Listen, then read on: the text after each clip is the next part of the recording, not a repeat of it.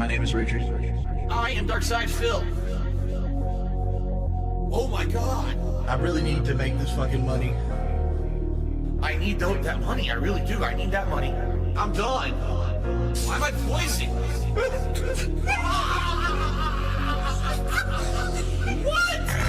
Why am I toxic? It was fucking lonely. Why am I toxic? It was fucking lonely. Phil's a faggot. Phil's fat. Phil's a loser. Phil's a loser. Phil's a faggot. Phil's fat. Phil's a loser. Phil's a loser. I just can't do it. I just can't do it. I just can't do it. Like, why are you doing this to me? I just can't do it. Real talk, why? Anybody who says they have bad luck. Anybody who says they have bad luck. We made $1 and lost 1 subscriber. So you guys earn 3 minutes of commercials. I don't spill my fingers. I touch my face. Did something that's a twitch. Did something that's a twitch. Got no bitch in my blood. 0 bitch in my blood. Honestly, straight life in people's faces. I don't spill my fingers, right? That was my depression. I need that money. Pay my bills, electric bill, the internet bill. That was my depression. I need that money. Pay my bills, electric bill, the internet bill. I just can't do it. I just can't do it. I just can't do it. Like, why are you doing this to me? I just can't do it. Why am I toxic? It was fucking lonely. Why am I toxic? It was fucking lonely. Phil's a faggot. Phil's fat. Phil's a loser. Phil's a loser. Phil's a faggot. Phil's fat. Phil's a loser. Phil's a loser.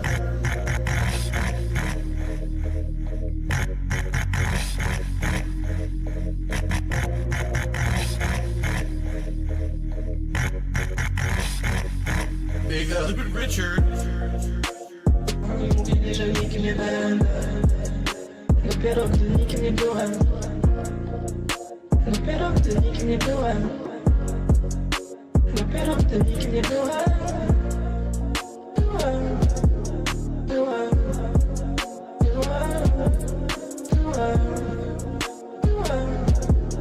Byłem. Byłem. Byłem.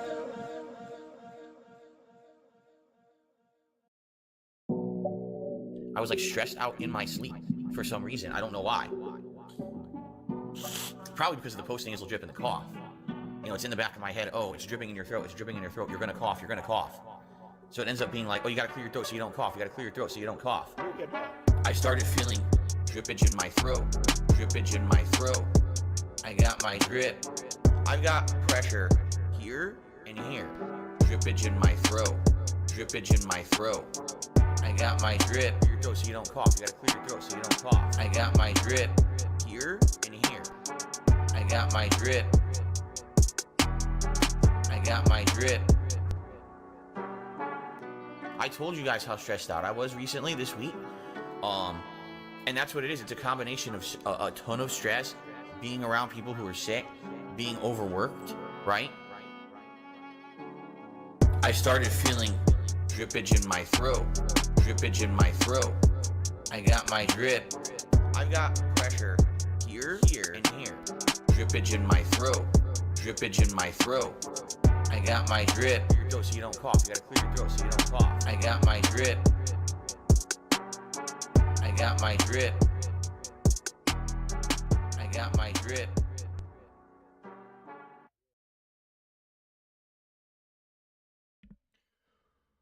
What's going on, guys? It's another beautiful Saturday morning for me. Hopefully y'all are doing good, doing great, doing fantastic. Gotta start off with the sip. Inked, you're not overworked. It's not overwork. I just ask you a lot of questions. It's not work to answer questions. Good morning, good morning. Hopefully all of you guys are doing great. We're gonna be looking at a couple of things before we actually start in on the top tens today, which I didn't pull up because I'm too slow. Classic me. Some of you were asking, a lot of people in chat were asking, shout out a lot of people, if I had seen the Street Fighter 6 gameplay. Yes, and we're gonna look at it. Shout out Duty Streams for this clip. We're only gonna be looking at this Chun-Li. So Inked, if you can't watch the Street Fighter 6 gameplay, go somewhere else. Mods, you know what to do if he starts complaining. What up, Malo? Thanks for the fish. Shout out everybody who showed up for this stream. I really appreciate it. Big ups, big ups. But yeah, we're going to take a look at this Street Fighter 6 gameplay because if you recall, he did make a promise, a resolution, a New Year's resolution that he was not going to be toxic, which we all knew wasn't going to last. So sorry, give me 1 second. I'm going to pull up a thing and it's probably going to, yeah, it's going to autoplay. Classic. All right.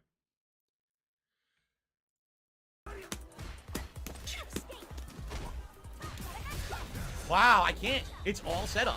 Everything she does is a setup, hoping that you'll do the wrong move, and it all leads you to online. You can't react to it, but she's been fast enough to stop it. There it is. All I could have done was level 3 super. That's it. Oh, it's sped up. See? There we go. Everything she does is a reset setup, online only. Seriously. Offline, you can react to that. Online, you can't react to that at all. You're gonna get hit by those little drive impact mix-ups. She stuffed my head up. Dude, I cannot stand the fact that he is always going on about, oh, it doesn't work offline like that. It's online only, online only. What has he actually played that was offline? I mean, genuinely, when was the last time that he played offline? During World Tour mode? Like, what the hell does that, like, when was the last time he even played that? And if you're online more than you're offline, I feel like offline is a misrepresentation of what the game actually is.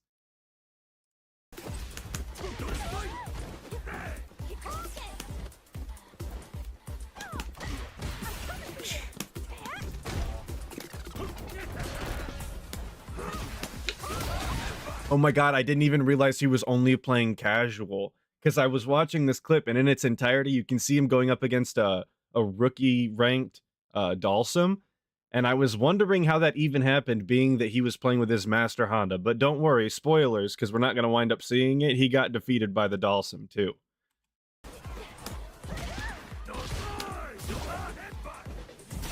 Done again because we're online. Get away with it and win. Oh my god, this is the master online player. Seriously, everything she does, a guaranteed online hit. Guaranteed online hit. I know you can't break a throw online. I know yes, yes, Genome Gaming, a rookie ranked player. Amazing. I didn't even parry. I don't know what's happening. I never did that.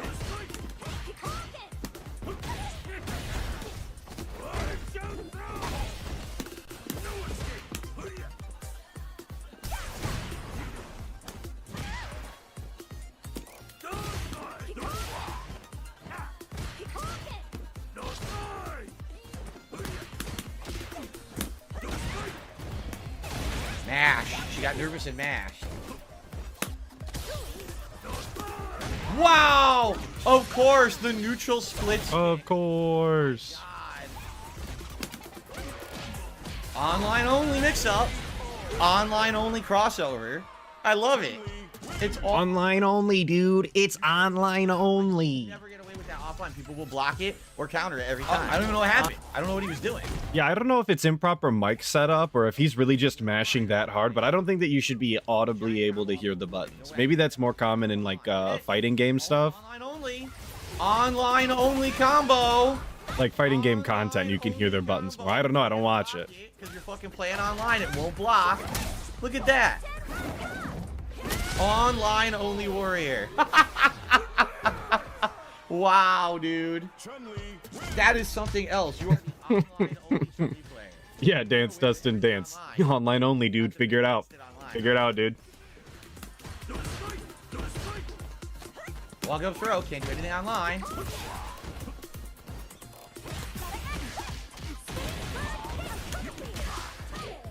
Richard Young, the buttons are pretty loud. Okay, I'll take your word for it. It sounds terrible on DSP's end. I don't personally want to listen to that the whole time, but if that's how fighting games be, that's how they be. No headbutt. Oh, I couldn't block. What? What? What the hell? Yo, she walked forward, threw me from half a screen away, and it gave her counter hit damage when I wasn't doing anything. I'll do it one more time, but after that, I think I've had. Wait. Was that the one? Was that the one? Oh, I couldn't block. Good morning, Kanye. Yo, Tato with the $4.99. I did everything right and nothing wrong, dude. I know. You don't have to tell me. I'm right there with you. Oh, I couldn't block. What? Yeah. What the hell? Yo, she walked forward, threw me from half a screen away, and it gave her counter hit damage when I wasn't doing anything. Yeah, that's the one. That's the one because I wanna run this back. Yo, lol boy, join the gang. Lol boy has joined the gang. Big ups for that. Appreciate it, brother. Thank you. Waiting for that JP notification to come through. I see it, brother. I see it. Where it at though? No, but I wanna run the Street Fighter footage back here and play it at half speed because you can see he says specifically she walked up on him from half and threw him from half screen. Just gonna run it back a little bit. Oh, I couldn't block. It's a little far back. Don't worry about it. Look at how far away she is, right? Like that. We're not that far, and then we do the walk up. Literally one step. Did the grab to do the throw, right? It's literally one step. I'm not exaggerating. I'm not misusing the word literally. It's way less than half the screen. It is actually one physical step for the character. What? What? What the hell? What? Yo, Just she walked clown forward, mode. threw me from half a screen away, and it gave her counter hit damage when I wasn't doing anything. I'll do it one more time, but after that, I think I've had enough of Online Warrior Chun-Li. Online Warrior Chun-Li, shout out. Hits me from mid-screen. From mid-fucking screen. Yo, I'm gonna shout out the alerts. I don't know why they didn't come through. JP with the 20 Swedish dollars, I believe. The Chun-Li was godlike, and that's what we're seeing right now. Absolutely wrecking his shit. Of course. Oh, god damn it. There it is. Big ups. And then Lolboy with the 50 Swedish dollars. Haha. Love you video. I appreciate it, brother. Thank you. I'm glad everyone enjoys the content, dude. Very meaningful to me. Jesus Christ. That's it. Mash punches. Stuffs everything I do. Online Warrior! Mix up! You are true online player. Every move only work online. And is that racism? Is that DSP racism? I felt like there was an accent on that. Thanks, Lawboy, for the 50. I feel like there was an accent on that, and I'm not quite sure why. Is it because Chun-Li is Asian style? I don't know. You tell me. Same bullshit over and over. Can't block and can't do anything about it. Love it.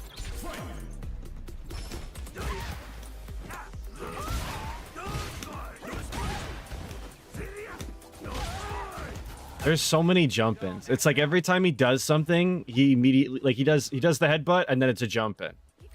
Or it's a low jab and then it's a jump in. Like, dude, come on.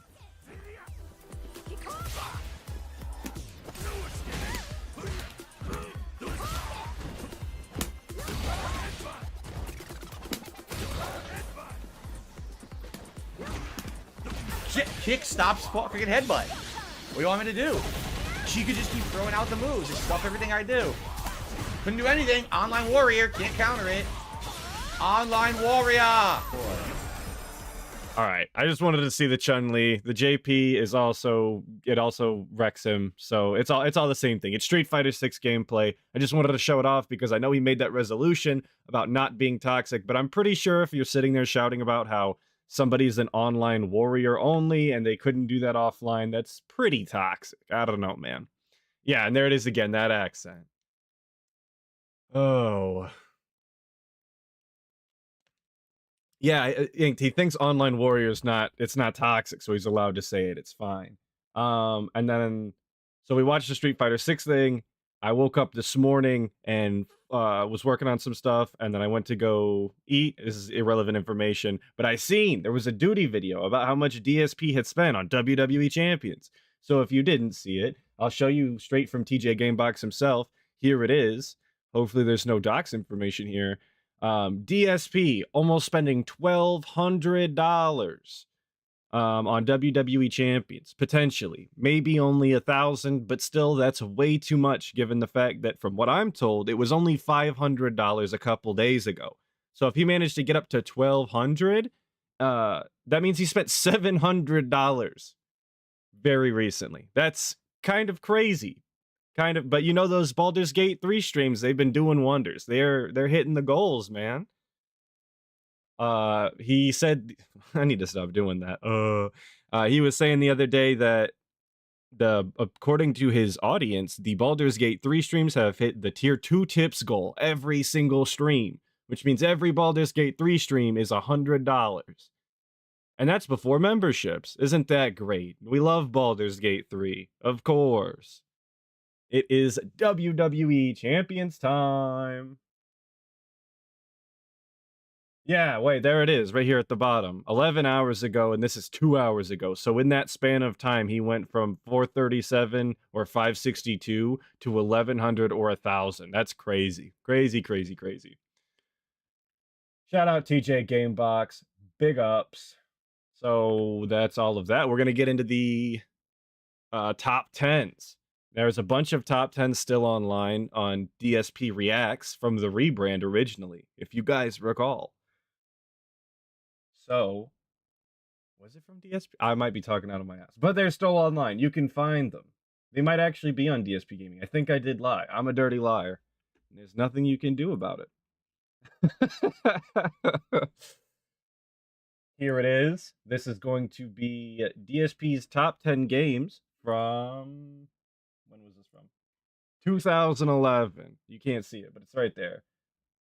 This is his edited style, but this is pre-direct capture. So I hope you're ready for some awful, awful looking visuals that are totally not AI upscaled with AI input frames. So there's not going to be any ghosting. It's just going to look like shit. Do I plan on seeing or playing Tekken 8 nugs? Yeah, probably eventually, but I don't want to pay full price for it. So I really enjoyed Tekken 7. I'll probably wind up playing Tekken 8. And I forgot to verbally give you shit for using light mode. So big ups all of my dark mode users. Y'all are real, and light mode users aren't. Well, it's that time again. Time to look back at some of the best games of the past year. 2011 was undoubtedly an amazing year for gaming. I mean, we fought the undead on Earth, in space, and even in the bowels of hell. We dealt with supernatural girlfriends, dragon invasions, went to a cybernetic future, and stopped all of Batman's classic villains. Hell, we even managed to stabilize the Zelda timeline, and that's saying something. And whether we were hacking away at some untold evil in a fantasy world, or leading the world's coolest gang on their rise to the top, or even solving murder mysteries in Old Town LA, we really had a lot of fun doing it. Did we though, Phil? Did we have a lot of fun doing it? If you watch any of your own footage, it doesn't exactly sound like we're having a lot of fun, but whatever you say. I don't particularly like the DSP script voice. I don't really like anybody's script voice. There's a reason that I don't script my own videos, and it's not just because I'm too lazy, I promise. It's because when you read off of a script, you sound different, and to me, it doesn't sound authentic, and I'm not the biggest fan of that. I guess you don't say a lot, though, if you script, so big ups. But DSP's script voice, at least back then, sounds more enjoyable and passionate than his real voice now. So that's saying something. Big ups for that. You got to show big ups for the little things that he actually does. I will openly admit that this year by far was the hardest for me to pick my top 10 favorite games of the year. There were just so many exceptional titles. So many cool games in 2011. And I think that you guys remember 2011? A lot of these titles did get overlooked by gamers, and I'm hoping that this countdown will actually help with that. So what we're going to do is my top 10 personal picks for my favorite games, but I will also be doing some honorable mentions along the way during the countdown, so that JP, if you could pick me up a bag of Skittles from the grocery store, I'd appreciate it. Thanks, brother. Now, two things that I want to clear before we start. Number one being that this is my personal picks for the top 10. It's okay if you don't agree or you think that other games maybe should have gotten in there. This is my personal opinion based off of the fact that this year I was a full-time gamer and tried to play every single major release that came out. Yo, could you imagine being a full-time gamer and having to play every release that came out? That must be the worst life ever. He sounded so miserable when he said that. I'm a full-time gamer. Dude, people wish that they could play video games all day long, but instead they have to go to work and do actual labor. Could you sound any less grateful while you're sitting here recording your top 10 games of the year so that you can make money hand over fist in 2011? Come on. That this is not based necessarily off of the review scores that I've given these games previously in the Hateful Truth game review series. Just because I score a game doesn't mean that it's necessarily going to all of a sudden automatically win Game of the Year. So you may see that, maybe a game that I rated an 8.25 maybe beats out a game that I rated an 8 on my scale, and that's okay. What I'm looking at here is... Yeah, he has a script and still botches the reading. Don't worry, he does it all the time. How they really left that final flavor and aftertaste in my mouth, and how I would like to rank them. What? Hang on, what? The game left an aftertaste in your mouth? What? Huh? Who? They really left that final flavor and aftertaste in my mouth.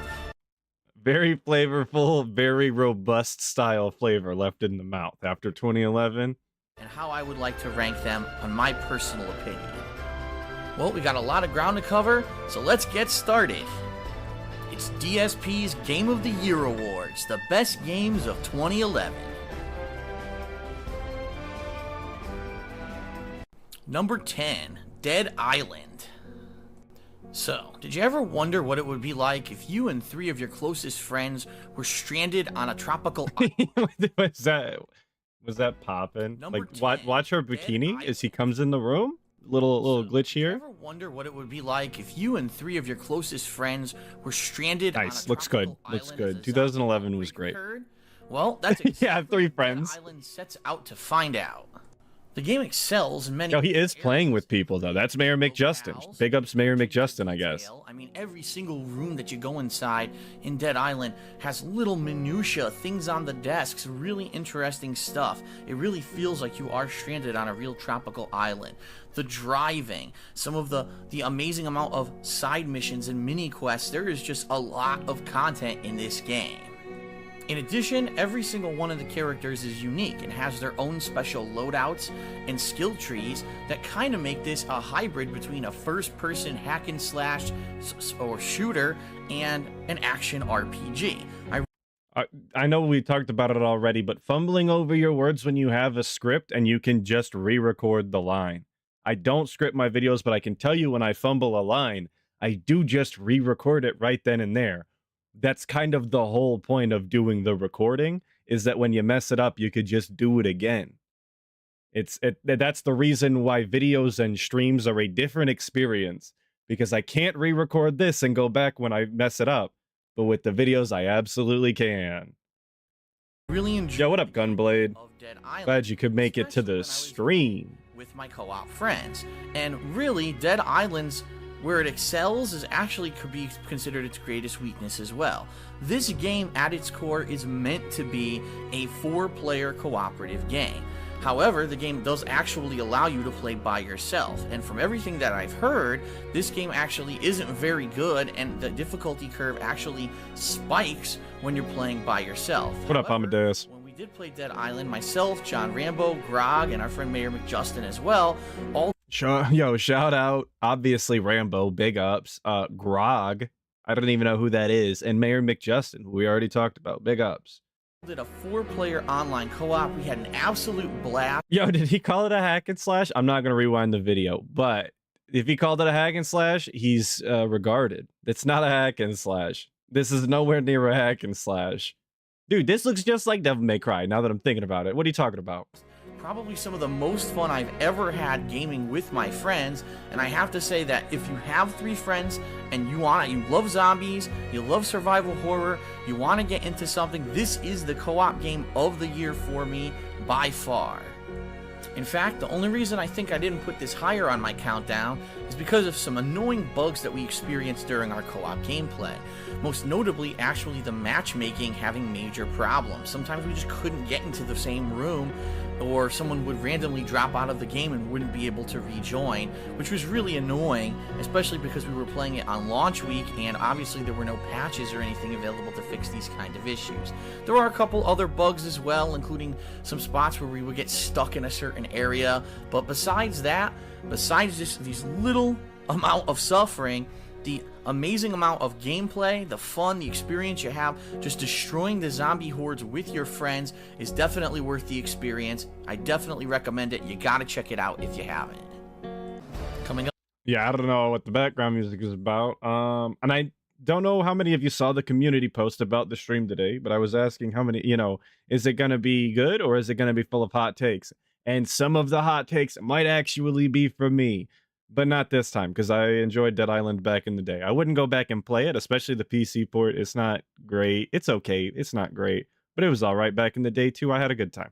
Up next, one of the quirkiest games I played in 2011, and probably one that a lot of people didn't even expect that I would play. Yo, Nerdbro in the chat. There he is.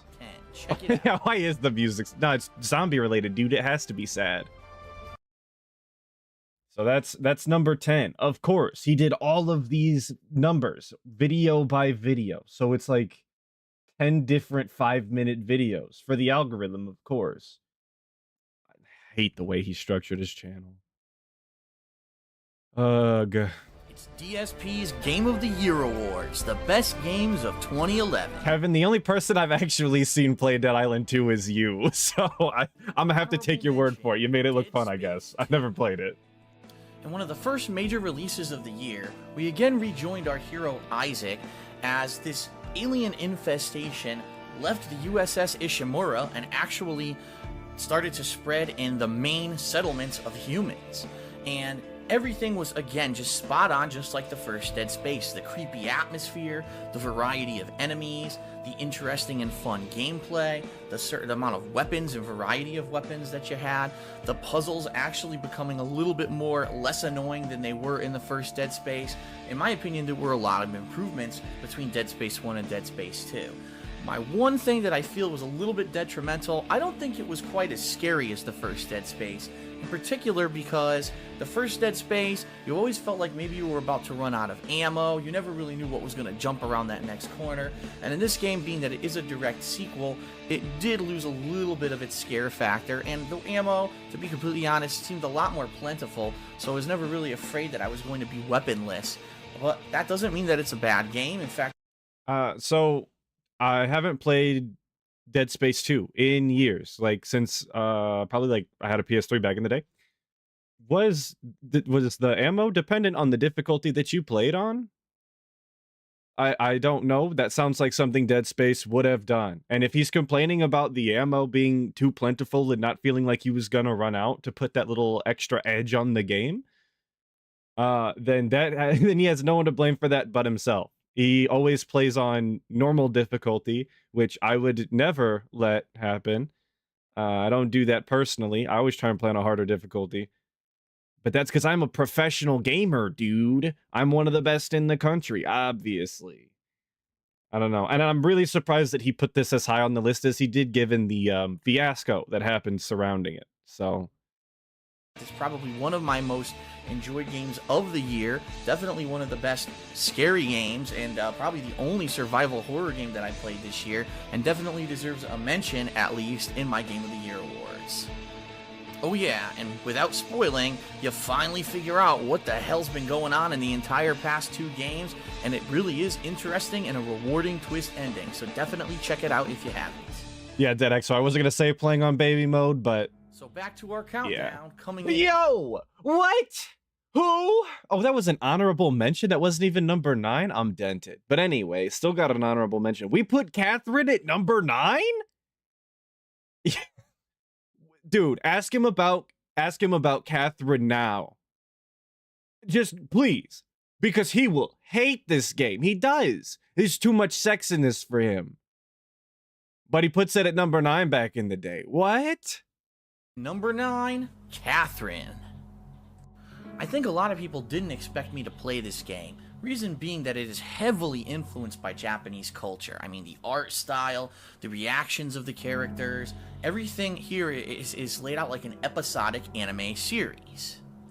And at its core, Catherine really is nothing much than a basic puzzle game. You push blocks, you move blocks, you stack blocks, you go around special blocks, just to climb up a staircase and basically get to the top.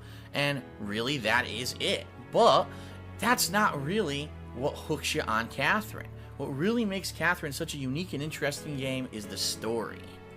A man facing serious responsibility for the first time in his life, now faced with the choice. Do you stay with his longtime girlfriend who he's been with and actually commit? Or can he go off and have a fling with this new hot, mysterious girl that just starts showing up at his local hangout? And as the story progresses, it becomes a mystery. People are... Yeah, no, he absolutely would not be for this IRL, dude. Like now, I say IRL, like IRL now. He couldn't go for this, dude. How could you cheat on your longtime girlfriend, dude? That's reprehensible. DSP's married. He couldn't even fathom. Dying, you're wondering what's going on. What are these mysterious dreams that the main character has? Yo, Man Beast 64, the Black Dragon. Thank you for the 2. I appreciate it, brother. Away from monsters and blocks that are falling. It's really crazy, and the story, as far-fetched as it is, actually hooks you in suspense, and you find yourself wanting to play through every single puzzle to get to the next element of the story and find out exactly what the hell is going on. Now, the puzzles do get kind of repetitive, and to be fair, a little bit more than halfway through the game, the difficulty does have a pretty sharp spike. But Atlas was smart enough to understand that... Yo, I was smart enough. Let's go! It was me! Free! Super difficult puzzler, so they actually put the ability to change the difficulty of the game on the fly, which I really enjoyed because, like I said, I got about 2/3 through the game, the difficulty spiked, and I found myself getting more frustrated than anything else with the puzzles. I was actually able to lower the difficulty, beat the game, and enjoy the conclusion of the story. So he started playing it on normal, and then realized that he was too regarded for the game, and then played it on piss baby mode. Gotcha. All in all, Catherine, I think, is a really unique, quirky, complete package for anyone who likes puzzle games, for anyone who likes this... Coyote Briggs. This was in 2011. So this was like 1 year after he started getting paid in 2010, or started going full-time or whatever. Like this style of game.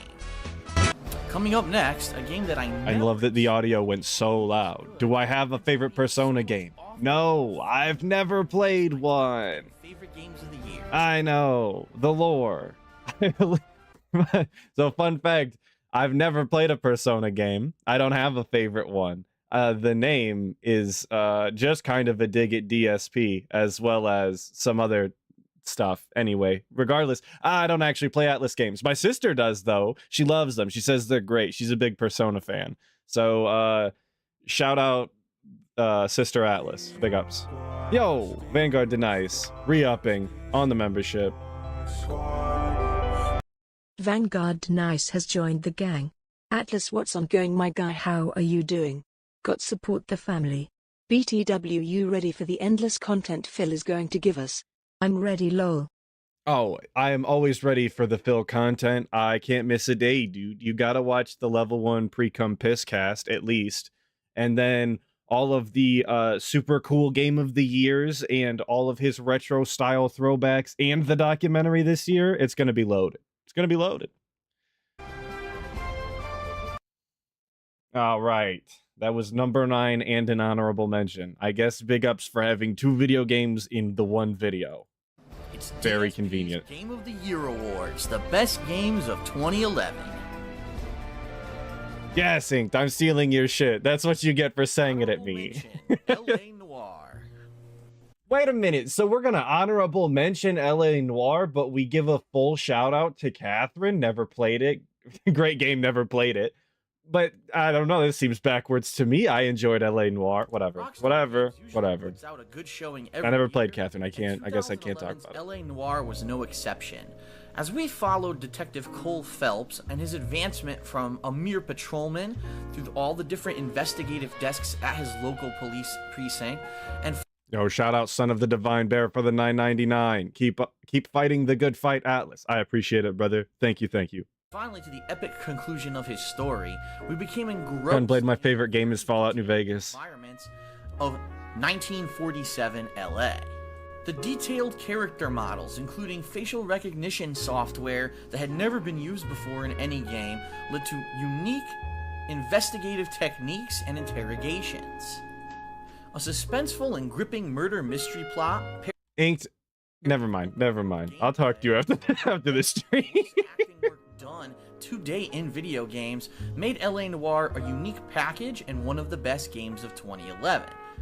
So why didn't it make my top 10 best games? What in the Well, goddamn? to put it completely honestly, the investigation gameplay and the interrogations, which pretty much makes up about 80 to 90% of the gameplay of LA Noire, can become pretty repetitive and tedious once you get about halfway through the game. It's wash, rinse, and repeat. You're going to arrive at a crime scene, you're going to investigate the crime scene, look for clues, the clues will lead to a suspect who you'll have to catch or find, then interrogate, then you'll have to question whether or not they're telling the truth, and that's pretty much LA Noire's gameplay in a nutshell. I do not have a unique counter. But thank you, Renee. That's exactly what I was actually pausing to say. What does he want the game to be? You're a detective. That's what detectives do. They go to the crime scene after it's already been committed, and then they investigate, they piece together the clues, they talk to the suspects, and then they solve the case and move on. Or they don't, and then you just, I guess, move on again. What does he want? What does he want? Interesting, Rambo shooting style gameplay? Does he want it to turn into a puzzle platformer at some point? Is that really what he wants? Does he want it to be a realistic sim style racing game for half the game? That doesn't make sense. Why can't they just do the thing that they set out to do and do it well, and then that be the game? Not every game has to be every other style of game at the same time. If anything, it's the actual atmosphere, how realistic 1947 LA looks, and the plot line that kept people playing LA Noire for as long as they did. In fact, most media outlets, unlike a lot of other Rockstar games... He doesn't want to X to doubt. Who doesn't want to X to doubt? I really should have. And that's why it really just didn't hit the mark to make my top 10 best games of the year. If you're looking for a good detective game, because I seen it in the chat, John Bono said, it does feel like the AAA industry gave up on the detective genre. It does. I agree. There is a good detective game, though. Shadows of Doubt came out this year, and it's great. It's a procedurally generated detective game where you generate the blocks. It's like 4 blocks or something like that. And all of the people really live and exist in the space, and they kill each other, and they do crime, and you have to piece together the clues. It's super cool. But now back to the countdown, and at number 8, we have Shadows of the Damned. Shadows of the Damned is one of the most... You're meaning to tell me LA Noire gets the honorable mention, but we give Shadows of the Damned the big ups? Asura and Shinji Mikami, combining their two unique styles, namely the punk rock edge of Suda and the psychological, action thriller style games of Mikami. And I love that, of course, this is DSP. I'm sure he thought this part was so funny, but the part that he's actually showing here is this guy. I don't know who this guy is. I've never played this game. I've really only ever seen this scene, but he's sitting there going, "Taste my big boner," as he's shooting this gun from crotch level. That's literally the only thing I know about this game. I'm sure DSP was dying with laughter. He loved it. And what he's right up his alley. Yo, I remember Murdered Soul Suspect. I watched the best friends play that recent back in the titles day. like Resident Evil 4 and 5, with a colorful puzzle-solving aspect, and then adding in crazy adolescent humor. I mean, there's so many tit and dick jokes in this, and sexual references. It's definitely an adults-only game, but it's also probably one of the most unique games that I played in 2011. It's storytelling at its best, and a classic video game tale. Your girlfriend is kidnapped by some crazy evil demon, and you have to go all out to save her. And Shadows of the Damned actually takes you literally into hell to save your girlfriend, and it leads to some pretty cool survival horror aspects and some pretty creepy settings that never really get too scary, simply because you're having so much fun with the humor and the irreverence of this game. Unfortunately, even though I do feel that Shadows of the Damned was one of the best games I played this year, it wasn't widely received as a great game. Some people did complain that it was a little bit too linear, others said that it wouldn't appeal to all audiences because of its adult humor, and I just really feel that Adult humor is shouting, "Taste my big boner." All right. this game Cool. wasn't Very getting a cool. chance. Being Very it was cool. released in June of 2011, amid It does definitely massive look flood unique and of all robust, major though. Releases. Shadows of the Damned did actually get overshadowed, and not many people bought it. I would even go as far to say that Shadows of the Damned is probably the best game of 2011 that you probably didn't play. So if you're looking for a good recommendation, something unique and interesting, and it's Ooh, unique. Very unique. package, I would definitely recommend that you try out Shadows of the Damned, which is probably $5 on the bargain rack by now. Up next on the countdown, weren't we just talking about a game with off-the-wall irreverent humor? Well, guess what? Here comes another one. Check it out.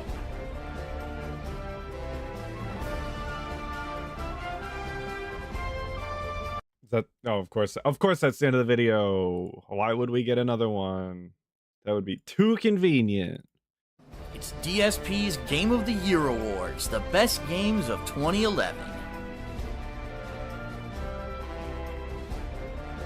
Honorable mention: The Witcher 2: Assassins of Kings. This was What is this goddamn list? So The Witcher 2 gets the honorable mention, but we gave, you know what? Never mind. Never mind. I'm not touching it. And right out of the gate, I was blown away by the amazing, beautiful detail in the graphics of The Witcher 2. Now, admittedly, The Witcher 2 was kicking my ass when I first tried to play. What up, Real Magic? It's definitely not the kind of game that you can just jump into and be good at on your first try. You're going Dude, you can't jump into any game and be good at it on your first try. It's kind of something that is not unique to you, but it's like your specialty. It's the one thing that I can almost guarantee is anytime that DSP plays any game, he's not only going to make it as boring as Sin, but also be horrible at it and genuinely just not skillful. It's impressive every time. It really is. to have to learn the advanced of combat system, how to use different enhancement potions to win in certain situations, and it's just unforgiving. Like some other games this year, such as Dark Souls, you will die very easily. Yo, thank you, Good Chemicals, for this. Appreciate it, brother. Do some prerequisite research before you start playing Witcher 2. And admittedly, during my playthrough, I did get very frustrated early on in this game because it seemed to require that you did research in order to know what you're doing. However, once you get past its steep learning, I really wish I would have set up a script fumble counter so that we can keep track of how many times he messes up reading from a script. I just don't understand it, man. I really don't. It is the most basic thing to do, you know, to read in the modern day. And again, if you're doing a recording, you can just redo it and no one will know. It's fine. learning curve, The Witcher 2 is actually one of the most enjoyable games of 2011.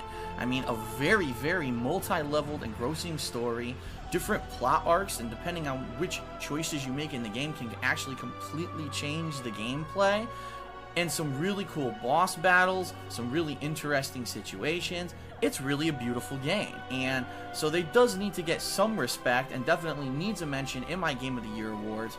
However, I just feel that because it does have such a sharp learning curve that it's going to turn off a lot of people who otherwise would have probably enjoyed the game if it was a little bit more easy to jump into. And that being said, big ups. That being said, they actually released a patch for The Witcher 2 to make it significantly easier because so many people were complaining the game was too damn hard upon its initial release. Yo, he's giving them a shout out for patching in piss baby mode. Are we for real right now? This is Mr. Professional Gamer, this best in the country or whatever, best American at Evo, patching in baby mode, and he's like, yeah, that's a great idea. I love that. This is the same dude that complains when they nerf bosses in Souls-like games now, because then you don't get the authentic experience. Come on. This game will actually see a console release in 2012, and hey, maybe it'll finally get more appeal as it hits a mainstream audience since it was a PC exclusive in 2011. Getting back to the countdown, it's number 7, Saints Row the Third. Yo, Saints Row the Third was okay. Understands exactly Whatever. what it's trying to do. Have Yo, Jaha Base God, big ups. Fun. Saints Row the Third is not a game to be taken seriously, and literally will throw every kind of hilarious combination of things at you besides the kitchen sink. I mean, there are emo techies, lucha libre wrestlers, giant mechs, army special op type people, zombies. You go to outer space at one point. I mean, it's just insane the amount of craziness that you face in this game, but the game knows what it's doing. It is pretty much the epitome of open world gameplay. The ability to create your own I'm glad you like the videos, brother. definitely an added. But yeah, Saints Row 2 is absolutely goated, and Saints Row 3 is a shadow of Saints Row's former self. But it's an okay game. It's okay. I had fun when I played You it. can add hours upon hours of interesting and fun gameplay to your experience of Saints Row the Third. But all in all, I think the best way to sum up... I gotta say, though, this footage is not doing its service, because this is just miserable gameplay. Holy shit. Just shoot the strippers, dude. They're just strippers. Pulling out a giant purple dildo and slapping him across the face repeatedly. Yeah, you can do that kind of stuff in Saints Row the Third. They really did a great job here developing a game that is fun just for the sheer sake of being fun, having some pretty interesting looking graphics and interesting design to the game itself. Again, the open world nature of the game, having so many fun, irreverent side quests to do, never taking itself seriously, always being hilarious. This is definitely one of the best games of the year. Surprising for me, I never thought that a Saints Row game was going to end up being one of my favorite picks, but because of the amount of content and the fun that you have playing this game, it comes in at number 7. Up next on So the game is fun. Big ups. That's why it's number 7. Really, everything he said before that was kind of just superfluous nonsense. He had fun. Big ups. Number 7. countdown, some familiar faces make a most welcome return, and Jesus. don't disappoint on delivering some epic... Oh, you're right, 7. I forgot. He's married. He can't shoot a stripper. That's too close a contact. Let me go get the next video, I guess. I can't believe he did this shit, dude. It's DSP's Game of the Year Awards, the best games of 2011. Is graphics a thing to point out? Is that a valid point? If you ask me personally, no, but I'm not a graphics snob. Like, unless the game does something absolutely astounding with their graphics, which most games don't do at this point, no, it's not. I don't need my games to look super realistic. I'd actually much prefer that they have a cool art style. A la Wind Waker, to be honest. That there's a reason that Wind Waker is a classic, and it's because this art style holds up to this day, and it's actually a good game. So big ups Wind Waker. But yeah, no, graphics is not a thing that that I particularly care about. I'm more of a frames guy. Honorable mention, Infamous 2. Picking up... Yeah, Infamous 2 is an honorable mention is kind of a crime too. Infamous 2 is really fun. On his epic quest of... I liked Infamous 1 and 2 though. I played them a lot. To save the world from the beast.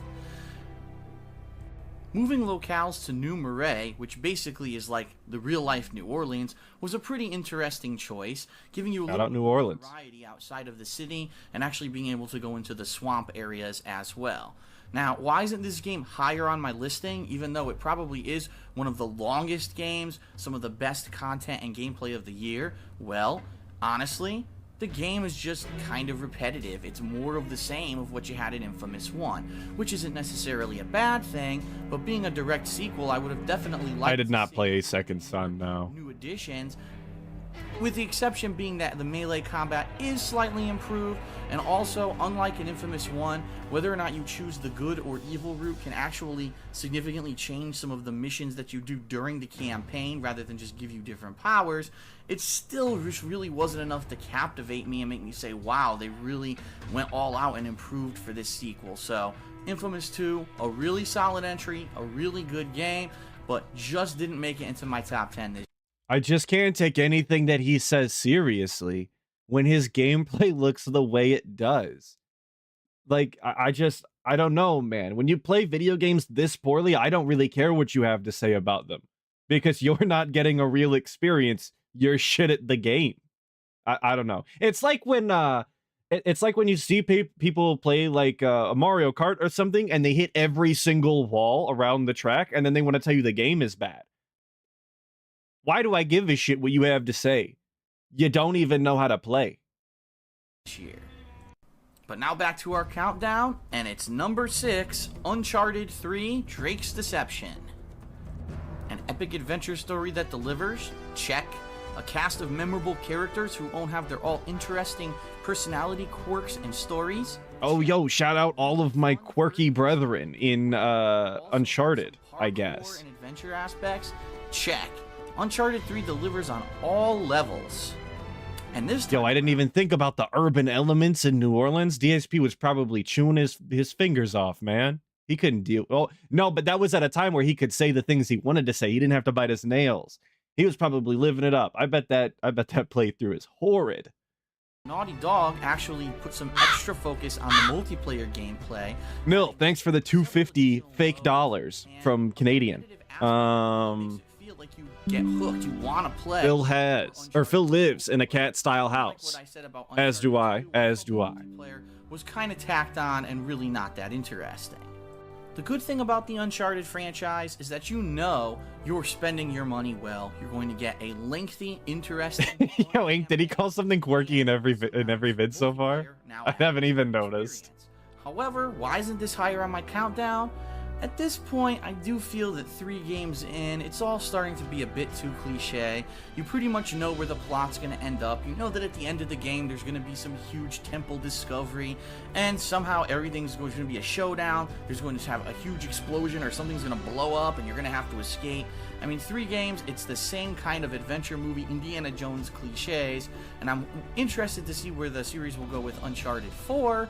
However, Uncharted 3, still a really solid entry, really good multiplayer, definitely a solid game, a must-buy if you have a PS3, and I had a PS3, didn't buy it. With lots of I missed out, I guess. I don't know. Up next on our countdown, again, not a big Indiana Jones style adventure game guy. Too busy playing New Vegas, dude. Real game. Big ups, Captain Gunstar for the $5. I don't think I've ever heard him. There it is. I don't think I've ever heard him discuss actual mechanics beyond a superficial level, ever. It's fascinating that he ever got an audience. I agree. Dude sucks and doesn't actually know anything about video games. Point blank, period. Cosmic Productions with the 99 cents. Big ups. Appreciate it, brother. Yeah, Inked. A lot of platforming, puzzle solving, and samey gunfights. I played the first game and went, yeah, I'm good on this. That's fine. Just not for me. Third person action adventure game, linear story. I'm okay.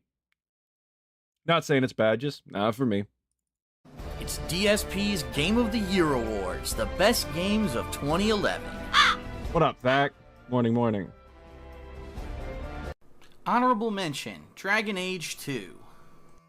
Following the story of the champion of Kirkwall on his rise to fame and fortune, Dragon Age 2 is a really interesting action-oriented style RPG with a wide array, a cast of characters that are really unique and cool, a lot of open side missions that are completely optional, but still a pretty lengthy main quest that actually has 3 different phases. In fact, it almost feels at times like you're playing 3 completely different games when you play Dragon Age 2. All right, real talk. Was Dragon Age 2 any good? Like, this is a real question. I'm seeing it sucked. Action-oriented style. I did hear that. And it didn't look like... I played Dragon Age Origins, and it did not look like that. No, it didn't suck, or it was bad. It was dog water. It was literally the worst one. See, I didn't hear good things about Inquisition when it came out either. So, it wasn't good. Okay, all right. Yeah, I enjoyed Origins when I played it. Again, never beat it. I don't beat games, but it isn't as good as Yakuza Peak.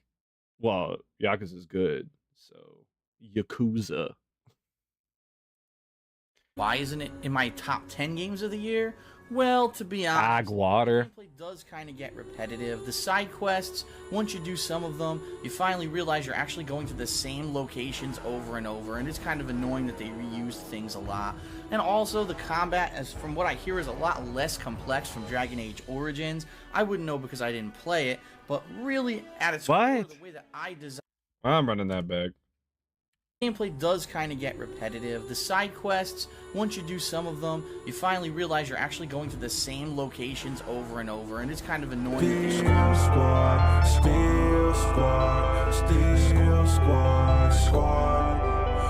Mighty Mike 84 has joined the gang. Yo, thanks, Mighty Mike 84, for joining the gang. Big ups. Things a lot. And also, the combat, as from what I hear, is a lot less complex from Dragon Age Origins. It looks like it. Because I didn't play it, but okay. Really... So why did you mention it? I'm gonna be honest. That doesn't make any sense to me.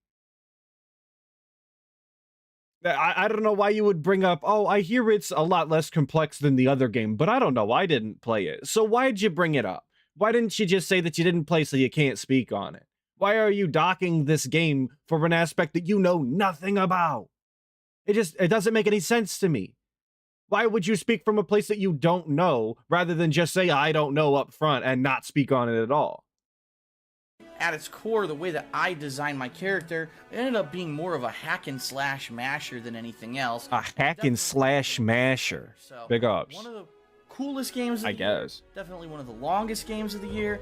Definitely worth a look if you're into the action RPG game, but not good enough to make my top 10. Back to the countdown, and at number 5, we've got The Legend of Zelda Skyward Sword. Well, they finally... I didn't play it. Since the release of the Nintendo Wii, finally a game that delivers on the promise of a hardcore style game that requires properly utilizes motion controls. A unique and colorful game design, multiple dungeons, different locales, large-scale boss battles, classic Zelda items and things that are classic implementations from previous Zelda storylines, all make this game one of the best adventure/RPGs. I'm gonna be honest, I'm still absolutely baffled at a hardcore style for a Zelda game. What does that mean? What is hardcore style? Is this Zelda gritty? Is there like guts and gore? Is it like it's got that mid 2000s brown and gray tinge to it? Because it doesn't appear to me to. Of the year, and of course, yeah, hardcore style. You will get somewhere up. Link is swearing the whole time. Skyward Sword. Zelda Souls. In this day and age, why isn't this higher on the countdown?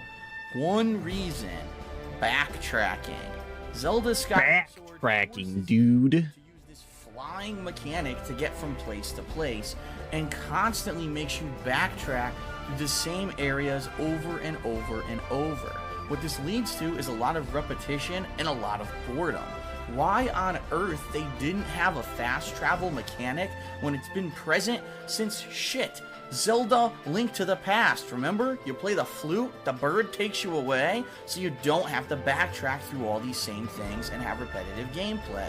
Well, for whatever reason, Nintendo didn't do that, and you will find yourself flying through the same areas, backtracking through the same locales and environments, and sometimes, in some cases, even the same dungeons multiple times. But isn't that part of the game mechanics? Is that you'll go back to these places you've already been with new gear and all of that, and then you can do more things. You backtrack through areas, you experience the bird flying mechanic that I'm sure they spent an ass load of time on. And you know, that's kind of the core mechanics of Zelda. That sounds like it was Wind Waker from what I remember as well. There was a lot of times where that would happen as well, right? Like that's part of the core gameplay, the hardcore style gameplay. I'm not the biggest Zelda fan on the planet, so I'm not quite sure, but that's kind of what it looks like to me from the outside looking in. But even with all its repetition, Zelda Skyward Sword, undoubtedly the best game for the Wii, probably going to be the best game. Yeah, shout out all my boat ride fans, Nugs. As a console, as it is on way cooler than flying a bird. Hopefully in 2012, and it's a very good entry into the Zelda series. Because the boat was my homie. The Zelda timeline, that's right. This game is actually a prequel to all other Zelda games, which you will find out when you actually see the ending of the game without giving too many spoilers as to how. It's an awesome game. Definitely check it out if you have a Wii. Coming up, a much anticipated sequel does everything right and makes the number 4 spot. Does everything right and nothing wrong, just like the guy. Very cool. All right, next video. Let me go get it. God, so stupid. DSP's Game of the Year Awards, the best games of 2011. Honorable mention, Dark Souls. Let's face it, not every single game... Yo, hang on, wait a minute. We are honorable mentioning Dark Souls in 2011, when he expressly stated very recently that when he played it originally, he hated the game and had no fun. Are we serious? Also, Dark Souls is fantastic. I'm a huge original Dark Souls fan. I think it's good. I think it's great. I think it's awesome. That's it. But that doesn't mean that I can't recognize when a game has outstanding quality and content. And that's exactly what Dark Souls has. If you can get past its insanely unforgiving... Oh, okay. I know he's about to say unforgiving difficulty and enemies or whatever, but let's just look at this very, very, very skilled gameplay we just saw there. Has outstanding... First off, he's got the noob sword that he absolutely got a guide for because there's no way he knew how to get that by himself, right? Quality and... Runs up on the guy, very narrow ledge. Anybody worth their salt could get past this just by, you know, kick the guy, he'll get out the way. But if you don't do that, you could just draw him in. Not the guy, though. He's too big-brained. He's ran this through his head. He knows he went through the simulation. He's obviously gonna dunk on this guy, right? And that's hits the wall. Exactly what Dark Souls hits the wall. has. If you can get past... Actually connects with the guy, just goes with him. Amazing.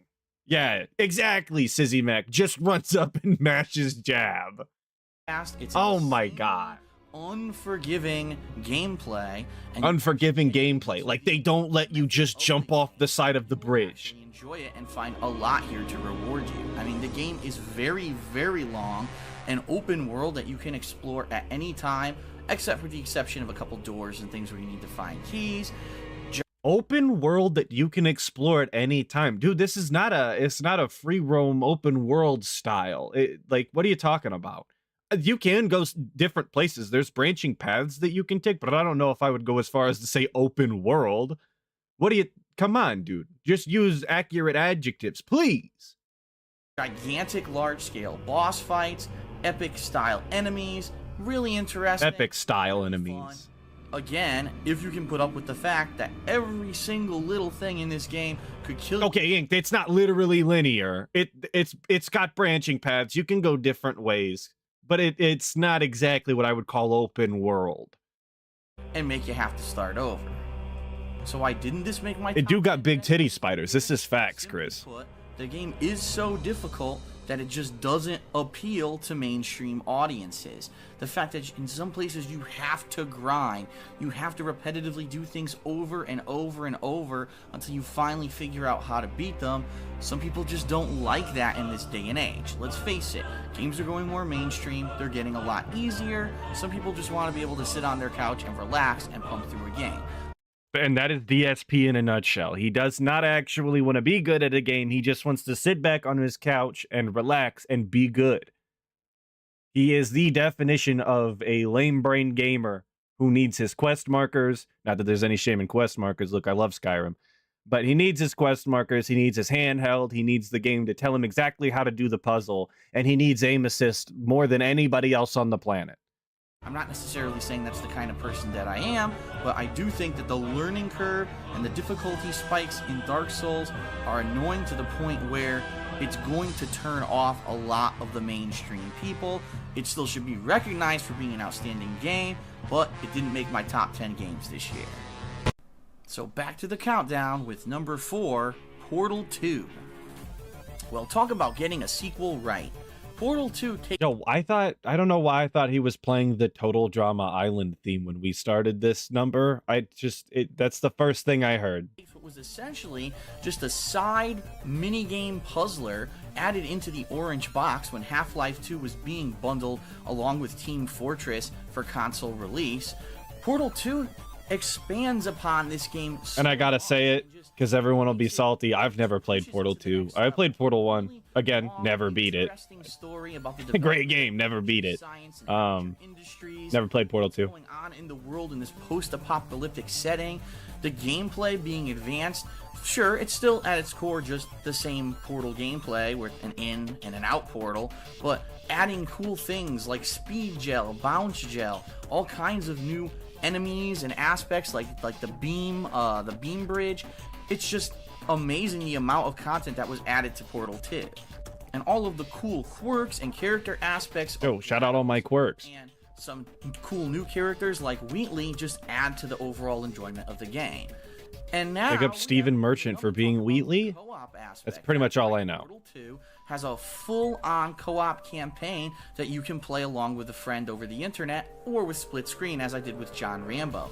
It's fun. It's interesting. Over the internet. Ever feel too difficult to the point where you think that the game's actually being cheap, and it makes you think. When you finally win and you figure out how to solve some of these puzzles that you've been stuck on for a while, you get such an overwhelming sense of achievement.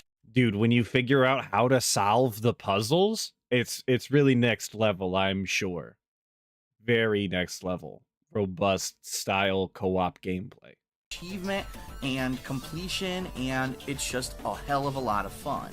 And then add in the fact that there was actually a completely free co-op DLC thrown in later on in 2011 after the initial release, and it just makes a perfect package, a perfect puzzle game.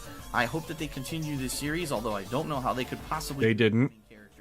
But still, you're asking Valve for a third? I don't think so, brother. I definitely think it was one of my favorite games of 2011. Coming up next, this is it. We're finally breaking into the top 3 games of 2011. Who made the number 3 spot? Stay tuned and find out. Mods, if you could watch Madman Sam, he said he wants to meet you. I don't know what that means. Sounds suspicious. Be on the lookout.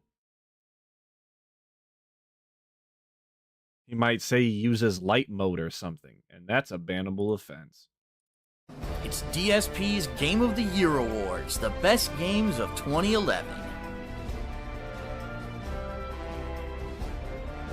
Honorable mention, Assassin's Creed Revelations. Yo, shout out Assassin's Creed Revelations, a game I did play. The trilogy of games that followed Ezio Auditore's rise from just a young upstart on the streets of Italy to the master of the Assassin's Guild. Oh my god, why does he start every single gameplay segment here with top tier award-winning gameplay like this? The trilogy of games that followed Ezio Auditore. Look at this. Yeah, shout out Pigzio. Look at this epic style kick segment. Tori's rise from just a young 1, start on the 2, streets of Italy 3, to the master 4, of the 5, Assassin's 6, 7, Also, 8. it ties up the story Fell into the of water. player. Oh my god, how did he manage to do two, like, did it in Dark Souls and did it in Assassin's Creed? The mash jab into the fall off the cliff. That's amazing. This is continuity at its finest. This is amazing. Big ups. And explains exactly what happened to him as well. And taking Ezio out of his native Italy and putting him in Turkey basically makes the game a little bit more interesting. Definitely a more visual locale, a lot more color to it. But at its core, Assassin's Creed Revelations is exactly what you expect it to be. It's another... Man, this is for all of my fight fans. Why does Desmond Miles here look like Bilal Muhammad? If you know, you know. Another Assassin's Creed game. You're going to be doing your standard assassinations. You're going to be recruiting people to your guild, just like you did in Assassin's Creed Brotherhood. The things that Assassin's Creed Revelations adds that are new are a hook for better grappling, some zip lines, and some very weird and oddly placed tower defense gameplay. Now, Oh, I remember the tower defense stuff. It was very strange. upon the multiplayer aspect that was added in last year's Assassin's Creed Brotherhood, adding several new game modes, and I really feel that the online multiplayer was improved significantly. Now, it's a great game, but why don't I feel that Assassin's Creed Revelations is one of the top 10 best games of the year? Well, simply put, we've been here and done that. If you liked Assassin's Creed 2 and Assassin's Creed Brotherhood, it's probably a no-brainer that you're going to like Assassin's Creed Revelations, but I really don't feel that we needed a trilogy of games to explain the story of Ezio. Obviously, this has been drawn out over the past 3 years. I'm happy to see that the next installment of Assassin's Creed will be something completely different, but it doesn't mean that this isn't still a good game, and if you did enjoy all the previous Assassin's Creed games, this is going to be right up your alley, so check it out. I didn't have much to say about it, like, because he's just saying it's an Assassin's Creed game. If you like those, you'll like it. Like, okay, that doesn't really do shit for anybody. That's not actual insight to the gameplay or the things that you really liked. He just says it's Assassin's Creed, but the multiplayer is gooder, I guess. I guess if that's your thing. I don't know, man. It's just kind of stupid.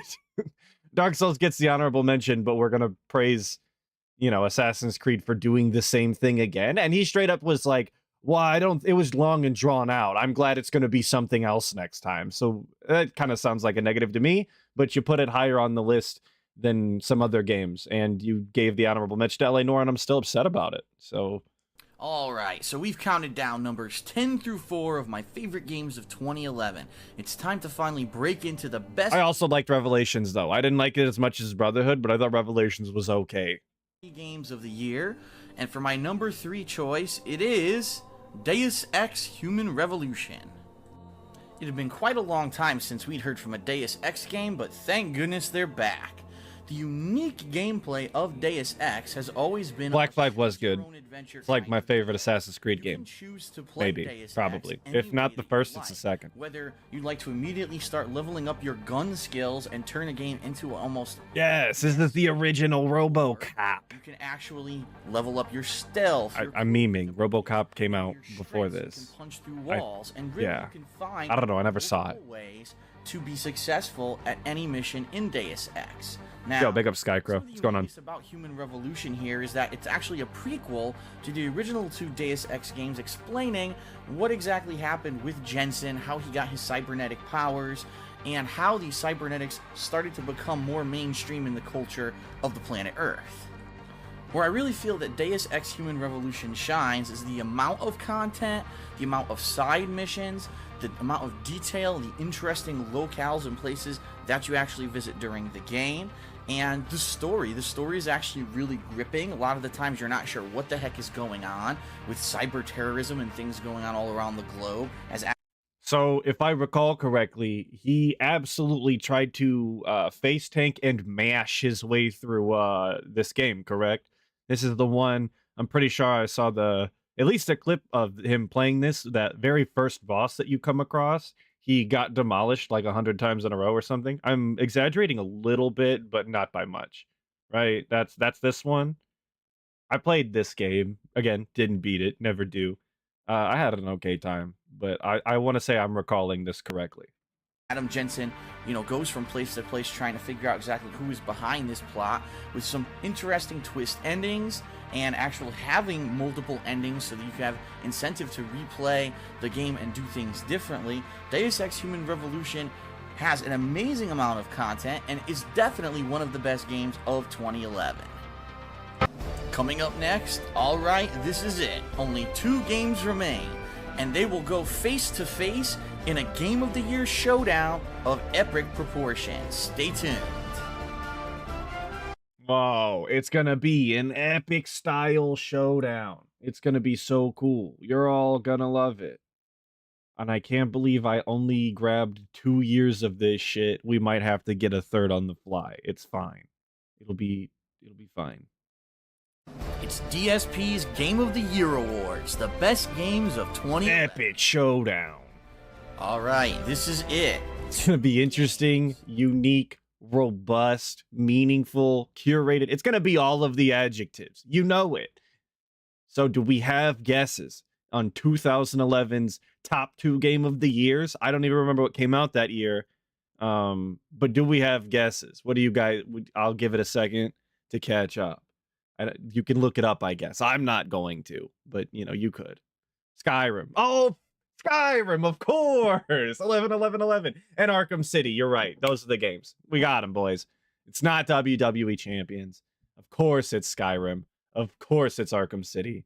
Y'all know how I feel about them Arkham games. I'm not going to do it to them. I feel Arkham Asylum was cool. That's all I'm going to say. Stood above the rest of the pack. These games, for their own individual reasons, gave countless hours of entertainment, did it right, Bugsnax, Game of the Year. A high note on all levels, and basically are the most engrossing and interesting adventures that I had the pleasure of participating in this year.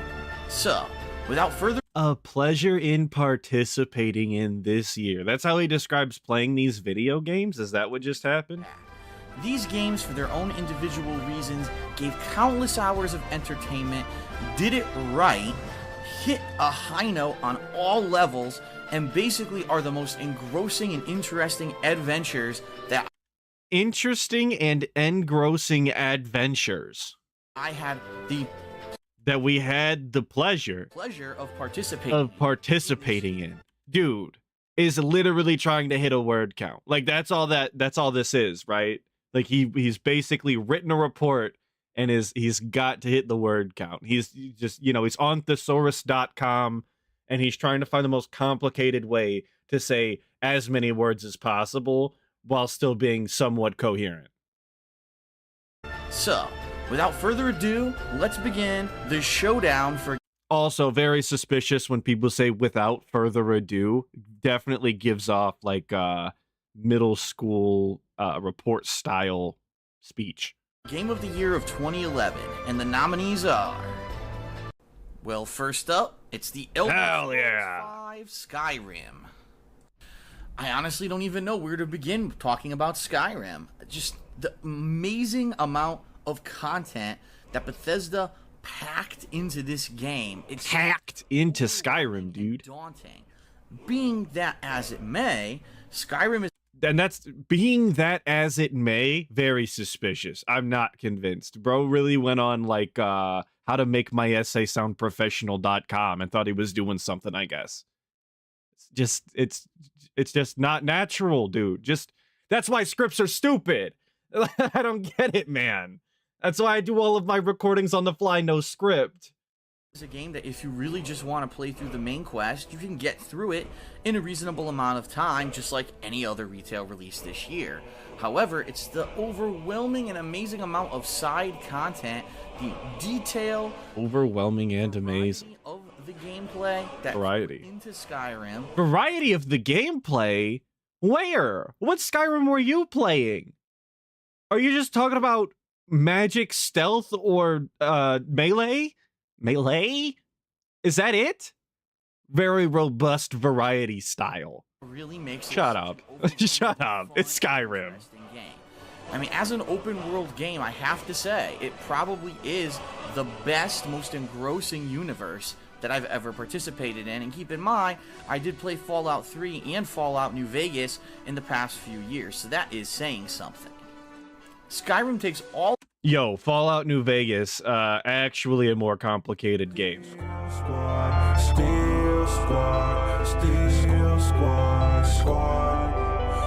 Ragnar has joined the gang. Yo, shout out Ragnar for joining the gang. of the popular RPG elements and does them correctly. Crafting, character design, he did hate New Vegas. Of your character. Yeah, no, Invisible Butte, I understand. It was 2011. Games were different. Dude, like, Skyrim back in 2011 was huge. Big game. I loved it back then. I still play Skyrim to this day, and I enjoy it. But, obviously, with hindsight being 50-50 and all, you know, kind of talking out of his ass here. Come on, man. You want to have a magic base, whether or not you'd rather have a melee-style fighter, if you want to have a combination of the two, or maybe you're more of the sneaky... Invisible Mute, you're on thin ice, buddy. We're not accepting this this speech around here. Free over New Vegas? I don't think so. You can actually play the game again and have a completely different experience. The amount of... And that's kind of what I'm talking about here. You're being to tell me you're going to play Skyrim you're going to play Skyrim a second or third time and have a different experience? That's not how Skyrim is designed. You can do all of the things in every single playthrough except for very, very minor alterations, like what side you go with in the Civil War. Like, customize your character to whatever your play style is, and then you can actually play the game again and have a completely different experience. The amount of massive side quests that there are in this game is overwhelming. This is Rise FM, that's the right opinion. Normal playthrough on YouTube. Of course, he made the lady run around like that. I wanted to do every He side couldn't do that now. quest. He's married. Max out every guild and every faction. And I would also like to say that I really feel that Skyrim, for the very first time in a game, does dragons right. It does them justice. When you see them flying in the sky, you kind of get chills down your spine when you hear them roar, and then when you actually fight them, the whole experience is just freaking awesome. Now, there are some annoying bugs, but that's always to be expected with an open world game. The good thing is none of the bugs are so game-breaking that they would actually hinder your overall experience of the game. Keeping in mind that I am playing the PC version of the game, the graphics are amazing, and I was able to get around a lot of those bugs because I'm able to pull up a console at any time. So for example, if I get stuck in a wall or something... You played this on PC? What? Well, I'm back. An open world game. The good thing is none of the bugs are so game breaking that they would actually hinder your overall experience of the game. Keeping in mind that I am playing the PC version of the game, the graphics are amazing, and I PC version. Whoa, dude actually played Skyrim on the PC back in the day? If I get stuck in a wall or something, I can fix that without having to replay my gameplay. So I can understand why maybe the console version is maybe a little bit more annoying than the PC version. So overall, Skyrim, I think Bethesda really outdid themselves with this. Really outdid themselves. Very cool. Very cool, Ty Howard. Thank you. I played Fallout 3. I played Fallout New Vegas. This game topples those games. They pale. No. New Vegas is too good. Shut up. Slander. Definitely one of my favorite RPGs of all time. And I mean, I can't wait till the first DLC is released so I can jump into that. Skyrim, one of the most addictive games ever made, actually spawned some of the most repetitive but addictive... There's a reason I have 2 New Vegas tattoos and no Skyrim tattoo. And, yeah, outstanding game. Good job, Bethesda. And the second nominee for Game of... Boo! Boo! Get him out of here. Banned. Phil is banned from chat. He's never allowed to be here. Boo! RPGs, right? Batman Arkham City knows how to... I'm so angry. Boo! Do the superhero game right. Taking the familiar gameplay from Batman Arkham Asylum, which was also critically acclaimed... I'm sorry. Moving it into a completely open world Gotham City was an amazingly brilliant idea by Rocksteady Games. Whatever. Now, I'm just gonna sit here and be salty, I guess. Very faithful and true to the Batman mythos. The Batman villains, the wide variety of them that actually are represented in this game, are themselves to a T. Like, it's not out of character. You can tell that the people who worked on this game know Batman. the returning voice actors from the Batman animated series who had previously been in Arkham Asylum carry over to Arkham City. Oh, Rise. Your Fallout opinions are good. Your Arkham opinions are bad. Combat is actually improved somewhat with some additional moves, additional weapons and such. Some new gadgets that Batman gets also add to the quality of the game. The fact that there are several missions where you get to swap out and play as the Catwoman add to the variety. And the Catwoman? Yo, shout out Cat. Big ups. We were giving Cat shout outs in 2011. We didn't even know. The free flow motion, floating around, hovering with your cape, and just it. This is Batman. It makes you feel like you are a superhero when you're playing Batman Arkham City.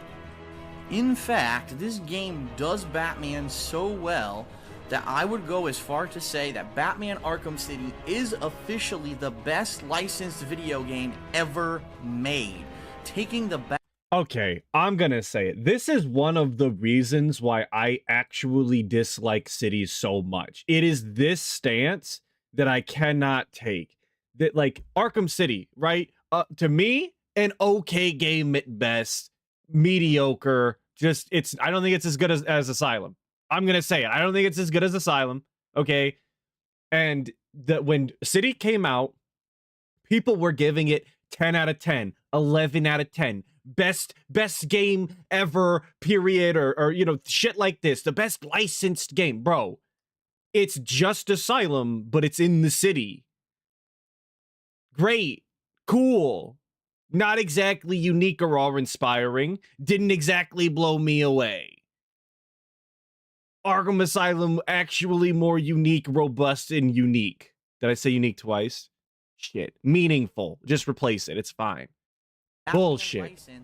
And just giving it Richard Young. I know it's not that deep. Making you feel like you're living out the comics. You can tell that Rocksteady likes the Batman character. They did their homework, and I wish that Rocksteady actually would do this for other characters like Superman or, you know, the X-Men or these games like Spider-Man, where they've just had some crappy outings of the past couple of years, and you'll wish that someone would really give them. Yes, uniquely unique style, of course, Jerry. It's so good that it makes other comic book and superhero games look bad, even though previously you might have thought those games were good. And again, a scaling comparison. And there's like, it makes other games look bad that were good because it is good. Them with the amount of content and the quality. When it is just like I said, whatever. One of my favorite games of 2011. It's a must-buy if you're a Batman fan. If you like action adventure, you know, detective mode style gameplay, it's also going to be an amazing detective mode style gameplay. Which I would like. What is? Like, I know that was a feature, right? You go into detective mode, you follow the things. It kind of guides you. You could play the whole game in detective mode if you'd like, but detective mode style. For this style of game, you're going to get roughly 20 hours of gameplay, probably out of the main quest and doing some side quests. You can get significantly more gameplay. Yo, that Lord of the Rings Return of the King game did bang back in the day. That's facts. Really, I feel that anyone that plays Arkham City should take the time to do that because it does unlock so much more amazing content. So, Arkham City, an amazing job by Rocksteady. Boy, did they show that they can take one amazing game in Arkham Asylum and improve upon it in Arkham City. I cannot wait to see what they do in the next installment. Like, what could they possibly do? They're probably going to add Batmobiles and all kinds of shit. No, they did do that. He saw the future. DSP's like a fortune teller or something. He, like, looked into the orb. He was like, the Batmobile, big ups. Yeah, Renee, this is what he wanted out of LA Noire, dude. He wanted to, like, he wanted to fly down from the skyscrapers in LA and, like, beat up the bad guys while also doing the detective work. Then it would have been on the list. He wouldn't have made it an honorable mention. Obviously. Excellent experience. Sound good? Definitely worth a Game of the Year nomination. Sounds good to me, and by the way, categories. Has been set. It's Skyrim against Batman. It's Skyrim versus Batman. We'll finally find out which one. It's DSP's Game of the Year Awards, the best games of 20. I ain't gonna make it. I'm actually gonna die. Alright, this is finally it. We've counted down numbers 10 through 3 of my favorite games of 2011 and have narrowed down the top spot to 2 nominees, Batman Arkham City and the Elder No, I didn't forget about Origins. Skyrim. I mean, I did, but that's only because after City, I didn't play him anymore. I was like, yeah, it's not for me, man. Completing all of the major guild quest lines, and finally ending the main quest and my official playthrough at 385 parts. So now I've got a very big picture view of both of these games. What am I gonna do when Cat disagrees? Many of the options. I'm probably gonna. Never mind. I'm gonna blow up the snort fort in Minecraft with TNT blocks. But before I make my announcement, but I'm gonna make sure I put everything in my ender chest, so it's gonna be fine. The hardest year since I've been doing my Game of the Year awards to make a decision between these two games. I mean, Batman Arkham City is the quintessential superhero game on which all future superhero games should be judged. As opposed to that, Skyrim is probably the quintessential open-world fantasy RPG against which all other open-world... Yeah, Invisible Me, that would have been the right answer to cry downstairs. If Cat disagrees, that would have been the right move. In their respective genres of games actually are the best, in my opinion. It became almost impossible to make a decision. In fact, after I beat Skyrim... Yo, Jackie's here. Big ups, Jackie. Glad you can make it. In my head, which game I really feel deserves my Game of the Year. And so, without further ado, let's get to it. My pick for Game of the Year of 2011 is... Are you ready for this crime?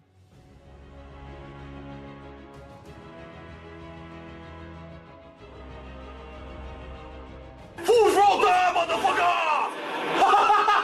Oh, we did it to him. It wasn't a crime. Ha! Hell yeah. We got him. He got me. LOL. I got friggin' trolled, dude. Right, so before you get your underpants all balled up in a tizzy, allow me to explain why I chose Skyrim as my Game of the Year. Yo, did he do a most disappointing games in 2010? Or in 2011? If so, yes. I'll go get it. We'll watch it live. I don't even have it downloaded, but we'll get it. If everyone seems to be in a collective agreement, it's probably on my way. Right? Oh, yeah. In my personal opinion, both Skyrim and Batman Arkham City are the best games in their respective genres, and all future games in those genres will be compared to them in the future. However, when it comes down to it and the quality of these two games, I have to say they're equal. I pretty much like these games equally, and that is something to be said. And that's why actually when I reviewed both of them, I gave them both the same review score of a 9.5. But I had to make a choice, and what it had to eventually go down to was, what is the major difference between these two games? It's the amount of content. Skyrim just has an overwhelming amount, hundreds of hours of side quests so much content, dude. That add to the value. So I'm not seeing $60 retail game. Batman in its own respective right. I'm not seeing a 2011 most disappointing games, but I am seeing a 2012.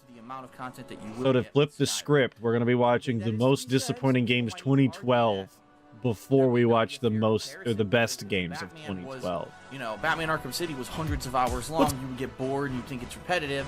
And also, let's face it, Batman is a licensed game. You have very limited limitations with what you can do with that. You can't make new characters for the game. That would be silly. You're using the classic Batman characters, and Batman Arkham City does use the vast majority of the major Batman villains. But when it comes down to it, like I said, bang for your buck, you will get more gameplay out of Skyrim. So Skyrim for this. So we went for the purely utilitarian approach of bang for your buck. You're gonna get more gameplay per dollar for Skyrim, so that's why it won. The beginning of a new exciting year with lots of major releases already being announced and hundreds of games being lined up. I can't wait to dive into them, and I am really excited. So this is Darkside Phil. I hope you've enjoyed all of my playthroughs of 2011, all of my year-end videos, and I look forward to seeing you in my playthrough. Snood, I don't think that that's an inappropriate opinion to have. Skyrim, at the time, super cool. Aged like trash, but thankfully, the mod scene is fantastic and always has been. So it gets saved because they let other people do it for them, which is not a great thing to do. But it's better than nothing. All right, so like I said, I did not download this, so I have to switch a Rooski around for a second. Here we go. There it is. Gotta make sure to dislike the video.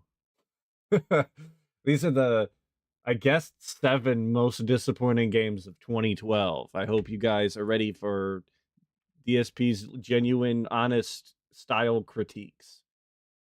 Because it totally matters what DSP thinks. People love it.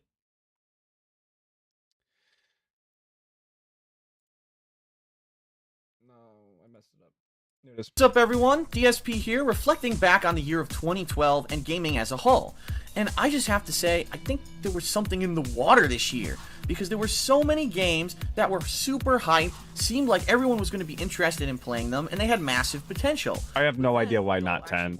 7 is just the random number he decided to pick, I guess. And I'm not sure if it was just a pattern, if it's because people are afraid to take chances in this bad economy, but there were just a lot of games that disappointed me this year. So let's actually take the time now to reflect back and call out some of the games that I really feel should have been a lot better than they actually were upon release in the year of 2012. Now, just to clarify, just as I did with my surprisingly good games of 2012 countdown, these are not hang on, there was, how many countdowns did we do this year? There's a surprisingly good countdown? Hang on, wait a minute. I have to look for this now. I'll let this play, I guess. In fact, anyone with their own personal Who the hell does a surprisingly good countdown? But undoubtedly, these were games that seemed to have massive. Did he also do a game of the year countdown? We did 3? Previous installments were better than these, and there's just no excuse. It's inexplicable. It's very disappointing. Let's get to it. It's DSP's most disappointing. Holy shit, we really did a top. 2012. No, I messed it up. No. We really did a top 5 surprisingly good games of 2012. Are we for real? That I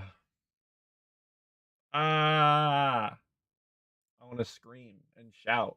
Down. These are not in any particular order. And in fact, anyone with their own personal opinions is probably going to say, oh man, this one was more disappointing than this one for me. But undoubtedly, these were games that seem to have massive potential. In some cases, these are actually series. Yeah, exactly, Chris Farm. That's what we're going to get. Top 5 somewhat mediocre. Top 9 better than I expected. Which is different from surprisingly good. Games of 2012.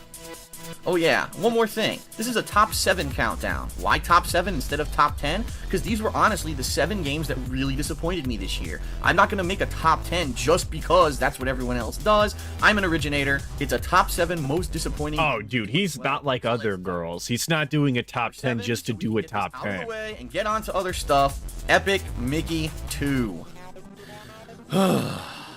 Where do I start? For those of you who have been fans for quite a while, you know that back in 2010, I did a solo playthrough of Epic Mickey on the Wii.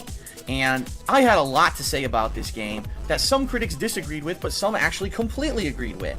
The game just had such an antiquated feel to it. When you played Epic Mickey, you felt like you were playing a game on the Nintendo 64. An outdated camera that made the game harder. A low frame rate that chopped. I never played this game. Let me know if he's right. It was just like every kind of shitty, repetitive, annoying thing possible in a platformer, and I hated the game. He did hate this game, though. That's facts. 2 was announced. People kind of jumped up. You guys remember the Christmas tree decorating style videos that we watched? He hated on Epic Mickey every single time.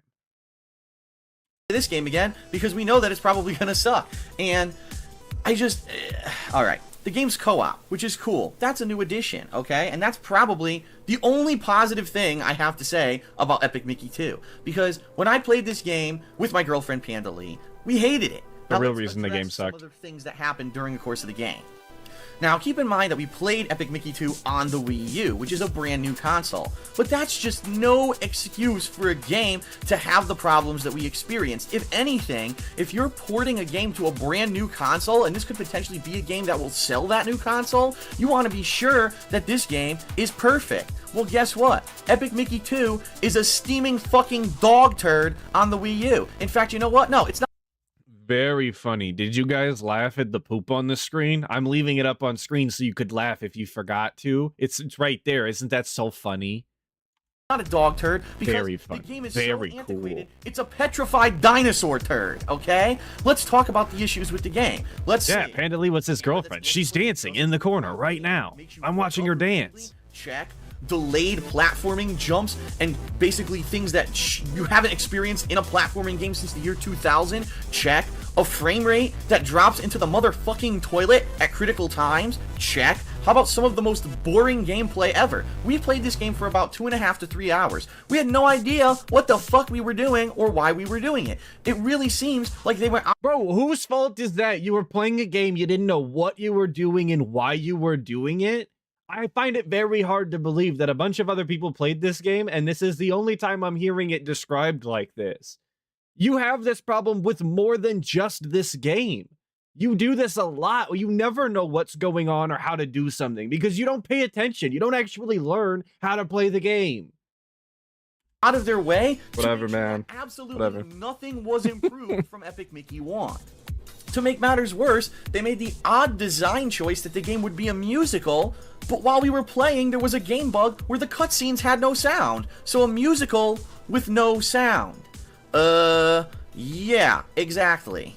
But the thing overall... You think he restarted the console or the game to try and fix that, or...? These problems were present in the first game. And let's talk a little bit about Warren Spector, the head in charge of Epic Mickey. Now, this guy is responsible... Why are we, like, singling out this guy? I mean, he's gonna tell me in a second here, but this is just another strange thing that DSP insists on doing. Like, why does he single out these directors, these devs, these lead creatives? It's not that deep, bro. Just let it go. You didn't like the game. Just say why you didn't like the game. You don't have to call this guy actual slurs or whatever to make yourself feel better. He doesn't give a shit about you.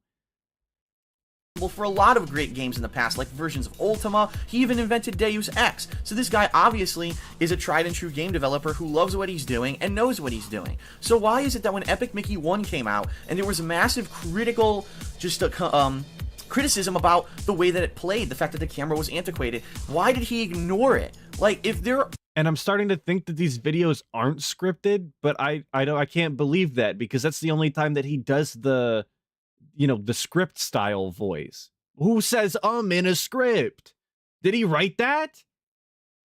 There is a consensus on things that are wrong with your game, and critics are giving it lower scores because of it. You should listen. No, Warren Spector apparently now thinks that he's such a gaming god that he knows he's off the gin freestyling. He ignored everybody's criticisms and released Epic Mickey 2 with all of the same problems as the first game. And the thing that really pisses me off is that we all know that Epic Mickey 1 was actually a bestseller. It sold a bajillion copies back in 2010, but let's really examine why. In this What? Sorry. God. I woke up at 4:30. I haven't been back to bed. I shouldn't have been up. Sorry, I'm tired. That was a yawn. He's upset the game was a bestseller. Why does that bother you? If you don't like the game, then whatever. I guess I said the same thing about Arkham City. It's me, I'm the problem. I'm just as bad. I'm the dent.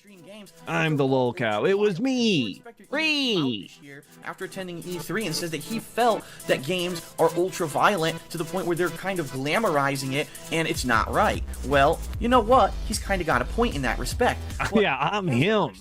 I'll continue to be him. Epic Mickey back in 2010 you know I had to do it to them, Snipe. Oriented game. If you're gonna buy your young child a game for Christmas and you already have a Wii in the household, what's it gonna be? Duh, Epic Mickey. So it's the subject matter, it's the license, it's the fact that it's a Mickey game that sold the game. It's not the content or the quality of the game whatsoever. So for 2 years later, for him to release a sequel to this game that has all of the same problems is disrespectful. It insults the gamer. And basically, it makes you understand that Warren Spector just doesn't give a fuck anymore. He thinks that he's he doesn't care.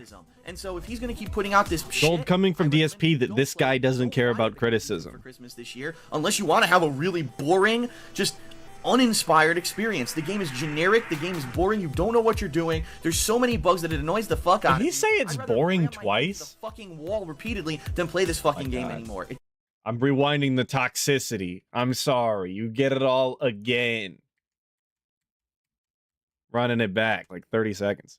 And basically, it makes you understand that Warren Spector just doesn't give a fuck anymore. Doesn't care. He's above criticism. He's above criticism. If you keep putting out this shit, I recommend that you don't play it. Don't buy Epic Mickey 2 for Christmas this year, unless you want to have a really boring, just uninspired experience. Uninspired. The game is generic. The game is boring. Generic. Boring. Yeah, the double boring combo. Let's go.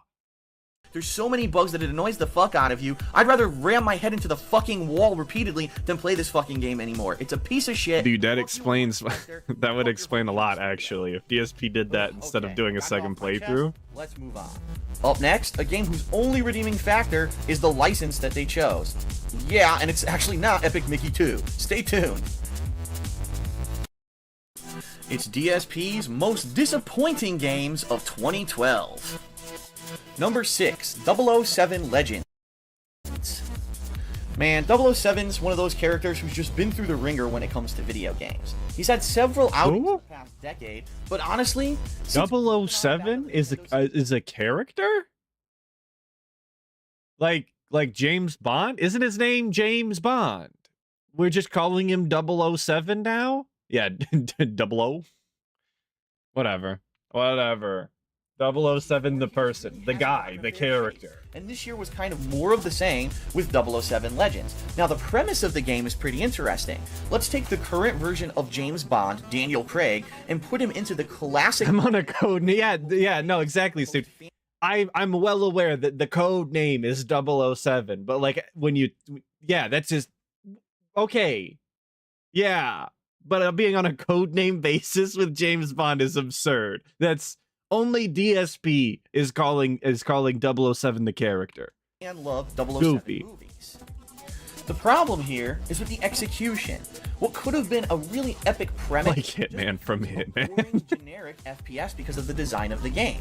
The game really wants to be a kind of sneaky first-person shooter, similar to say Deus Ex or Dishonored, which also came out this year. But what actually happens is that it becomes an all-out firefighting bullet sponge shooter. The game gives you abilities during the course of the upgrades and such that allow you to become basically a Terminator. You can charge through these missions, shooting and killing anything you want, getting hit by hundreds of bullets, and because of the regeneration aspect of the life bar, you can just rush through the stages, and that's pretty much... It's like a Call of Duty campaign on easy or something. If you try to play it in a sneaky mode, it becomes insanely difficult and almost non-functional. Now, there are a couple neat moments in the game, namely the times when you face off against these classic Bond villains in hand-to-hand fights, and it's actually kind of fun the first time. Okay, all right.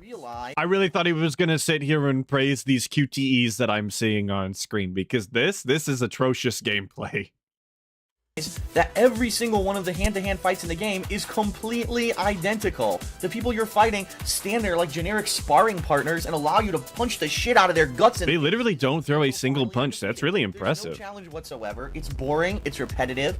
There's nothing original or inspired about this game at all. And even though it even has an online mode with multiplayer, these are all multiplayer modes that you've probably played in other FPS games as well. So once again, a completely generic, boring outing for 007. I really feel bad. Will this character ever get another good video? Yeah, dude, the only QTE that was ever worth its salt was the one in God of War on the boat at the beginning. If you know, you know. Maybe in the future someone will do better. After that, QTEs are for bozos. It had massive potential, falls far short from expectations, and actually has a twist that pisses gamers off. Check it out. It's DSP's most disappointing games of 2012. Number 5, Asura's Wrath. Oh man, talk about a game that just surprises you in all the wrong ways. Asura's Wrath was a game that looked like it was going to be a unique combination of different elements. There's some beat-em-up kind of... I don't think I've ever seen this game in my life. Interesting boss fights. And I think what captivated everyone... I saw it during the intro video or whatever. I've never played this game. I don't know what this is. The graphics were pretty unique. The actual, concept of the art design of the game. But then when people actually bought the retail game, the startling realization hit them that this wasn't much of a game at all. What up, Joey B? Combat itself was button-mashing nonsense to the point where... B+, I don't know why ET is here. He's just hanging out, I guess. Once in a while dodging or countering, but all your goal was to do was to build up your wrath meter. Then you would activate it, kill everything on the screen, and move on to the next part of the game. It became wash, rinse, repeat. And yes, there were some quick time events in the game that were kind of unique and different during boss fights, and the boss fights sometimes were varied, but for the most part, the entire game was generic combat. Then, add to the fact that the game was only 6 hours long, had absolutely no multiplayer or any really replayability. Now, there was a secret ending to the game that you could obtain if you got an S rank on a certain number of stages, but the fact that some of these stages were just so annoyingly repetitive and you would have to replay it over and over and over to get an S rank just to find out that the secret ending was only 20 seconds long. It's like, what the fuck? It's almost like if you actually like the game, you get rewarded for playing the game back through and doing it the best possible. And that also means that you would have to suffer through all of the parts that weren't as good as the others. That's not, why is that a foreign concept to the guy? Why isn't he familiar with this concept? It's like that in most games. That's the stuff that he calls bloat. That's the side quests that are padding, is when people actually like the game and want to continue to engage with it and be rewarded for it. He calls that bloat. And not every game has to have a multiplayer mode. Like, I understand that was the expectation in 2012 for some reason, even though multiplayer was, I'm gonna say, still kind of new, but like, you know what I mean. You know what I mean. It's not now, but I just don't. Why would he expect that? Strange. The biggest insult to gamers, the biggest slap in the motherfucking face, was when you finally did beat the game and realized, even with the secret ending, the game didn't have an ending. That's right, Asura's Wrath literally just stops at a point and expects you to pay additional money to purchase a DLC to get the true ending of the game. So not only did Capcom make a game that was light on gameplay, that was only 6 hours long, then they slap you in the face and don't even give you the ending of the game and ask you to pay more money to get it. What the fuck were they thinking? What a horrible fail. And here's a game that if it had actually done well, I think probably could have become a successful franchise, but I really doubt that Capcom's going to go back with this one, especially with the whole... Not gonna lie, the song's kind of going though. Epic fail. Up next, I know it's this one's over. probably going to cause some Should've controversy, said nothing. but I gotta be honest, a game that I really feel didn't live up to its potential and had some of the most annoying occurrences in any playthroughs I did this year. Stay tuned. It's DSP's most disappointing games of There's definitely a reason that nobody else breaks up their countdowns into separate videos like this, and it's partially because of listening to an intro and an outro again and again and again is unacceptable. You should not do this to people. It's different when the videos are, you know, completely different videos. Like, I always give you the same intro. It's kind of the thing. It's the thing, right? But when it's a countdown and the videos are 5 to 2 minutes long, there's a problem. I don't want to hear it this much. Stop. 2012. Number 4, Max Payne 3. You know, it's time to address something regarding Rockstar Games. This is a studio that's highly regarded. Oh, you're right. Thanks for reminding me. In the business. Got a dislike. Also, because this is an ass opinion. And the good thing about this Max Payne 3 kind of kicked ass. Games. What they seem to do is put out one solid game every year. Now, for the past several years, this has rung true. He hated Max Payne 3. Red Dead Redemption, Grand Theft Auto 4 expansions. Yo, I remember he hated Max Payne 3. Hang on, wait a minute. Why did he hate this game so much? He's gonna tell me in a second. But I remember seeing clips of a This Is How You Don't Play of it. Why was he so bad at this game? It's not exactly hard. And it's actually a good game. Putting out some really good content recently. And so when it was announced that they were going to bring back the Max Payne series after such a long hiatus, people got really excited. But then there's another side to Rockstar Games, an almost cocky or elitist attitude. Like they feel that the stuff that they put out is above and beyond everyone else. Take case in point E3. Rockstar routinely skips the event as if, oh, we don't need to promote our game at your mainstream gaming event. And then last year at New York Comic Con, they had a huge booth advertising Max Payne 3, but wouldn't allow anyone inside with a camera. That's right, we're going to run a trailer and allow you to play a demo of our game, but God forbid that you get a single snippet or picture or piece of video of this game. It's like, what is the big secret? Why do you think that your game is so good that everyone else allows people to video record, but you don't? It just doesn't. Yo, this is horrible. This is awful. This is so stupid. I can't believe this is something that he's actually griping about, that he's complaining and bitching over. They don't let you in with the camera to see their, you know, exclusive demo or whatever. Yeah, exactly. This is why he hated it. He's salty about this for some reason. Yeah, it's to build hype. You're not allowed to see the game, and it leaves you wondering what those people experienced, and you can only go based off of their word.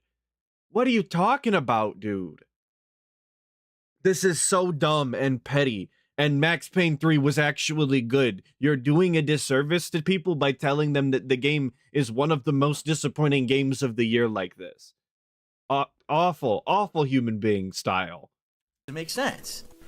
And so, with the inevitable release of Max Payne 3 in 2012, people were expecting a big, huge hit. They were expecting a game that was probably going to be groundbreaking, similar to previous Rockstar games with an epic narrative and story. And what I can say is this. The production values of Max Payne 3 are outstanding. The graphics are great, the voice acting, the story, they're all AAA. The physics, the ragdolls, the gunplay. Itself. No. Gameplay, and I'm sorry to say it, it's boring, it's repetitive, and it's exactly the same throughout the entire game. Bro, it's Max Payne. You shoot the gun, you do the slow-mo, and you go to the next area. It's Max Payne. What do you want? Does this dude, well, first he would never play Trepang, right? But like, it's a shooter. It's a third-person action shooter. You shoot. Come on, man. What do you want? He wants a racing game inside his Max Payne. He wants a, like I said earlier, he wants a puzzle platformer. He wants a Tetris-style mini game. Wow, you against a retarded amount of enemies who you should never have any kind of chance against, and you're just constantly doing bullet time jumps. Uh-oh, you're about to die. Quickly get a bullet time kill so that you get your health back, and it's just a garage. Yes, it's a gameplay loop that feeds into itself to make you go goddamn hard in the paint. I'm gonna bring up, I already brought up in my worst gaming trends of 2012, and it is a tried and true pattern over a lot of the major releases this year, but it really stood out when it came to this game. Game bugs. I mean, there were just game-crippling bugs that I experienced of all times as some of the most difficult and challenging portions of the game, and that's just not acceptable. Here's Rockstar Games, the tried-and-true AAA studio, who only puts out one game a year, and the one game they put out has a game bug where I sink through the fucking boat that I'm on. Oh, I remember this. I remember this segment. Yo, big ups Boogie Dark Wings with the Don DeMarco. Yeah, exactly. No mention of the narrative. No mention of the narrative, which was actually good. I really enjoyed Max Payne 3 when I played it. And I did beat that game. Can you believe it? I beat a game. And DSP hated it. Under the boat, and eat shit, DSP. You suck. 10 minutes to try to intentionally get myself killed so that I can reload at the checkpoint, because they didn't have the foresight to see that something like this might happen and give you the ability to reload from a checkpoint. It's complete and utter bullshit. What game studio doesn't give you the ability to load from a checkpoint in this day and age? It's a huge oversight on the design of the game. The fact that the game bugs that I experienced existed, and by the way, that's not the only one. There were repeated game bugs where just silly things would happen. I want you to know. I was already into the Snortex when I played Max Payne 3. And when I was playing through the game and I got to this segment, I vividly now remember going through the boat and remembering, hey, this is where DSP fell through and he had that glitch. That was funny. Vividly remember this now. Amazing. Shout out, This Is How You Don't Play. I don't know who made it, but big ups. And a game that's the only outing for Rockstar, it's unacceptable. And I'm sorry, I know a lot of people say, well, I didn't experience this game bug. Well, my opinions are based off of my personal playthrough experiences. It happened. I'm not going to pretend like it didn't. For me, Max Payne 3, a huge disappointment this year. Up next, a highly anticipated follow-up does not satisfy. Check it out. It's DSP's most disappointing games of 2012. Number 3, Transformers Fall of Cybertron. Now here's a game that I was just so deflated when I finally got to play it. Is this the first one? I loved Transformers War for Cybertron. No, War for Cybertron's the first one. I mean, it was a game that actually took the Transformers seriously. It put them back into the Generation 1 Transformers universe, reliving some of the backstory of what led the Transformers to eventually come to Earth. Here's two rival factions who were arising during this civil war on Cybertron. They're going at it. The graphics were outstanding. I really enjoyed the first one. I never played the second one. Actually play with two of your friends in a drop-in, drop-out setting, and it was a cool, awesome kind of feeling of camaraderie and fun to play through the two campaigns of the game with your friends. So when Fall for Cybertron was announced, I was just so okay, dude.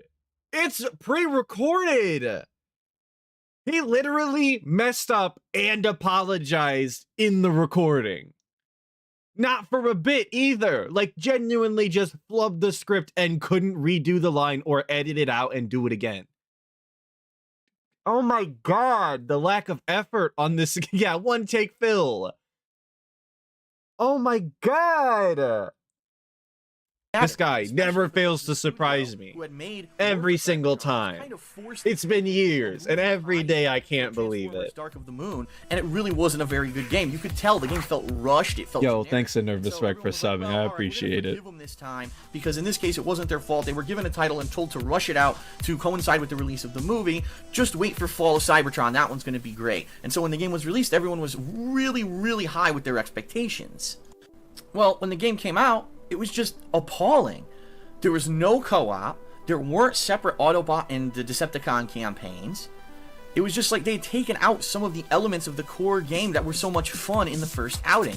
And when the developers were actually interviewed, all he mentioned was that they took out the co-op, which is very important. I'll give him that. That game, I wouldn't play the game without co-op.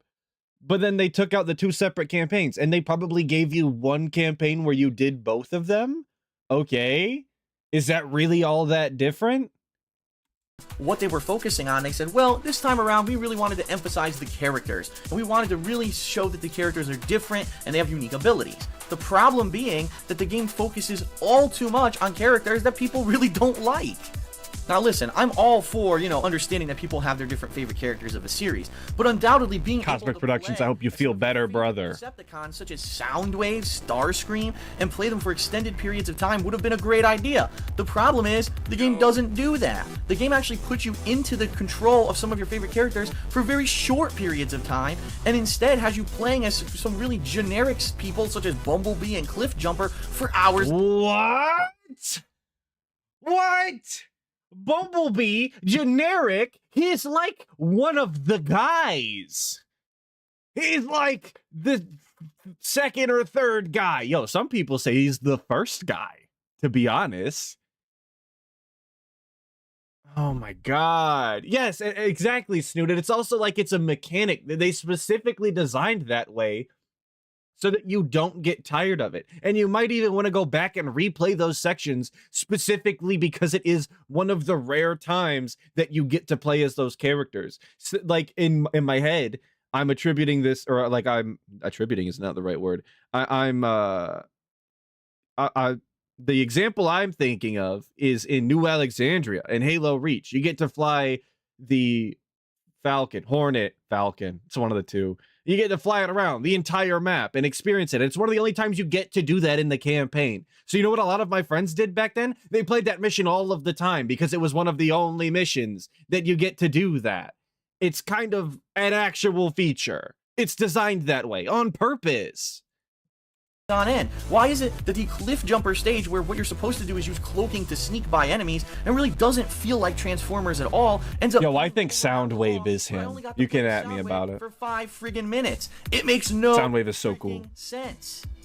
And I know that I emphasize this heavily in my review of the game, but I just gotta bring it up again. The co-op aspect of Transformers War for Cybertron was a huge selling point. The fact that they decided to take it out of this game was a massive detriment. I mean, do you really think that if you asked the fans, gee, would you like the same fun-ass co-op? Yo, Blackout was cool, though. I agree, Ghost Hunter. Blackout's cool. What do you think the fans would have said? I don't know where I put him on my list. Design choice. I'm be honest with everyone. This game was too short, and it was boring for me because the fun parts were the parts where I got to play as some of the characters that you really get to play as much, like Grimlock, like Devastator, like Soundwave, and I just didn't get to do that. Yo, I used to have a little Soundwave like cassette tape, Transformer style toy when I was a kid. Positive and very cool component of the first game is pretty much identical to War for Cybertron. It actually feels more of like an expansion or a map pack being released than this being the sequel to the original game. You feel like you're playing the exact same online play from back then. So again, if there's no added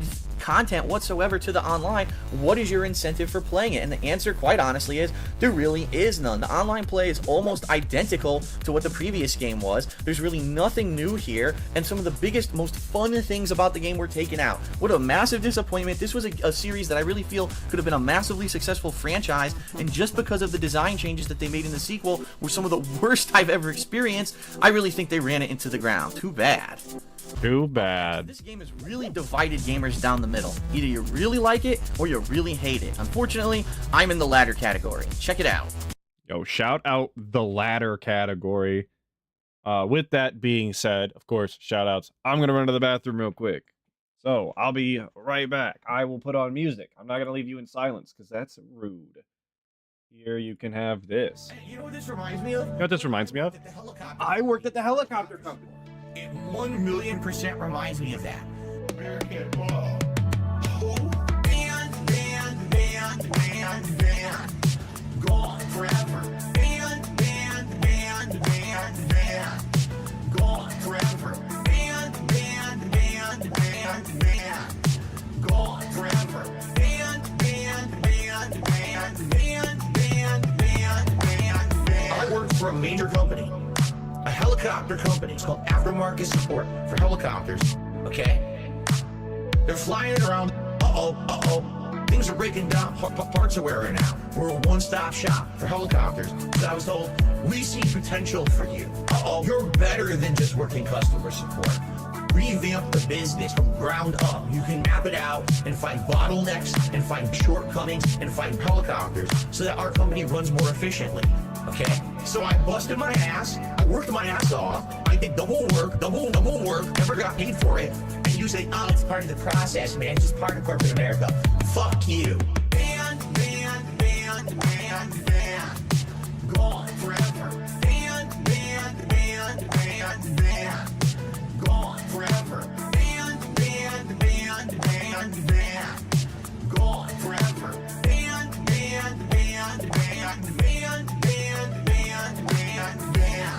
It happened to me. Happened to me. Fuck you.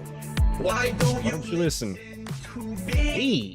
You don't know shit. All right. It happened. Thanks, Meerkat, for the song. Appreciate it, brother. Where were we? Yes, disappointing games. I did do double work. It's DSP's most disappointing games of 2012. Number 2, ZombiU. Now here's a game. I did wash my hands, absolutely. The soap, it smells delicious. If I were a dumber man, I'd eat it. Touted as one of the launch titles for the Nintendo Wii U console this year, and at E3 it was heavily pushed as what was going to be some kind of a groundbreaking survival horror game. And when you look at the premise of ZombiU, it's pretty neat. You're a survivor. You're ZombiU. Yeah. A to point B and complete certain objectives. I never played this one. I didn't have a Wii U. On the city of London, and they're telling you where to go and what to do to survive. Now, you only get one life, and what that means is, if you get attacked by a zombie and killed, that person is permanently dead and actually becomes a zombie themselves. You then become a new survivor with limited items, and you have to go back and find your previous zombie self and kill it in order to get all of your previous weapons and loot back. And that's actually a pretty cool mechanic. Like I said, never played the game, but Project Zomboid does that, and it's fantastic. Its face, that actually sounds like a really unique premise and an interesting design for a game. But when you actually go to play the game, you realize it's really not that fun. And here's why. The game tries and strives to be too realistic. Let's be honest, when we play games, we're suspending George R. Martin, shut up about it. That's fun, when maybe it might have a premise that could be semi-realistic. We just want to have fun at the end of the day. Here's the problem with ZombiU. It's really not fun. It becomes more of a grind and tedium than anything else. Case in point, your default weapon is a cricket bat. It can take up to 10 hits on any random generic zombie to kill them with the cricket bat. So yeah, it's a little annoying when, I ran out of bullets because maybe I wasn't so good at managing them. Well, let me try to Things are breaking down. Parts are wearing out. I can't even kill one zombie and there's 3 of them coming at me. It's extremely frustrating. But really what I feel is the biggest fail of the game is that it is hyper-realistic in some situations and then completely unrealistic in others. So here's a situation. Man, he looks ass at this, dude. So now I have to go back and find my zombie body. I go back and find it. I'm beating it with the cricket bat. As I'm fighting it, 3 more zombies spawn out of nowhere who weren't there before. So now I have to fight off 4 zombies with just the cricket bat. Even if I'm successful at that, for some reason, even more zombies come. What the hell is going on? Why are so many zombies spawning out of thin air? Dude, I would love to see DSP try and play like Project Zomboid specifically first off, nightmare UI for DSP. He has no idea how PC games work, you know, when they look like that. He just absolutely blow his brain apart, smithereens. But also, the idea of zombies just appearing out of thin air, like, Project Zomboid will do it to you, man. Like, they don't actually appear out of thin air, but it might feel like it very often because, you know, you don't check all your stuff. Man. Thought this was supposed to be a game based around, well, if you're stealthy and if you take your time, you can sneak around the zombies, and the zombies only... I've never played CDDA. That doesn't seem to be the case. I keep thinking about it, but I've never picked it up. Case in point where I found a stationary turret gun. Well, as soon as I walked up to the gun, zombies started walking out of the foreground into the screen trying to kill me. Now wait a minute. I hadn't fired a weapon, I hadn't made a sound, and the zombies somehow mysteriously knew that I was at this turret gun. So of course I start to use the turret, and now even more zombies spawn. Even more zombies spawn. To the point where you're like, fuck this. I'm I didn't stationary? Make a sound. Did we get a stationary? So of course, and the zombies trying to kill me. Now wait, started walking out of, well, as soon as I walked up to the gun, found to sound that turret gun. Well, be the case. Take a case in point where I found a stationary turret gun. Hey, big ups. Even more zombies spawn. To the point where you're like, I had to hear it. I didn't make a fucking sound. Zombies Why are did the original detractors and package stationary, according to DSP. I know he was talking about the gun. It tries to be overly Fine, shut up. difficult, and that's the problem. Maybe you're the kind of person who likes to redo gameplay. Maybe you like to repeatedly retrace your steps over and over and over. That's what you're going to end up doing in ZombiU. And if you're the kind of person that's okay with that, fine. But I'm not. I like original... How meaningful is this curated content? Very meaningful. That you can just I like that it's edited style. That's cool. Just that you might cheaply die again because zombies are spawning for no fucking reason. And then in addition to that, there's a game mechanic where you can just randomly die for no reason at any time if a zombie attacks you. Now, there are some situations where you'll be able to hit them or shoot them or fight them off, but there will be instances where a zombie will just walk up to you and instantly kill you, and there's nothing. There's not a chance. There's no quick time event. There's nothing you could have done. Oh, you want a quick time of... How about pay attention? How about be aware of what's around you? How about react to the things that are around you? Why do you need a quick time event? What the hell do you... Like, that's bad game design. QTE, bad game design. Yeah, it's that simple. Bad.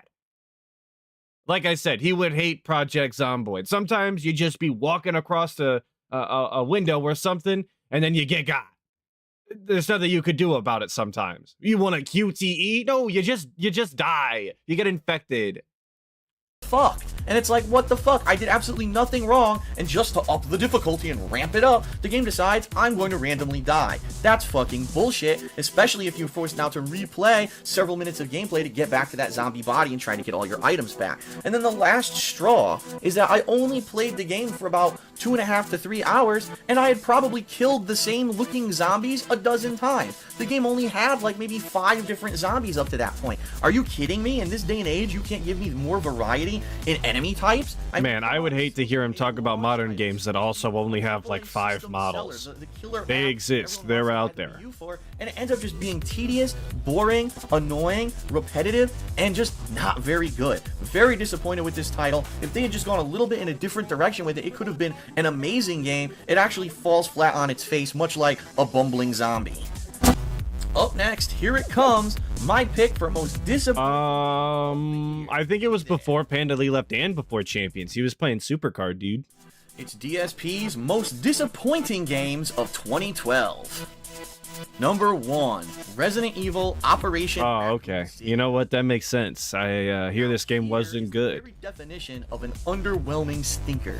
Resident Evil Operation Raccoon City was heavily promoted by Capcom for almost a year. I remember all the advertisements for this. It's supposed to be a game where for the very first time you can... No, I didn't say super tardy. I said Supercard. WWE Supercard. Use really action-based combat mechanics against some of your favorite Resident Evil monsters and characters. You've got the zombies, the hunters, it has Mr. X, it has the Tyrant, it has all these classic Resident Evil characters. And also for the very first time, you're playing as the villains. You're actually playing as a hypothetical umbrella team of assassins who were in Raccoon City during the events of Resident Evil 2. And it's your mission to complete certain objectives. At certain points, you're actually hunting down some of the heroes of the Resident Evil series, such as Leon Kennedy, and it's a very interesting premise. The game also touted full 4-player co-op. Yeah, this is the one that he played with Liana Rambo. And yo, that was Howard that was there fourth? I didn't even know that. It's been a long time since I've seen it. We were all huge fans of Resident Evil. And at first we were starting to like the game until we realized a few things. Number one, the game was extremely generic. Yo, I did not get Eat Glass for PZ. No, I haven't eaten glass in 7 days to die. I'm a big Eat Glass fan. More interesting about it. In fact, a lot of us actually compared the game to SOCOM, and it really, when we said that, we was like, you know what? This game does kind of feel like just SOCOM with zombies. Then, of course, the reasoning is, guess what? The people who developed this game were the developers of SOCOM. So really, all they did. Shout out SOCOM. Where you been at? Gameplay from SOCOM and put it into the Resident Evil universe. But then, the ultimate reason why this game is just a slap in the face of gamers and it's a completely unacceptable practice. The campaign of the game is only 4.5 hours long. A full $60 retail game with only a 4.5 hour playtime. What? Yeah, that's pretty much exactly what we said. Now, the game also Chris Farm Thin Ice, buddy. a free chapter installment of a DLC featuring the heroes of the Resident Evil universe. That's right, you could play the flip side and play as people like Leon and Jill, etc. It was a hero side campaign. But what ended up happening was only the first chapter was a free DLC for buying the retail game. You had to pay to unlock the other campaign. So actually, this game does have 2 campaigns, and apparently if you play them both, the game can be anywhere from 9 to 10 hours long. The problem is they charge you for the second half of the game. So let me get this straight yet again. $60 retail game from Capcom. You don't get the full game. You have to pay more money to unlock it. This was one of the many games this year where Capcom did this. Asura's Wrath and Street Fighter Cross Tekken being the other 2 prominent ones. Capcom just Yo, shout out Azura's Wrath. That was earlier in the list. That's 2 Capcom games in the same list. That's, man, Capcom must have had a really off year, dude. really screwed the pooch this year. What Breezy. were you thinking? E.T. is here to hang out. Let my homie hang. He's just chilling. I'm tired of the E.T. slander around here, okay? He's not harming nobody. Just let him chill, bro. Damn. Double dipping and trying to double charge customers for $60 retail games they've already paid for. In addition, the online play, extremely boring, extremely repetitive. It's nothing that you would play after a single session or two. It was just a big flop. Here's a game that was massive hype, massive potential to be good. It was actually one of the games I was looking forward to the most this year and ended up being one of the biggest disappointments of my gaming career. Capcom, you fucked up for 2 years in a row. Yeah, E.T.'s Get your crying motherfucking act downstairs. together and start worrying about putting out quality content for the people who buy your games rather than trying to line your pockets with DLC dollars. Enough is enough. Yeah, dude, don't line your pockets with DLC dollars. You should be lining your pockets with Hogan dollars from your dents, obviously. Media Ghost made a "This is how you don't play Raccoon City." Leanna's not the worst part of the playthrough. I believe that. It's probably Phil, like most of his playthroughs. All right, so that's the most disappointing games of 2012. But what I also saw while I was here, because he talked about it. Where's the playlist though? If it doesn't have a playlist, I'm not watching it. No, I don't want to do it by hand. Yo, how much of Don't Starve did he play? Too much is the answer. All right, I'm gonna do it anyway. We're doing it manually, manual style. Surprisingly good games of the year. DSP's top 5 surprisingly good games. Because this is just a stupid concept for a top list, if you ask me personally. Surprisingly good games. Shut up. The best games that you probably didn't play this year. Number 3, The Darkness 2. The Darkness 2 is a direct sequel to its predecessor from the last generation of consoles. It follows the story of a gangster who has somehow taken Yo, The possession of Darkness dark 2. force, I an entity actually that allows like these evil this demons game. to manifest I beat themselves it! in the form of tendrils and all kinds Way of back in the monstrous day. machinations. Now, he's heartbroken because in the last game his girlfriend was murdered, and he had thought, wow, that's spoilers great. if you haven't played The Darkness, Jesus. And you know, just go on with my life as a gangster. But The Darkness 2 focuses in on a secret society who's actually out to get him, and the fact that there's a possibility that his girlfriend may still be alive. Now let's be honest here, The Darkness 2's campaign has great graphics, great gameplay that actually in every single chapter advances, because as you level up your character, he's constantly getting new abilities that actually change the way that the game is played. However, I think a lot of people were turned off because the length of the campaign, being only around 6 hours long, was kind of on the short side. But let me tell you something, the gameplay, the graphics, and especially the narrative were done exceptionally well and paced perfectly. I really feel that if the game were any longer in the story, that it actually would have been too long-winded or too drawn out, and people may have said, this game's boring or a little bit too much on the drawn-out. Yo, a small gameplay thing that I've always appreciated when games let you dual wield guns that are not identical. Like he's got the pistol and the UMP there. Yeah, that shit's hard. Hell yeah, dude. Let me pick up whatever. I wanna go absolutely regarded. Outside. Now, by far the coolest aspect of the story is that it's a mystery. You're actually torn between two different plot lines. Sure, one you're the gangster, but in another you're actually an inmate at a mental asylum. And you're constantly trying to figure out whether or not each one is the true reality. Are you actually insane and completely Yes, Akimbo. gangster plotline where you have this demon, because it is pretty far-fetched?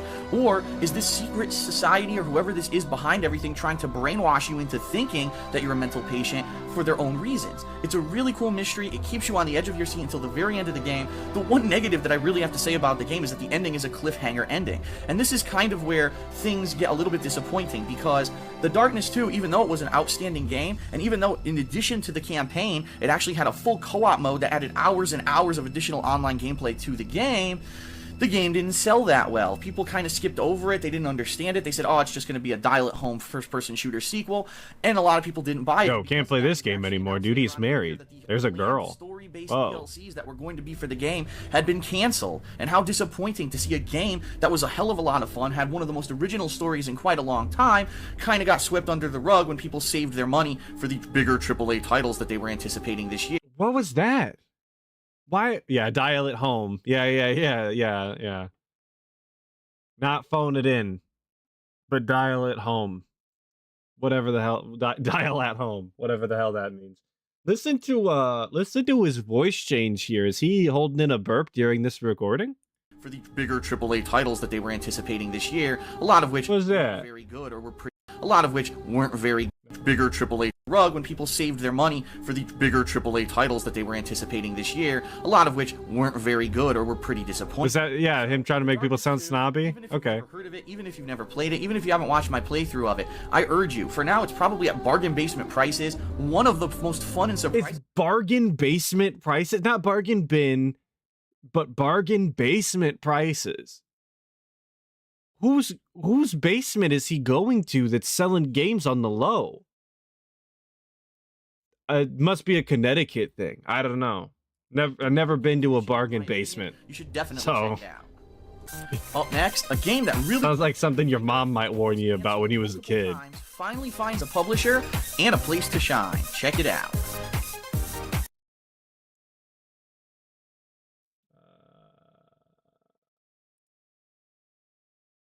Wait, what? Hold on. Go back. Go back again. Shout out Death Grips. Oh, I accidentally started on number 3. Shit. Why? Why is it like this? Didn't even click the bottom one anyway.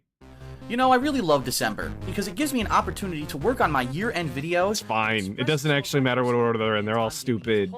This year, I actually decided Can't to start count. a brand new series focusing on some of the Yeah, I inked. super hits, Then ice. some of the games that maybe didn't. Don't make have me the talk about your horny nice grandma that was and playing traditional Catherine. titles, games that maybe you passed up on because you wanted to play something else that maybe seemed like it was going to be bigger or better. But overall, games that were Yes, actually Oak-Tales. Each entry has its own video. It's terrible. It's been like this all day.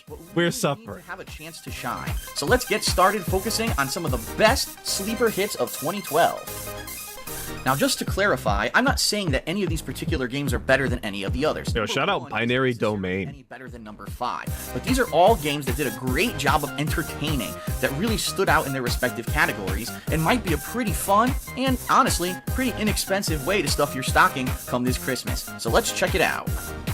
It's DSP's Top 5 Surprisingly Good Games of 2012. The best games that you probably didn't play this year. Number 5, Binary Domain. I'll be honest with everyone, when Binary Domain was released, I had no idea what to expect. I hadn't done any research, I just heard it was going to be some kind of a shooter game with robots. And so when I actually dove into the game and realized what it was, I was very pleasantly surprised. A unique mix of third-person shooter gameplay similar to that from the Gears of War or Uncharted series, combined with some really cool unique elements such as dialogue trees, basically kind of almost ripped straight out of Mass Effect 3. A long, interesting What is this song choice? What's going on here? And whose individual stories not only do you get interested in, but you also start to care for these characters. There's also some really cool, unique elements. Also, I did play Binary Domain a little bit. It's got some very interesting mechanics, but again, I never beat it, because I never do. The graphics actually have a part to play in the gameplay, because the gameplay allows you to focus in on certain parts of the robots that you're fighting. So for example, you may be fighting a certain robot type whose only weakness is to shoot out the legs, and if you shoot out the legs, they'll die. Maybe some of them have heavy body armor, and you actually have to shoot a particular area of their body to get that body armor to come off before you can kill them. But not only is the gameplay unique, but also the story. Here's a wide, branching, arcing story about basically people who are secretly cyborgs and don't even know it, a worldwide conspiracy, and it really did shine compared to a lot of the other games and plots that came out this year. I mean, let's be honest, this year was a year of generic sequels, kind of dial-it-in stories. Binary Domain... Dial it in. Dial it in. So first we were dialing it home. Now we're dialing it in. Why are we never phoning it in? Is that not the correct saying? Is phoning it in not right? Also, yes, what is this song? I already asked. I don't know, dude. Somebody Shazam it, I guess. I don't know. Narrative. And in addition to all that, the game has unique RPG elements. You can equip your characters with... Oh, Jerry, I'm finna dial it up. We're about to get real irate. A unique experience. It seems like they actually took some of the best aspects from some of the biggest AAA titles. E.T. dial it home. So what was the problem? Well, unfortunately, Binary Domain really didn't have that much of an advertising budget. I mean, like I said, I had no idea what this game even was going to be when it was released. And it may be the fact that it was so many things combined that people really didn't, know how to describe it or how to get the word out about it. So, in my opinion... Yeah, people don't know how to get the word out about a game that they enjoy. They don't know how to tell people they like the game. Coming up next, a game that almost never made it to US shores ends up being one of the most quirky, yet fun games of the year. Check it out. Ends up being one of the most quirky? Big ups quirky, I guess. Number 4. It's DSP's Top 5 Surprisingly Good Games. I hope you guys love this song. This song, banger, obviously. Play this year. Number 4, Tokyo Jungle. Okay, so just describing the premise of this game is probably... All right, hold on, wait a minute. Stop. What the hell am I looking at? Did anybody play this game? Can you tell me? Can you tell me if you played this game? I'm not gonna press play till somebody tells me what this is. Just someone please say they played this. This is the Stray D-make. I know of it. Okay, MF YouTube watcher said it's pretty fun. All right, somebody played it. This is a real game. It's the future. You're in Tokyo. All the people have mysteriously vanished. The animals have taken over. It's your job to fuck and eat your way to the top of the food chain. I'm not kidding. That's really the premise of Tokyo Jungle. And on paper, that sounds really weird. But let me tell you something. One of the most unique games I think I've ever played, and actually is fun as hell.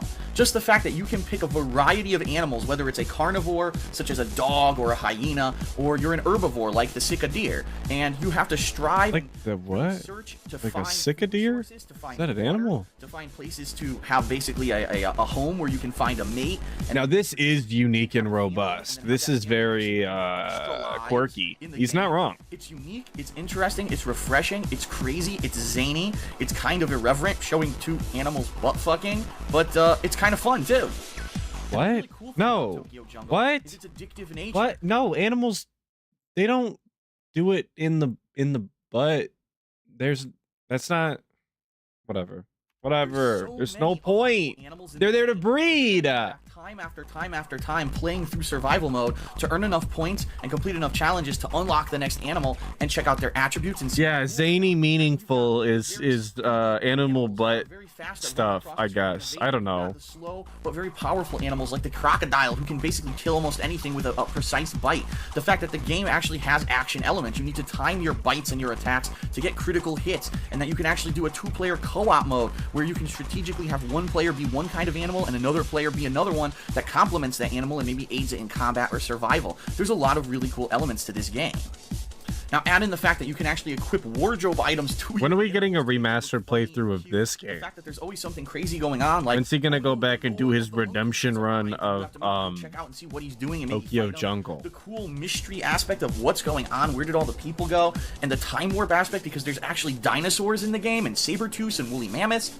There's just so yeah, exactly, Mr. Roxas. Exactly. That's what I'm asking for. I need this shit in my life, obviously. Throw in the fact that the game actually has a several hours long story mode that actually has a story explaining what did happen to the humans, why everyone's vanished, why the animals have taken over, and what's actually going on behind the scenes, and then an actual ability to choose two completely different endings to the game. I mean, this game really went all out. I really think this game could have been just the survival mode itself, but actually went the extra step to add this really fun story mode. The cool thing about it, this game was actually a full $60 retail game in Japan, but they realized that because of the quirkiness of the title, it may not appeal to other audiences, and therefore right now you can download this game for, I believe it's $20 on PlayStation Network, which is an outstanding value for the amount of hours of gameplay you're going to get out of it. And in addition to that, they're actually... DSP's all about the value, dude. That's why he spends $1,200 on WWE Champions in a week. You can buy some really cool animals like a panda, a giraffe, and other really neat things. So, Tokyo Jungle,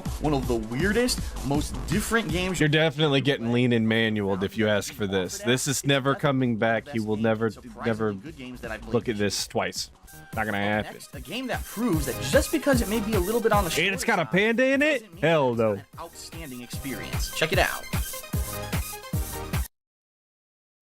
Hey, Inked, I do my research, okay? And by do my research, I mean I've never clicked on any of these videos before. And it is entirely by coincidence that we're talking about being quirky today. What do we got? Number 2. It's DSP's top 5 surprisingly good games of 2012. The best games that you probably didn't play this year. Number 2, Sleeping Dogs. Man, am I glad. No, people love the Sleeping Dogs. It got a remaster. People have been telling me for years that I should have played Sleeping Dogs.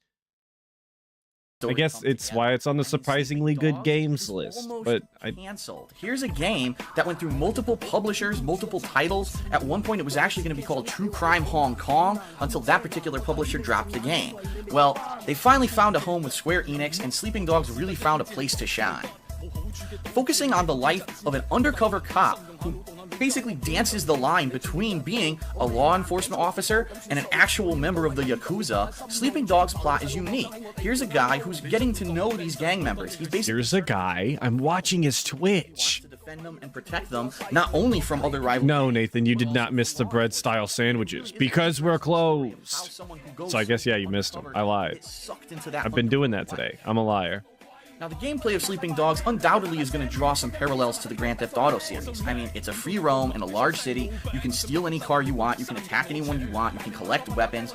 But there's also a few really unique things about the game. Number 1 being its melee fighting mechanics. As you the melee fighting mechanics. And yeah, he absolutely said Yakuza in Yakuza. He said that, and the game takes place in China. Not sure if those are the same thing. Can I and the guys do a top 10 list of Boogie Wings and DSP like freakouts of the lolcows or something. I don't know who the guys are, but maybe.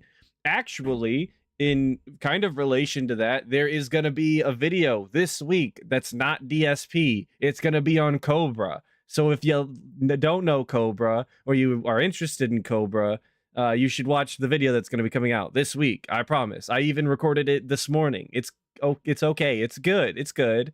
I liked it. I like doing it. So I hope you're hyped.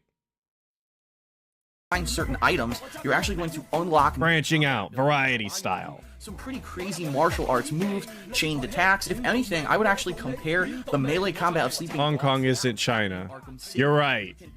You're right. Chaining combos from enemy to enemy. You can seamlessly reverse attacks in the middle. You can disarm your enemy and then use his weapon against them all in a single fluid motion. And so the melee combat is some of the most fun in the game.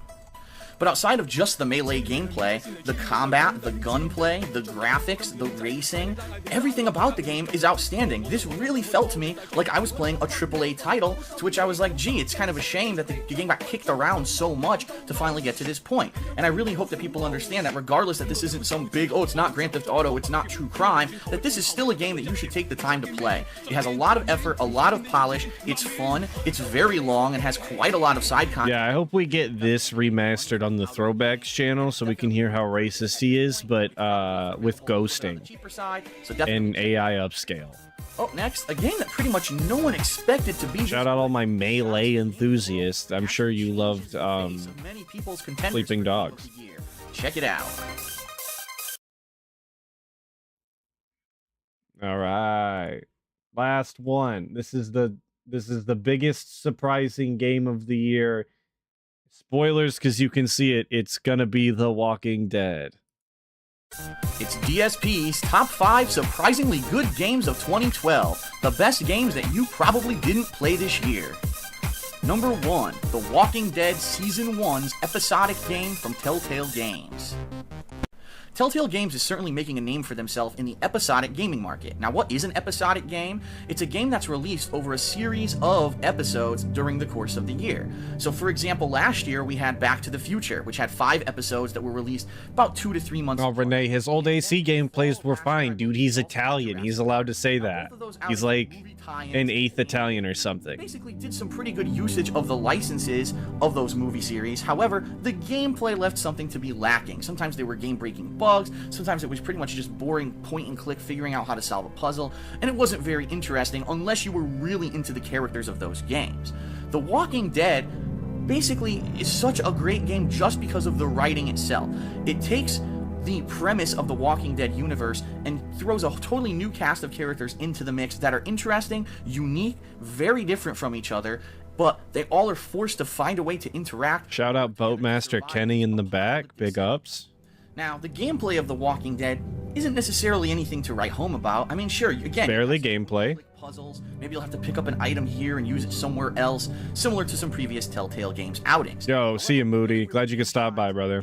The dialogue and the story itself and how your choices in the game can actually completely change the outcome. So for example, there will be certain times during The Walking Dead Season 1 when you'll be forced to side with either one person or another when there's a feud or disagreement. And judging on Yo, and I don't know if you just noticed there on the gameplay, but that QTE was a keyboard button, which means that he played this on PC. And if I recall correctly, he failed a lot of QTEs because he had to look at the keyboard to know what keys to press. So yeah, big ups, the keyboard style detractor. Actually side with, it'll change dialogue options, it'll actually change the plot of the game, and some characters may or may not survive or even come with you for the remainder of the game.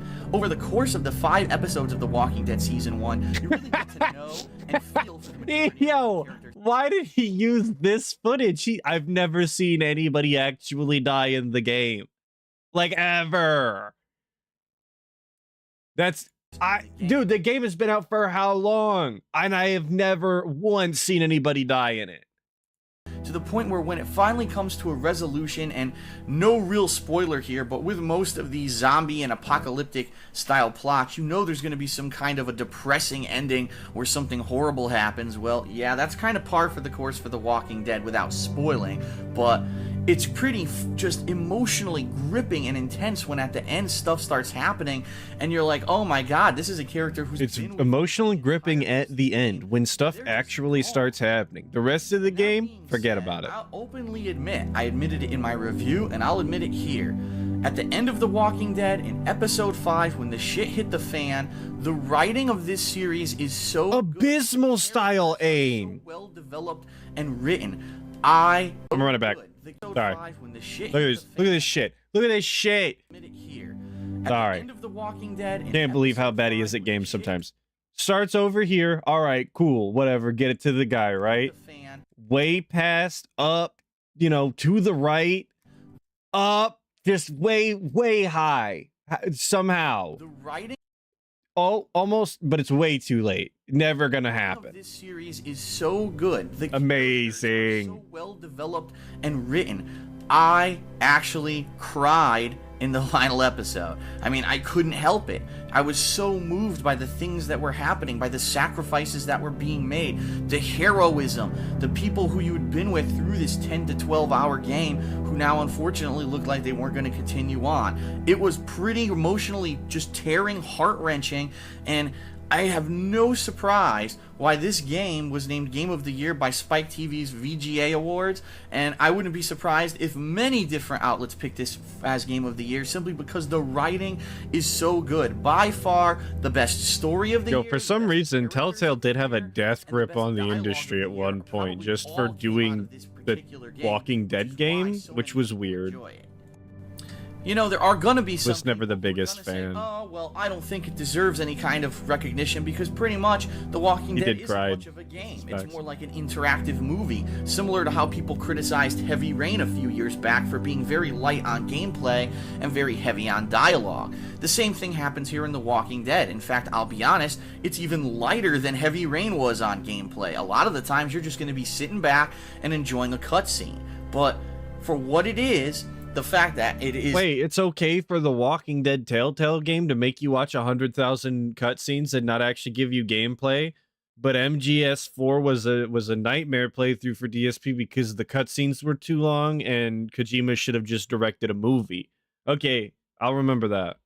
It's not even a full retail game. I mean, the thing... Ragnar, I was gonna say that as well. The only Telltale game I've ever been interested in was Wolf Among Us. And the fact that it's the only one that ever piqued my interest. I watched the best friends play it, and that was the end of that. You're gonna get emotionally moved by the game, but then in addition to that, as I said, the game actually changed. And, yo, the music just cut out.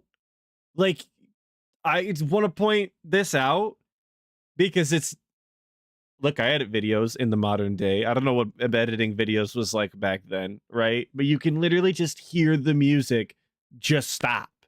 Moved by the game, but then in addition to that, as I said, that's it. Actually changes that was it. Get them out of here. So there's even incentive. Oh, we're back. We're back. It's fine. We restarted the track. Try different decisions and see how that affects the dialogue. See how different characters' attitudes change during the. We had to loop it again. Things that you've said and done. So The Walking Dead. Basically, they say Jesus was drinking grape juice. I'm drinking gin. And just emotional games that I've played in quite some time. It actually made me tear up during my playthrough. Surprisingly good. Again, the past two Telltale games weren't that great. The Walking Dead, amazing. Definitely check it out if you haven't. Definitely check it out if you haven't seen it. Pretty much gonna wrap Rest in peace to the two best friends. A much better gameplay channel than DSP has ever and will ever own. So big ups. Oh, what time is it? What time? Oh, it's 11:41. Big ups. What are we watching next? I actually have the 2012 best games of the year list. How could that was the other thing that I actually downloaded. So let me pull that up real quick. We're moving back to VLC. Shout out VLC for being the best media player. Well, it's a new year, and you know new year, except it's not. We've watched 3 of these now. Of 2012 from 2012. And start my official Game of the Year awards. This year, I'll be looking at my top 10 favorite personal picks from all of the games that I play. And keep in mind, I make an honest effort to try and play every major release. So I really feel that I have a unique perspective when it comes to a Game of the Year award selection that other reviewers may not have. This year has seen a large plethora and variety of games. And I'll be honest, I really think that the year did come out with a slower start, with a lot No, wait, I messed it up. No. I'm reading the chat and that won't stop. Stop. Get some help. Actually, VLC's all messed up. That's not my fault. It's VLC. I did nothing wrong. There it is. It's still kind of messed up. Why is it like this? I'm sorry. I messed it up. I'm going to restart it. I'm going to make you watch the whole thing again. Ha ha. And now the play button won't work. Why is it like this? Well, it's a new Whatever. year, and you know what that means. It's once again time for... Is this in his video? Best... No, it's me. All right, whatever. I don't care. I don't... And start my official Game of the Year awards. This year I'll be looking at my top 10 favorite personal picks from all of the games that I play. And Disaster. Yeah, Jackie, disaster. To try and play Echo, dropped inputs. Release. So I really online feel patterns. I have a unique perspective Mash when it jab. comes to a Game of the Year award selection that other reviewers may not have. The feed was off. This year has seen a large plethora and variety of games. A large plethora and variety. The year did come out with a slower start, with a lot of AAA titles that we thought would be better than they actually ended up being. Maybe a snafu here or there, but once the hardcore game snafu, big ups. off in September, we saw good release after good release, which really kicked up my selections for Game of the Year. One important note, most if not all of the games that I'll be talking about in this countdown, I've actually done full-length reviews in my Hateful Truth video game review series. So if you see... Oh, and don't you worry. One of these days, we're going to be looking at some Hateful Truth review series. Don't worry about it. We're going to look at individual, unique style DSP reviews. I know that's what everybody was clamoring for. I seen a lot of people were saying in chat, shout out a lot of people that they wanted to see the actual reviews. Don't worry, we'll get there. Anything here Snood, this is absolutely a threat. 100%. My Hateful Truth review.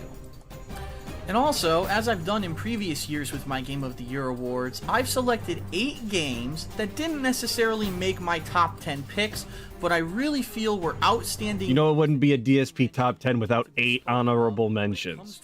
Really a top 18 then, isn't it? A lot of the time, some of these games slip through the cracks. Some of them came out a little bit earlier on in the year, and a lot of people probably have forgotten about them. So we're also going to be doing some honorable mentions during the countdown. So let's get started.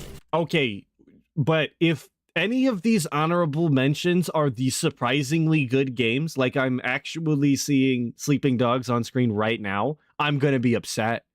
I'm going to be so angry if we talk about the same goddamn games. It's Dark Side Phil. Thank you for blowing out my ears for a second, DSP. Big ups. What's up, Darwinning? How's it going, brother? Honorable mention, Diablo 3. After waiting the better part of a decade, gamers who were full of anticipation finally saw the release of Diablo 3 in 2012. And just like... Yo, a game I actually beat, Diablo 3. ...with the development of the game, and it shows. Big ups. Kind of addictive looting gameplay, point-to-click action, and cooperative fun is very greatly present in Diablo 3. However, much to everyone's surprise, a lot of people stopped playing the game relatively quickly, which kind of was baffling because Diablo 2 was such a fan favorite. There were some people that were still playing it to this day. It was a highly addictive game. And there's a few things that I think really happened here. Number one, Blizzard making this choice that you have to always have an online connection to play Diablo 3, which was that the big feature, DSP? That's what people were pissed about. People couldn't even play the game in single player because the servers were getting slammed by so many people trying to play that. So I think a lot of people, unfortunately, they still have that issue with just about every game. Go ahead.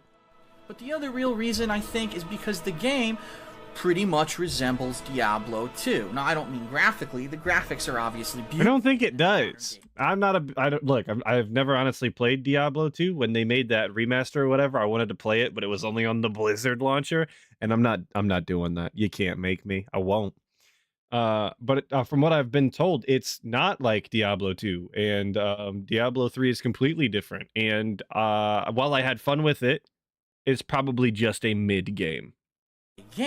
But the gameplay, I really think Blizzard stuck to a kind of if it ain't broke, don't fix it attitude, and it really does play a lot like Diablo 2, except for a couple different changes when it comes to leveling up your character and character customizations. And I really think that in this day and age, a decade after the release of the last installment, maybe it's just too dated. Maybe it's something that just doesn't catch on as much as it used to. People have found other kinds of games that they like more than this kind of addictive gameplay. Diablo 3 is a great game. I enjoyed playing a full co-op playthrough with some of my fans. Also, he's playing this footage is PC gameplay. He played Diablo 3 on PC, apparently. I can't imagine how many times he had to glance down at the keyboard. Too many is the answer, of course. It's not as good as previous ones, but I just don't know in this day and age if it really stands up to some of the other releases that are out. So Diablo 3, a great game, definitely deserved. Cuddy the Kid, I'm gonna have to see your sources, and it can't be that you made it the hell up. That's not a source anymore. That's bannable. Amazing Spider-Man. Now I think what up, putting this Rayma? game into my top 10 Sad to hear you're sick. Hope you get better. It may actually kind of have some people scratching their heads saying, a movie? Yo, this that new Spider-Man game? One of the best games of the year? And my answer, quite frankly, is yeah. I really feel that Amazing Spider-Man was. I mean, low-key, it doesn't look that different from the new Spider-Man game. Foibles of the past games that he's had over the past couple of years, and brought him back into an open-world atmosphere where he belongs. There is just an amazingly fun feeling being able to free roam and swing throughout New York City. Oh, Nerd Brew, absolutely. I want to take a look at the Stalker gameplay from a few years back on Halloween. I need to see it. To the movie tie-in that happened during this previous summer is just icing on the cake. Everything in the game is great. Responsive controls, fun combat, and sure, yes, some of the missions and things can be a little bit... I want to say, they're asking if this... Are we doing the top 10s or are these the honorable mentions still? Isn't this number 10? But I don't know. For the most part, it's a lengthy game. Sometimes I zone out. I'm reading the chat. You tune out the guy for a second, you come back. You know how it is. A lot of people skipped the game thinking, oh boy, it's just going to be another generic movie tie-in. And that's a shame, because I really think that Amazing Spider-Man was one of the best games this year and definitely deserves a spot on my top. Yeah, Shattered Dimension was the one where he got yelled at for being loud by his neighbor. Shout out my short I made. That you probably didn't play, but you may want to check out in the bargain bin. Yo, we are at the bargain bin now, and not actually in the bargain basement. So I guess shout out the bargain bin. Way better than the basement, if you ask me. As a basement dweller myself, I have to admit the bargain bin is far superior. It's Darkside Phil's Game of the Year Awards for 2012. The top 10 best games of the year.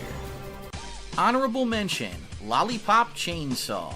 Yeah, can't play this again. All I really have to say about this Mary, game dude. It's from Suda51, so you know that it's going to be crazy, off-the-wall, adult-oriented action. It's got everything. No, I knew a girl that absolutely adored this game. I'm going to leave it at that. It's got the sexual humor. It's got the half-naked... Big ups. crazy kung fu flips and things with a chainsaw. It's got really fun and responsive gameplay, really unique and different bosses, a great soundtrack, colorful graphics. The game's really fun. Again, I think this is a game that a lot of people probably skipped over because... Yeah, Snoot, I wouldn't say the latter half of that, but they didn't understand that this game is meant to be played multiple times. Yes, the game is on the shorter side, but as you replay the game, you will unlock different abilities, different outfits. The game is meant to be a game that you play 2 to 3 times on harder difficulties, and I think a lot of people this day and age just get turned off when they hear, oh, the game's not 12 hours long. Well, that doesn't mean that this isn't a unique, fun, entertaining experience. Unique, fun, entertaining style. And that's why I'm giving it an honorable mention. Right. But now back to the countdown with my number 9 pick, The Darkness 2. Hang on. This feels like a crime. Are you allowed to do this? Are you allowed to put The Darkness 2 on your best games of the year list and on your surprisingly good games list? Is this allowed? I'm calling the police. Well, I said it before and I'll say it again. Here's another classic case of a game that was overlooked by the majority of gamers. Well, hang on, just let me... No, this has to be new. I was going to make sure that I didn't replay the same video, but this is absolutely on VLC and I didn't have the other one downloaded. So this is absolutely the right thing. Shame. Amazing. The Darkness 2 is a unique I'm suing. Yes, it Ah, is see you in court, Mr. Bernelio. It also has crazy supernatural elements. As you play through the game, you level up your character, who has this demon attached to him, and it gets crazy execution. Press X for crime. Shooting abilities. The game is perfectly paced, and as if the gameplay and the graphics weren't enough to win you over, how about a story that's a complete mystery? You are playing a gangster who is torn because his girlfriend was killed and he just hasn't been able to really get over it. A secret society starts to follow him around because they know that he has control of this demon, and then he starts to second guess himself and wonder if he really is who he thinks he is. In the story, there's actually two different plot lines. Yo, the story is super unique and good, though. But another one of a person in a mental home who's basically being told that all these, you know, super ideas of unique. this demon and this mob. Yeah, this is pretty much all the in same his head, script. and that he's just crazy, and so you start to even question yourself. What's really going on in this game? An outstanding story, great character development, a really interesting artistic style, and Very interesting artistic style. My favorite Pickups. FPS games of the year. And then there was actually online cooperative mode that was a completely different campaign that was also very entertaining. So the question is, why didn't this game get more attention? And No, dude, this can't be the same script because he hasn't mentioned that the online co-op mode added hours of gameplay, dude. It's only vaguely the same exact script. He changed every, 9 lines. Not really sure, maybe because it was a sequel and people didn't necessarily Totally like the first different. game. It's kind of like if you were to take his script and AI upscale it and run it through some noise echo reduction filters. That would pretty much be what we're doing right now. Undetectable by YouTube. Much as this one was, I really think the major reason is because the campaign of the game is around 5 to 6 hours long, and in this day and age, a lot of people just say, oh, the game's too short, I'm gonna skip it. Also, there was the fact that there were a lot of other very popular games being released around the same time as The Darkness 2, and I think a lot of people said, oh, I'm gonna save my money for this other AAA title, and that's unfortunate. The Darkness 2 is perfectly paced. If the game were any longer, I think people would say, oh, it dragged out too much, or, oh, this feels like this part of the game is way too long. The story has a really interesting conclusion, and I am really disappointed, and here's why. There was supposed to be story. Wait, you're putting this on your games of the year list, but you're disappointed? That don't add up. I thought that's why it was on the surprisingly good list.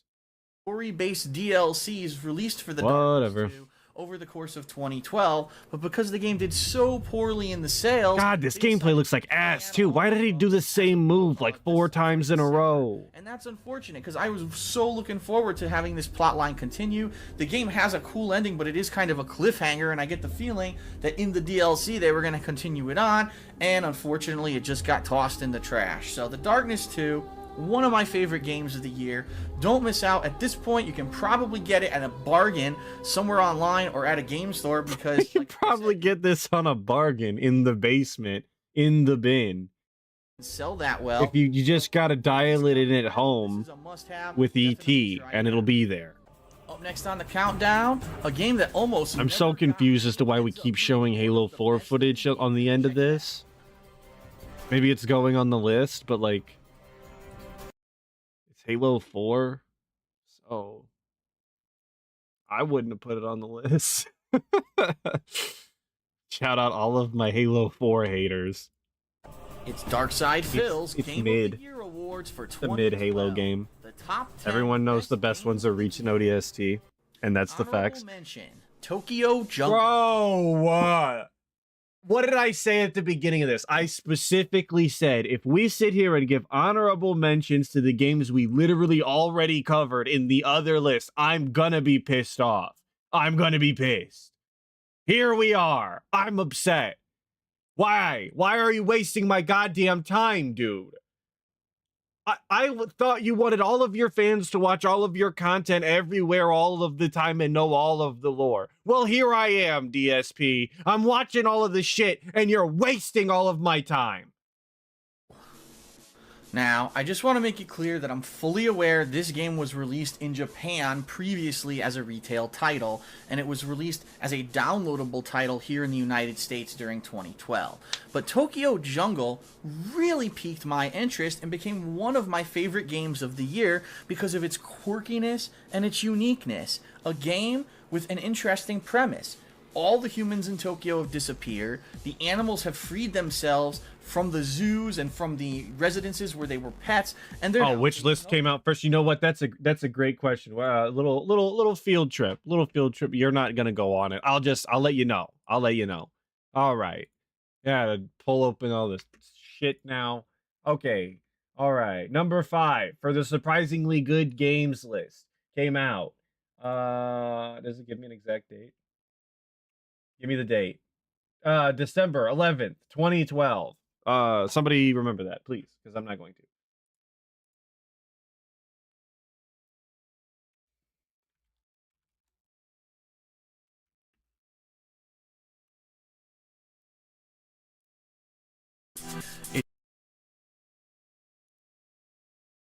The other list literally came out first because this I guess I should check the first part of the most.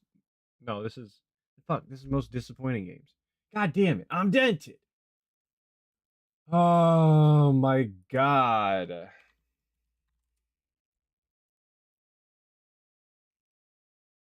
Where is literally the playlist that I downloaded this from?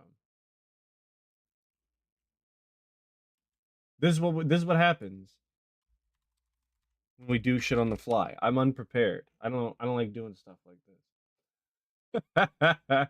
It's can't navigate YouTube. It's too complicated. I'm too stupid. There it is. I found it. That playlist right there. Well, shut up. January 3rd. So like almost an entire month later, he did the game of the year that we're watching now. After he did the surprising games. Because those came out in the middle of December and this came out at the beginning of January. So actually almost a month later, he's just recycling content. Awesome, great. I'm glad we can get back to what we were doing. Very robust they're populating findings on our field trip. They're having Thank you, a guy with long hair. Why the hell are there dinosaurs in this game? It's pretty crazy. And the game could have simply just been you running around with survival mode, trying to survive and reproduce and get points. But no, the game has customizable items that you can dress up your animals in that make them look really cool. The game has a story mode that actually explains everything that's going on behind the scenes and unveils the mystery of where all the people went. This really is, bang for your buck, one of the best games of 2012. And he even reused bang for your buck. Decided to try it out and do co-op with my girlfriend because if I haven't been looking for a game to actually just repeating lines that he already said one of my personal again picks of the year. So Tokyo Jungle, you can get it on PlayStation Network right now for a discounted price. They even have several free DLCs that actually help you with your gameplay. Oh, also, no one has said it or I've seen, but we hit 100 likes, so here's the bubbles. Look at them go. Get the chance. Bubble time. See, you didn't even have to remind me. I remember. Unlike the guy. Sleeping Dogs. For a game that almost never got made, Sleeping We're Dogs doing is a Sleeping try. Dogs again? Being tossed around, having multiple titles and being I'm just bounced gonna from shut up. studio to studio, Sleeping Dogs finally found its home with Square Enix, and boy was it a success. Now, of course, the game is going to draw parallels to Grand Theft Auto because it's an open world game, third person, a lot of the same kind of run and gun action. Did you know Yes, you can Sleeping steal cars. Dogs, Yes, there are races, Hong Kong, but in China they say GTA style melee? the story of an undercover police officer in Hong Kong who actually I forgot that part. Undercover Yakuza. story of the game develops, he becomes very emotionally invested with the people who he's friends with in the triads and actually walks the thin line between the law and breaking the law. And it's really interesting to see the choices that he makes. Will he stick up for the triads and try to defend them? Will he try to do a police investigation and give up critical information that may put his Also, big ups this song. and it's really fun. The driving is pretty fun and interesting. The controls are a lot easier than a Grand Theft Auto game, that's for sure. The amount of side content, the collectibles, the missions, everything in the game is fun as I hell. never failed the mission. The soundtrack Also, really good. he's talking about. He said that Sleeping Dogs is far easier than a GTA game, but DSP is the only person I know who actually had that much difficulty with old GTA games. You know, obviously everybody had problems with following the goddamn train. That's really all they had to do. But everyone had an issue with that, I believe, or the plane missions, or there was missions, right? But DSP managed to fumble every single gameplay opportunity in every Grand Theft Auto, unlike anybody I've ever seen, including myself when I was little, like I was a child. Dogs, and the one unique thing that really made it stand out from these other GTA clones was the hand-to-hand combat. Being that this game was set in Hong Kong, they decided to put a whole plethora of kung fu moves and maneuvers into the combat, which becomes free-flowing, almost to the point that you feel like you're playing Batman Arkham City, and that's a good thing. So, Sleeping Dogs, a unique combination of different elements. Yes, it is kind of like a GTA clone in some ways, but I really feel it has enough uniqueness that it was one of my favorite games of the year, and definitely deserved a spot in my top 10 favorite picks. Awesome. Can we please talk about a game that's different? Controversy, a long-running, very popular series of games finally comes to a close. Check it out. I like that both of the games in this one that we just watched. I don't know. What part was this? In part 8, both games we already talked about on the other list. It was literally a nothing episode. Awesome. It's Darkside Phil's Game of the Year Awards for 2012. The top 10 best games of the year. Honorable mention, Assassin's Creed 3. Now, I know that a lot of people are personally choosing this game to be in their top 10 games of the year, but I have to be honest and I have to give my opinion on the subject. I'm not gonna lie, I'm not the biggest AC3 fan. Succeeded at many things, but also kind of failed at others. And when it comes to the balance of things, I really just couldn't give it enough credit to give it a spot in my top 10 favorite games of the year. But Assassin's Creed 3, for what it is a great game. You're talking an overwhelming amount of content, just like all the previous Assassin's Creed games. Between the main story, the amazing amount of side content with the collectibles and items like that you have to find. Why is it amazing side content in AC3 with collectibles and stuff like that, but Zelda has side content that is actually upgrading your character's health meter so that you can play the game as it was intended, and that is padding and unnecessary bloat. But all of the collectibles, a la Feather style, that's totally fine, and he loves it. Whatever, man. Side missions where you're helping out people, when you're collecting homesteaders who then will add to your land. The naval missions, which I never even really got a chance to dabble in due to time constraints during my playthrough. Fort Worth Race, you just don't like his Italian swagger. It's okay, dude. And I really did like the continuation of the story, and I'm interested to see where it's going, even though there was kind of a... You wouldn't get it. He was too robust. Like the last several Assassin's Creeds. So where do I feel the game went wrong and why didn't it make my top 10? Well, number one, overwhelming amount of game bugs on launch. This by far, out of all the games I played this year, had more visually apparent game bugs than anything else I've played. And for a game that's supposed to be a AAA title that was years in development, that's not acceptable. Number two, the introduction of the game is insanely long. We're talking anywhere from 3 to 5 hours, and really is a letdown. It drags, it's slow moving. You're like, geez, when do I get to finally play? You know, the best part for me of AC3 is this ship combat being refined for 4 and making 4 a good game. The same, and that Everything about AC3 to me could leave. There's the character of Connor, the main character of the game. And Black Flag was barely even an Assassin's Creed game. I wish that they honestly didn't even include the assassin shit in it. It was useless. Bickering with the person who trained him in the first place, who's trying to help him. He can't make up his mind. He's wishy-washy. He does things for He's wishy-washy. reasons, and he's nearly not in line with the previous protagonists that we've had in the Assassin's Creed series. I really think they went a little bit wrong when they were developing his character, and by the end of the game I found myself saying, I really don't like this main character. I like his abilities, I like the gameplay and the combat, but he's really not that much of a likable person. And if you don't like the person who you're playing as in What a up, game, Hosku? Glad you can make it to the stream. really make you want to play the game anymore. And unfortunately, that was kind of what I was feeling during Assassin's Creed 3. I couldn't wait to get back to Desmond because that was a character who I actually did like. So What? one final thing that Bro, you want to talk about a hot take? This guy's saying that he can't wait to get back to the Desmond parts of Assassin's Creed games. Look, I'm not a Desmond hater. I think that those segments were story pivotal, I guess, very mediocre at best. But I'm not gonna sit here and say, I couldn't wait to get back to the Desmond parts. Like, I didn't like Assassin's Creed 3 all that much, but I didn't want to go play Desmond instead. you want to say.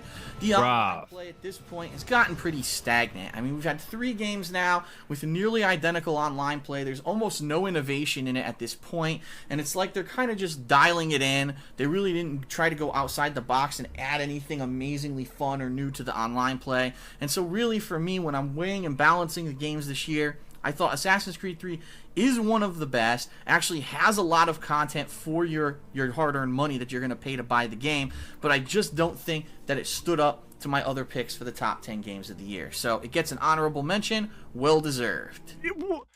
He really thought that was gonna... I gotta run it back. Because this gameplay doesn't even make sense. Or new to the online play, and so really for me, when I'm weighing and balancing the game, Why did he choke this guy out and fail the mission? Is one of the best, actually has a lot of content for your hard-earned money that you're going to pay to buy the game, but I just don't think that it stood up to my other picks for the top 10 Why? games of the year. So it gets an honorable mention. I'm so confused. Now back to the countdown with number 7, Mass Effect 3. So here's a game amid all... Yo, shout out Mass Effect 3. Great game, never played it. Still worthy to be in my top 10 games of the year. Let's talk a little bit about Mass Effect 3. It was the ending of a trilogy... I don't know, Wesley Hurd. I really don't know why he would include that awful gameplay. But he continues to do that all of the time. Wishy-washy cliffhanger ending. Another wishy-washy, dude. What is the likelihood that you get 2 wishy-washies in the same episode? That's kind of crazy. Now, big ups, Roy. Big ups, Bill Paulson, for showing up. I appreciate it. And it was going to be basically blow your mind. Well, I'll be honest. Playing the game of Mass Effect 3, initially I said, okay, they really haven't changed much. What they did is gave you the option to either play the game as more combat-heavy or more narrative-driven. Hosku, I see it in the chat for the $5. Dave also looks forward to the Mary Jane segments in Spider-Man. He's full regarded. There's no other way to describe what that, why that happens. It's just because he's regarded. When I was playing the Spider-Man game the other day, the port for PC, the remaster or whatever, I got to the first Mary Jane segment and was actually pissed. It sucked ass. Why would you want that? Of the road, I thought that was really a cool option, and it made it play like previous Mass Effect games. Of course, some people might say, well, if it ain't broke, don't fix it, but the game was just too similar to the previous games. I actually liked Mass Effect 2 quite a lot, and therefore I decided that Mass Effect 3, I was enjoying the hell out of it. And let's talk about it. different worlds, different locales, some twists and turns in the plot, the return of some of your favorite characters from the previous games, some of them actually joining your party again and becoming part of your squad, resolution of certain plot arcs and such that we've been waiting for, and I really think some of the big boss fights and the crazy stuff that was going on was fun as hell. And then the game ended, and I really feel this is where a lot of people kind of lost their way and said, oh, well, because this ending isn't good enough for me, that means the whole game sucks. And I'm sorry, I can't let myself be affected that much by one piece of the game. The game's long, the gameplay's fun, the narrative's great. You get to the gameplay. Thank you, Hosky, for the 5 again. The gameplay is long is a positive in this day and age in 2012. But if you talk to them now, every game is full of padding and way too long, obviously. Also, what the hell is the point? I'm going to say this, but I can think of plenty of examples where I'm wrong. But I'm going to say this anyway. What the hell is the point of a good story if it's going to end like shit, right? It is disappointing. It is a letdown. That's why I never finished Game of Thrones, because I heard it was trash. And then I didn't watch the final season at all, because why would I care? But I can tell you, I really do enjoy The Sopranos, and that ending is also ass. So I guess it's kind of a self-defeating argument, but shut up. A lot of your favorite My characters, stream. resolution of a lot of plot arcs. The final ending of the game, yes, was a bit disappointing, but I was kind of okay with it. It's almost like interpret your own ending. There is Lewis P. He definitely hates Mass Effect 3 now. I know of this hatred. That's the ending that you get, but that doesn't mean that that's the only possible ending. I really think that they wanted to leave it open-ended. Let me put it this way. They could have ended Mass Effect 3 just like they ended The Sopranos. The screen could have went to black. Damn, shout out to Sopranos. Thumb up your ass saying, what the fuck just happened? How did the game end like that? At least Mass Effect 3 gave you definitive choices on how to end your game, and it gave you kind of a hint at the ending. Yo, Nugs, dude, your membership ran out, and then you get gifted one to Bill Paulson by Bill Paulson. Big ups, Bill Paulson, for the handout to the boy. Hell yeah. They actually decided to go and do the free extended cut DLC because so many people were upset about the original ending of the game. He immediately used the emote that he can only see half of because he's a dirty white light mode user. That's what I was looking for. What happened due to the choices that you made throughout the course of the 3 games. Mass Effect 3, in my opinion, was a great game. It ended the series well with the gameplay. I really think that if it wasn't for the little fumble they had at the end of the game, that more people would respect the game. No, Jackie, no. We're so entitled and we're looking for this what I meant. blow your pants off ending that really are hating on the game. I personally liked it quite a lot. One of my favorite games of the year, which is why it's here in my top 10 picks. Hell yeah, Mass Effect 3. Great game, never played it. Countdown, one of the most... Sorry, I didn't have a lot to say about that. I don't know shit about Mass Effect. I played Mass Effect 1, like 3/4 of the way through, and I never beat it. Wasn't for me, dude.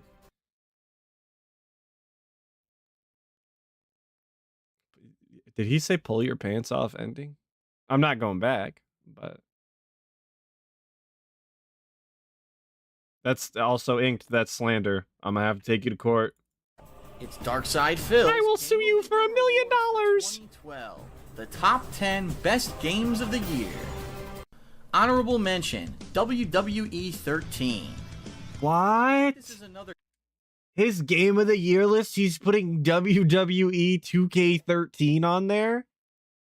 Yo, Hoskew with the $5, big ups. I'm sure everybody appreciates it. Shout out everyone who got one. Hope you like being in the intros. Hell yeah. Meester, we're doing good today. We are doing good. It's WWE Champions time. People are getting memberships, being generous. Hell yeah, dude. And we get to hang out and listen to this one clip of this banger over and over again. Hell yeah. Oh, shout out WWE 2K13, I guess.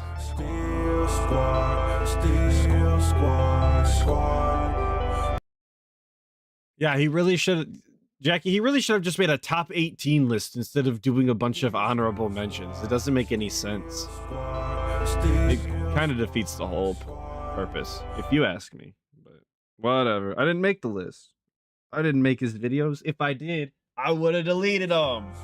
Hell yeah. Is that the now we got one more?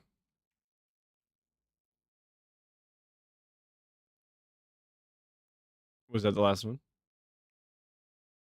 All right, that was the last one. Let's go. WWE Champions time. Mentioning it here in my honorable mentions. But WWE 13 really perfected the formula of this wrestling simulation, or almost did. There are a couple snafus here or there, a couple game bugs, a couple little annoyances, and let's be honest, the online play still sucks, it's laggy, and really doesn't work that well, and there's too many people abusing the game system. But the game itself, outside of that, is great. A full-length campaign of the Attitude Era of the WWE was a great idea. This was one of the most popular times for the company, and that's really why I feel that's why they selected So it's the Grinch. Topical. It was just Christmas, dude. A full simulation mode. Naked Men and the Grinch. 'Tis the season. The fact that there's a bunch of DLC characters. Well, he's not naked. He's got underoos on. We'll be able to fill in the blanks for up-and-comers who are coming up in the company. The character creation tool, which is amazingly detailed and really allows for you to make new wrestlers that look like up-and-coming wrestlers who maybe are already on TV, or maybe even make your own custom people. I made a character that kind of looked just like me, and I really enjoyed it.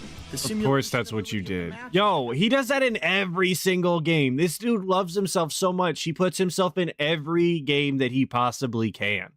I can't think of anything more boring and generic.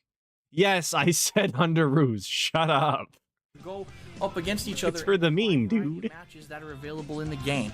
It's a really great value. Nugs, I know we need more emotes. God damn it. I'm trying to do all this content. I'm getting there. I swear. Fan of the WWE and or pro wrestling as a whole. Work is kicking my ass. I'm always tired. I'll get there, I promise. Pretty simple. It's for a niche market. It's not going to appeal to everyone. It's going to only be a good game for fans of pro wrestling. Other people simply aren't going to get it. So yeah, Inked. He decided to go random on his Baldur's Gate 3 playthrough instead, as if that was any more interesting or non-generic. And makes a WWE 14 next year, because I really feel they're so close to making the perfect wrestling game. They're just on the precipice, just on the cusp of it. And if they on the precipice, the cusp of the perfect WWE game. Great game. Gets an Everybody knows the best wrestling game is M. Dickey's Wrestling Empire anyway.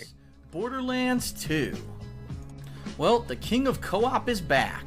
Borderlands 2 had massive anticipation from fans of the original game, and they were really hoping that the series continued to be as fun as it was. I am here to report very proudly that yes, it is. This game is fun as hell to play with a few friends, even if you're not necessarily a fan of the first-person shooter. Yo, I wonder if this video is still monetized, because there's definitely some copyright songs in the background. Yeah, exactly, the Master Thief, exactly. The fact that the game is highly addictive, with different classes, different special abilities, leveling up and customizing your characters, putting on different hairstyles and different clothing styles and skins, the amount of loot that you find, the amount of unique items, the amazing abilities that are on these items, the wide I should have had a unique counter. We would have been going apeshit today, boys. The length of the campaign, the fact that there's so much side content, the cool cell shading graphical interface, everything about this game. The what? The cell shading graphical interface? I just feel like there's too many words there, man. It's got cell shaded graphics, sure. Why did you add the word interface? I mean, all right. Worth your dollar. Yeah, the cool cell shading graphical interface. Big ups, I guess. Really can't complain like I did back in Borderlands 1. My main gripe with that game, it didn't have an ending. The game just kind of ended without any explanation. At least yeah, the Borderlands 1 ending was kind of ass. Be like that sometimes. And you really feel like, all right, I'm done. I've beaten the game. I've accomplished it. So they really listened to what the fans were saying about the first game, I think, and they improved upon it. So all I can really say is positive stuff about Borderlands 2. All I can say is positive stuff. Play with friends. I did hear it as a little bit more of a grind if you're playing it solo, but that's not the point. I think that's really what I got wrong when I played Borderlands 1 solo. I really missed out on the camaraderie and the the cooperative aspect that this game is intended to be played with. So definitely play it with your friends. Definitely check it out if you have. Yo, the DLCs for the DLCs for Borderlands 1 to me far surpassed whatever they were going to do with an ending had they made a real one. The DLCs for Borderlands 1 were absolutely awesome, and I played them a lot when I was smaller, and I had a bunch of fun with my friends back in the day. So yeah, they were super cool. One of my favorite games of the year. Up next, a highly acclaimed series finally makes its return with a few gameplay tweaks and a little something for everyone. Check it out. Check it out.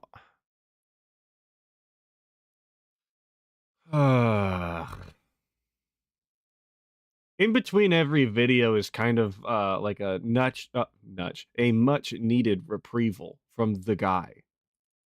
It's Darkside Phil's Game And then we get to go right back into it. Well, the top 10 best games of the year.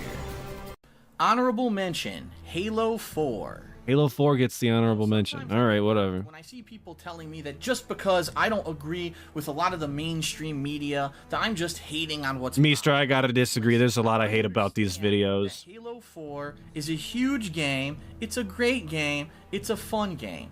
Halo's series as a whole, the franchise, has had some of the most addictive, It's okay to disagree, multiplayer gaming ever created. I fully 100% understand that, and like we can look, I'll be honest and say that we can appreciate the fact that he at least edited the videos maybe himself, or that he put some sort of effort into making a cohesive piece of content that goes together. But the scripting is terrible. The execution of the scripting is terrible. The actual gameplay is ass cheeks. The video recording style of the TV looks like ass. His points are all terrible. He's repeating the same games, through each list between his best games and his surprisingly good games. Being split up into multiple parts for a top 10 is just a terrible idea and insufferable, and his voice is awful and grating because he's doing the script style voice. Those are all of the problems I have with this, and for that reason I have to disagree. I hate this. It sucks. actually had a blast playing through Halo 4's different online modes, both by myself and then later on playing... Yes, Meester, all of the entries are their own separate videos. So I understand the series' appeal. I understand it's a shooter that's easy to jump into, but also can appeal to a more hardcore style player. I'm not saying anything negative about that, about the game. What I'm saying is I have a major gripe with people picking this for Game of the Year. Halo 4 kind of stuck straight to the formula of previous Halo installments. Nice, really nice. think that No, but Snood, I was thinking the same thing. At some point, I was like, I said, I'm starting to doubt that he actually wrote a script, because he's like, I don't even remember what the point of that was when I said it. He was like fumbling it too much, but he's using words that he doesn't actually use, which means that he at least has some sort of rough outline that has words that he pre-thought about. So he has to have something, and it sucks. Shout out Jay Wasau 989 for the 2. Did Machinima pay the guy by the word? My God, they must have. That's the only thing that explains how wordy some of these things are, and that's the other thing. He's reading other top 10s. Yo, maybe that was it. Maybe that was it. But I'll never know, because I'll never get to ask him.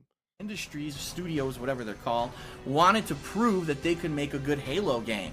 And that's fine, but when you paint by numbers, you're going to get pretty much a similar experience to all the previous games. And I really do feel that they played it a little bit too safe. Some of the things that I think they kind of flubbed on, the campaign of the game is far too short, is too easy in cooperative gameplay, and is too difficult if you play it by yourself. The story itself isn't that interesting. It's pretty generic. Meester, a little effort is all I'm willing to give him.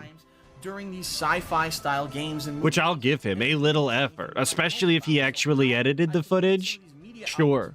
All right. Big ups for that, of course. It's more than he does today. Like, did you play the same game that I did? This is the same kind of situation way back when Halo ODST came out, and people were kissing the game's ass and giving it 10 out of 10 when the game wasn't really even a complete game. So, what? Halo 4 is a good game. I'm not accepting this ODST slander. The game is fantastic. The story, fantastic. The atmosphere, to die for, right? Not playing as a Spartan for once was super cool. And having actual characters was also super cool. The streets of New Mombasa and tying it back into Halo 2, also super cool. And Sergeant Johnson was there at the end. Very cool. Come on, man.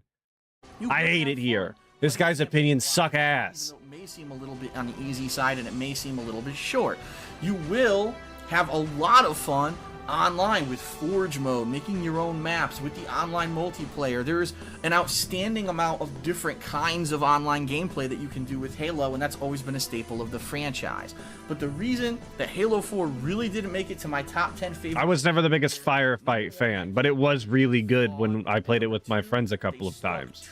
That's your thing, that's your thing. Halo games. A lot of people are calling this Halo mixed with Call of Duty. Oh, yes, Nerd Brew also. Nathan Fillion was there. People love that guy. But just added in classes and such, and loadouts similar to the Call of Duty franchise. I don't think that's enough to really keep Halo being at the top of the pack. I think it's a good game, but it was not one of my picks for Game of the Year. However, it does get an honorable mention. Now back to the countdown with number 5, Hitman Absolution. Shout out taking L's, both Logan and Lefty. This is their favorite game of all time, from what I'm to understand. After somewhat of a hiatus, Agent 47 comes back with a bang. Hitman Absolution takes the game series into the modern era with updated graphics and lots of gameplay. Yeah, Mavis, you're watching the ZombiU thing, innit? Into the more hardcore style of gameplay. Yes, ODST does stand for something. Hitman franchise. The addition of a camera that allows you to see people through walls and see where they're going to be walking and moving allows you to plan out your assassinations a lot easier than having to actually go in there and physically see the stuff for yourself. What? Is that a plus? You get detective vision, which means that you can see through the walls, and it's better that way. I feel like you should walk into the room. Yeah. Orbital drop shock troopers. Yes, that is what it stands for. I know I just said that it does stand for something and I didn't give it. Sorry. But he's sitting here talking about you can see through the walls. That's a big plus. You get detective vision. You get eagle eye or whatever. Like, I don't know, man. Also a lot of enhancements. I enjoyed Absolution when I played it, but and abilities and such that make the game a lot easier for the newcomer. And I'll be honest, I never really played many of the previous Hitman games, and I probably did, if I didn't have these accentuations to the gameplay, would have probably found this game a lot more difficult. However, if they didn't give me the baby mode, I would not be able to play the game because I am too baby in order to play, obviously. Everyone knows the best Hitman game is Blood Money. We're full of. Good news is, well, that's like that's a cold take. Everyone loves Blood Money. If you disagree, you're wrong. And make the game more mainstream and kind of screw them over. So there's actually a game mode where you can turn off all of the new additions. You can actually play the game exactly like the old Hitman games, which I think is what a lot of people enjoyed. You could have the best of both worlds, easier gameplay for those who want it, or the best of both worlds. There's also the addition of a totally new mode called Contract, in which you're able to create your own assassination missions in the maps that were in the campaign of the game. And this can lead to some crazy difficulty and hilarity, especially when they're telling you to kill certain people who basically never turn around, and you have to do it in covert mode, and it could really add challenge and creativity to the game. With previous Hitman games, people were already creating these challenges, but only they were doing it outside of the bounds of the game, saying, oh, I dare you to kill this certain person with stealth within this amount of time, and people would go and try to do it and record it for YouTube. Now there's actually a game mode where you can do these missions online and then get ranked at them, and you can very cool, a ranked mode in your Hitman. So really, this is a case of the game developer listening to the fans and being in touch with their community and giving you what you want. I love him saying that this is them being in touch with the community, and Absolution is one of the one of the biggest riffs in the Hitman community that I know of. Not that I'm the biggest knower of Hitman lore, but I didn't get my degree in Hitmanology. but it seems to me that there is a large chunk of the community that hates Hitman Absolution and a large chunk that loves it. So some of the best dialogue of any game this year.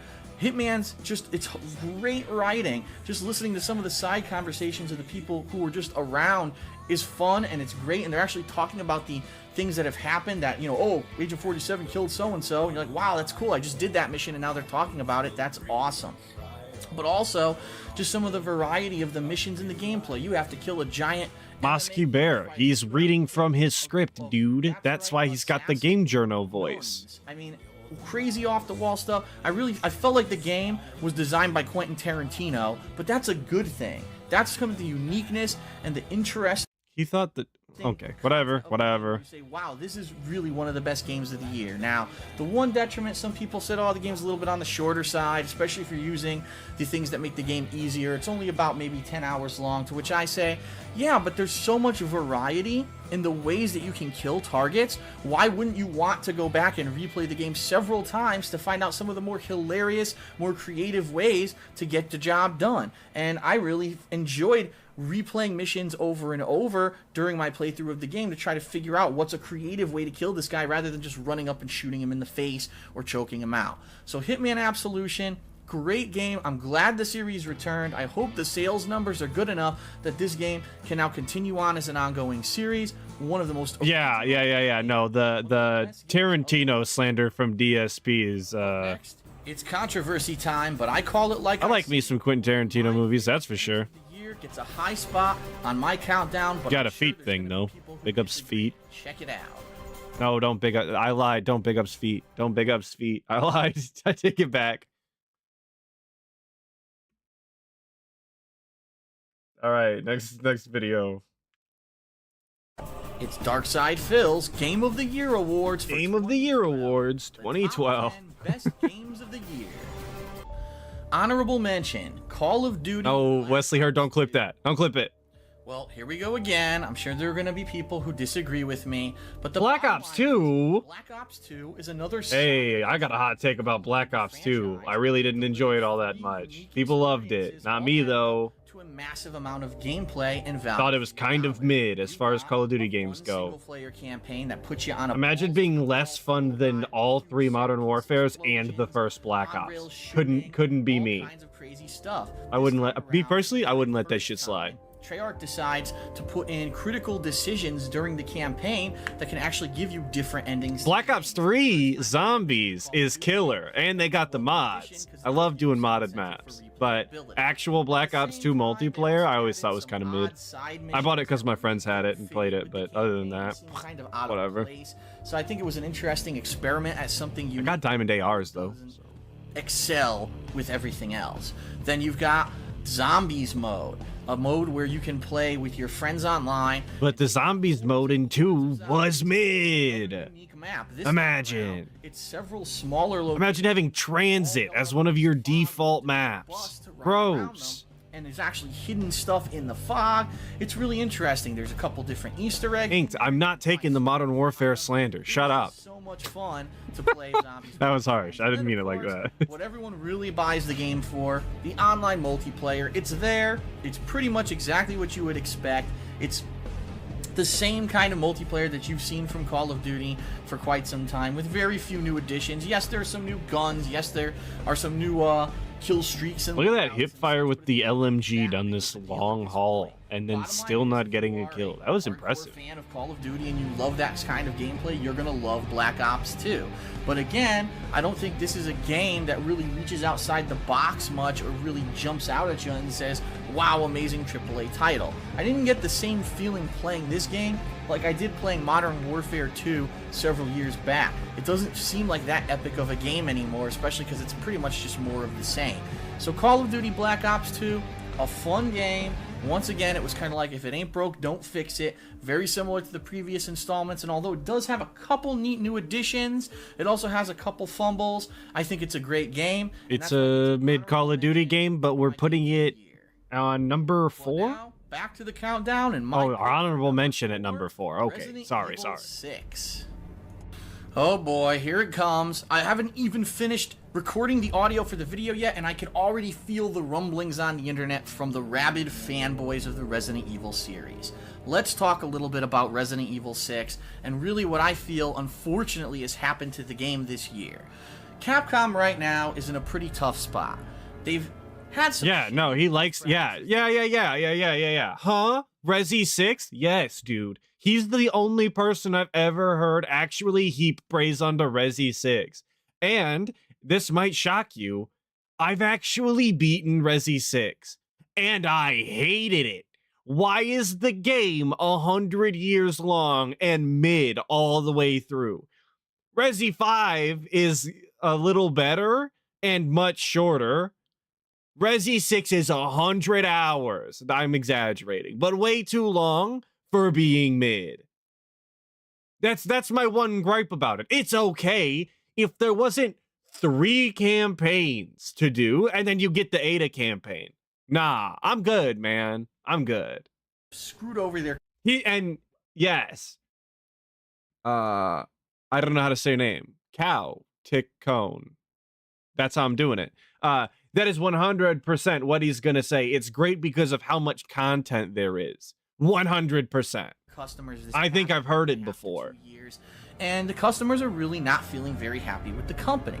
And so when Resident Evil 6 was shown that it was going in a even more varied direction from the old survival horror formula, that it was going to be a more action-based third-person shooter, it was going to be more about high production values and great graphics and an interesting story rather than that classic, oh, you have to... Chaotic one. Oh my god, you're right. It's literally chaotic one. I'm so slow. Doing this and that to open doors and going around avoiding enemies. I don't know how to read. You have this tense feeling that you're going to die and there's a zombie around every corner that can kill you. It's pretty much gone from the Resident Evil series by this point. Now, I viewed Resident Evil 6 objectively when I played it. I pretended like it wasn't called Resident Evil. I said, I'm just going to play a game for a game and see what it is. And I did do a full co-op playthrough with John Rambo, which I really feel accentuated the experience for me. And it accentuated the experience. Dude, John Rambo, I'm sure, accentuated a lot of experiences for DSP. You remember they was in the hotel room with their feet out. You know. I actually have heard that if you play this I'm sure that was very accentuated experience. AI partner is not as good as having a human. Sometimes they can get stuck. Sometimes they don't pick up weapons properly, and therefore later on in the game, if you alternate between characters, certain characters don't have the weapons they should, and that's a major fault of the game. But I really feel that this game was designed to be played cooperatively, and John Rambo and I had so much fun for 2 days in a row. We played this game in person, couch co-op. We had so much fun, and it's just, let's talk. The gameplay, very refined, more action-based now. No longer do you feel like a clunky tank. You can actually do side rolls and acrobatic flips and reverse and escape these zombies. It's nothing like the original games. The graphics are drastically improved. The production values on this game, the voice acting, the amount of, not explosions, but the sound effects and the music and the design of the enemies, the big epic boss fights. There's a lot of fun stuff in this game that really... I don't know if I would describe it as fun though. Like, what are we... Okay, typical Resi monster that we're looking at here. Viscera, and there's an eyeball. It's got teeth. Very cool. Not exactly screaming, you know, classic Resi to me though. I don't know. Stories that intersect at different points, and the cool thing, and this is what really pisses me off, is a lot of these mainstream media review the games before they're even released. I didn't see one mainstream review that mentioned the cross-play functionality of this game. That's right. If you're playing Resident Evil 6 with an internet connection and you enable the crossplay, during pivotal points of the game, you will be intersecting and playing with other people who are playing Resident Evil 6, because you'll have these groups of characters who are meeting up for the first time, and maybe you'll have a cooperative boss fight. Maybe you'll have to snipe and help out one guy. Yo, okay, all right, hang on. More pressing now. Way more pressing now. We got the snort in the countdown. This is pre-recorded. This is scripted content. We get the snort. I'm gonna run it back. 6, because you'll have these groups of characters who are meeting up for the first time, and maybe you'll have a cooperative boss fight. Maybe you'll have to snipe and help out one guy who's at a tough part of the game. He couldn't even wait till the sentence was over. Dude, it's I can't say this enough. I feel like I've been saying this the whole time. It's literally pre-recorded. Just do it again. Please just do it again. This is why you don't edit content anymore, because you're one take Burnell and it's awful and pointless. You might as well just do it live. Jesus Christ. What I was going to originally pause and say is I actually didn't know that that was a feature of the game when I played it with my friend back in the day. That when you met up with the people during the campaign from the other campaigns, that sometimes they could be real people. Nobody was playing this game by the time I got around to playing it and beating it, might I add. I beat the game. Big ups. I didn't know that was a feature. That's actually pretty cool. This is so neat. This was such a cool thing for me. No one mentioned it in the review, so what the fuck, man? You know what I mean? You have to give credit where credit's due, and if you're playing a game before it's officially released and the crossplay functionality didn't work, how can you do a legit review of the game? And that really pissed me off. But then after completing all 3 lengthy campaigns, the game gives you a 4th unlockable campaign with Ada Wong that finally ties up all the questions of the story and gives it a definitive, interesting ending. Oh yeah, and I didn't even mention the Mercenaries mode, which if you play with a friend is insanely fun, has a lot of replayability, is addicting, has unlockables. This game... I hate when he says that gameplay is addicting, right? Because I played the Mercenaries mode. I would call it subpar, but we all know what actual addicting gameplay is, and DSP does know as well. It's WWE Champions, obviously. Sound good? Sounds good to me. Has everything about it. By the way, categories. Action-packed, content-filled AAA title. So why are so many people criticizing the game, panning it, saying it sucks? Why is there this mentality, this gang mentality on the internet that this game is bad? I'll tell you why. People don't like change, especially if it's a series of... Yeah, that's totally it, dude. People just don't like change. I understand there's a nostalgic feeling there, but you have to understand that sometimes things go in a different direction.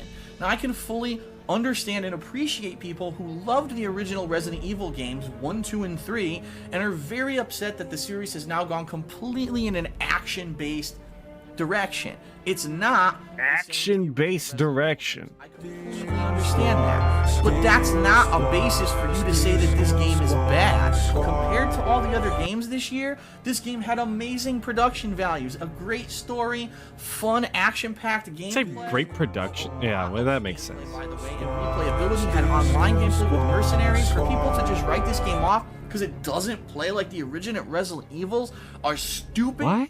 Immature. Listen to I want to hear that sentence one more time, please. Oh, shout out to everybody that got a membership. That's the free 5. Okay, that's the first half of the free 10 that I get a month. So, big ups. Of course, I'm going to give those out. Got to. No reason not to.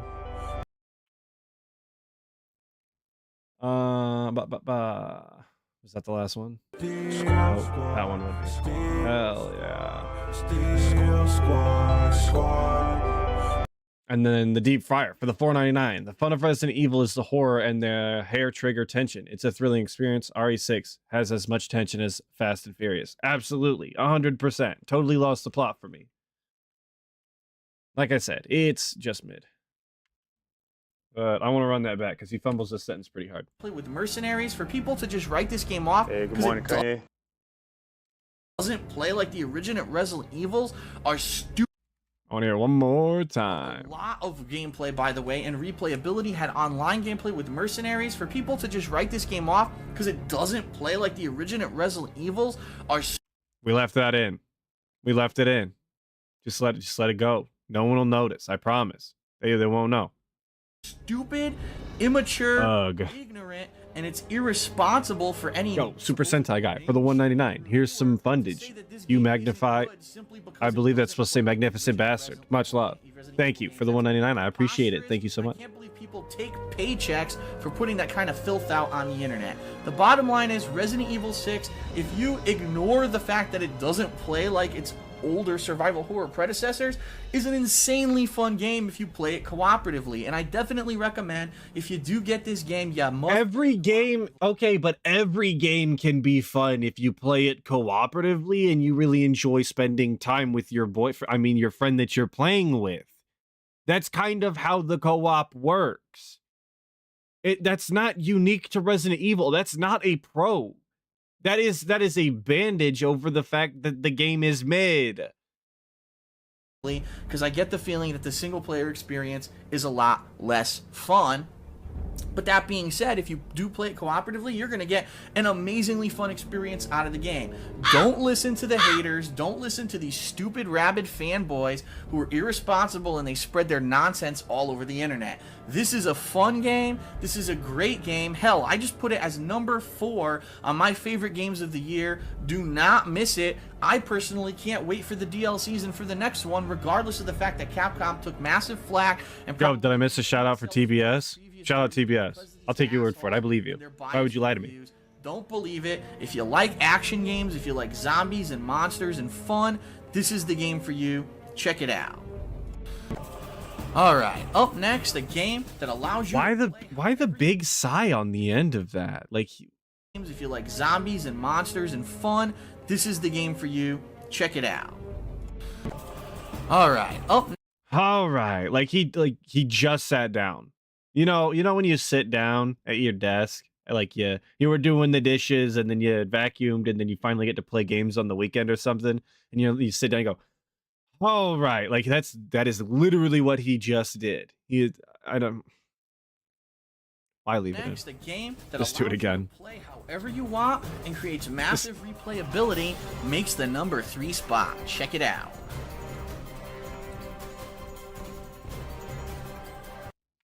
Make sure you check it out, dude. Number 3. Darkside Phil's Game of the Year Awards for 2012. The top 10 best games of the year. Honorable mention, New Super Mario Bros. U.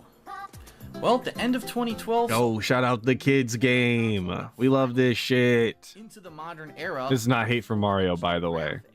New Super Mario Bros. U was a launch I enjoy a Mario game every once in a while. If not the best first-party title for the Wii U.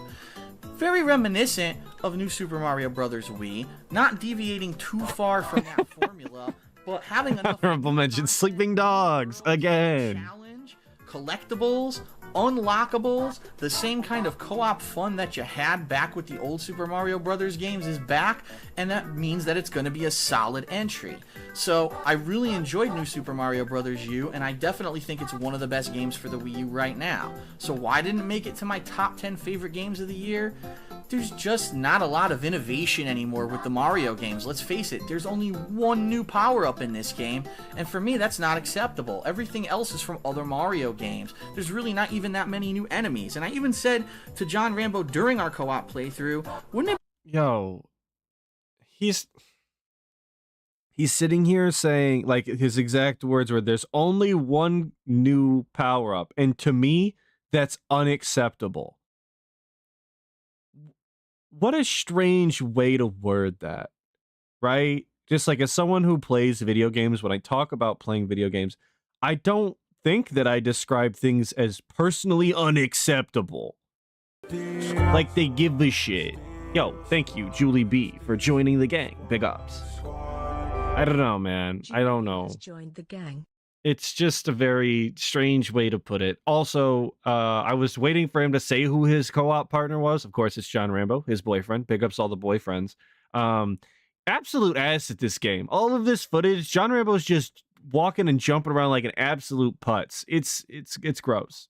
Be better at the kids game, please, Rambo.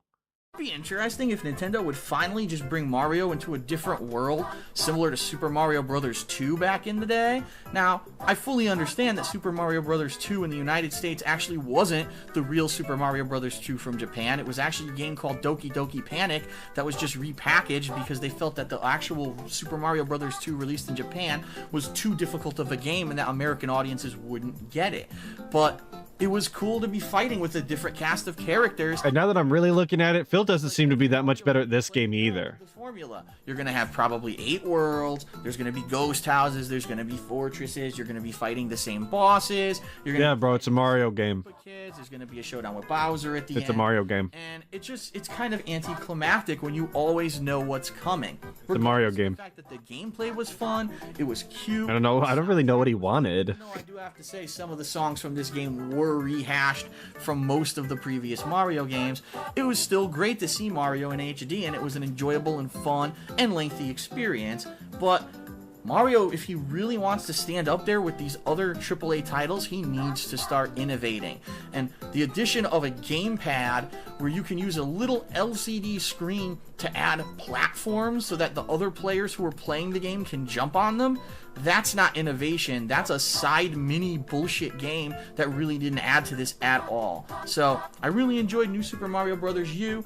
Didn't make my top 10 favorite games. Yo, to me, this is the one, he just mentioned it, where you can add the platforms all over the screen to pretty much, I know you're supposed to use it to help your teammates, but, you know, you could mess with your friends and piss them off. That's like the most interesting aspect to this game, to me, is playing the game and pissing off your friends, obviously. Deserved an honorable mention, being the best game for the Wii U.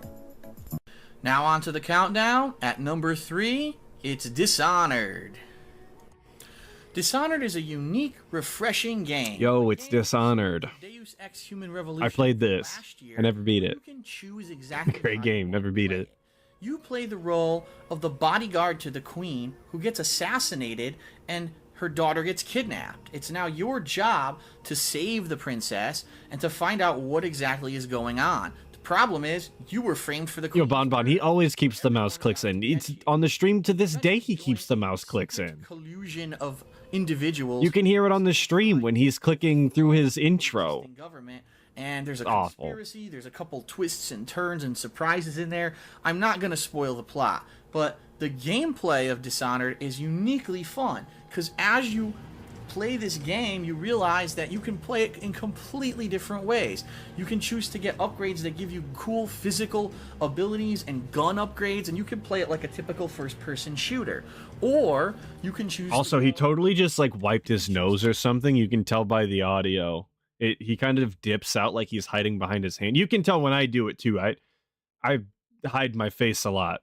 I'm sure you can tell, but I just heard it in DSP's audio here. You get upgrades that give you cool physical abilities and gun upgrades, and you can play it like a typical first-person shooter. Yeah, or absolutely. You can choose to go the more supernatural and stealthy route. You can possess certain creatures to get through secret areas, and similarly to how in Hitman Absolution you could find different ways to complete your missions, the same is true here. Maybe in some cases you'll kill someone, maybe in some cases you'll just tell them to get the hell out of there and exile themselves, and eventually you'll see the effects of what you do and how you choose to do things change the world. What is this song choice?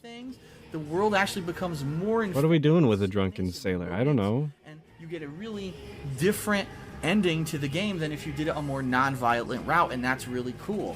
The awesome thing about this is that it adds massive replayability to the game. You can play the game completely one way, go back, replay it completely the other way, you'll get a completely different gameplay experience out of it, and you'll get a different ending. So it's definitely worth it to try out variety style things, whether it's violent or non-violent.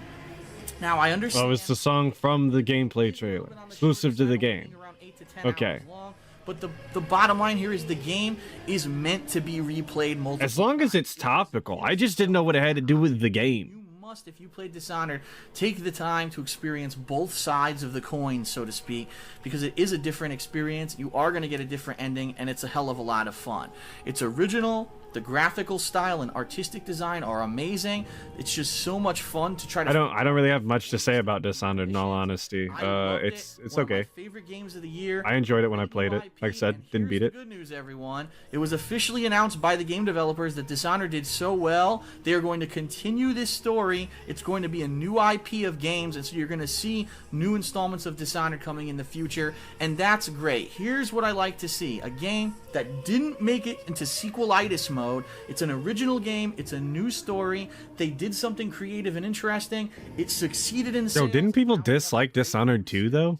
Out of a year that had so many just sequels, here's a game that stood above the rest. Congratulations to Dishonored for being one of my... Yeah, Inked, you should have been on the goddamn stream instead of me if we were watching Dishonored. You're him. You're the guy.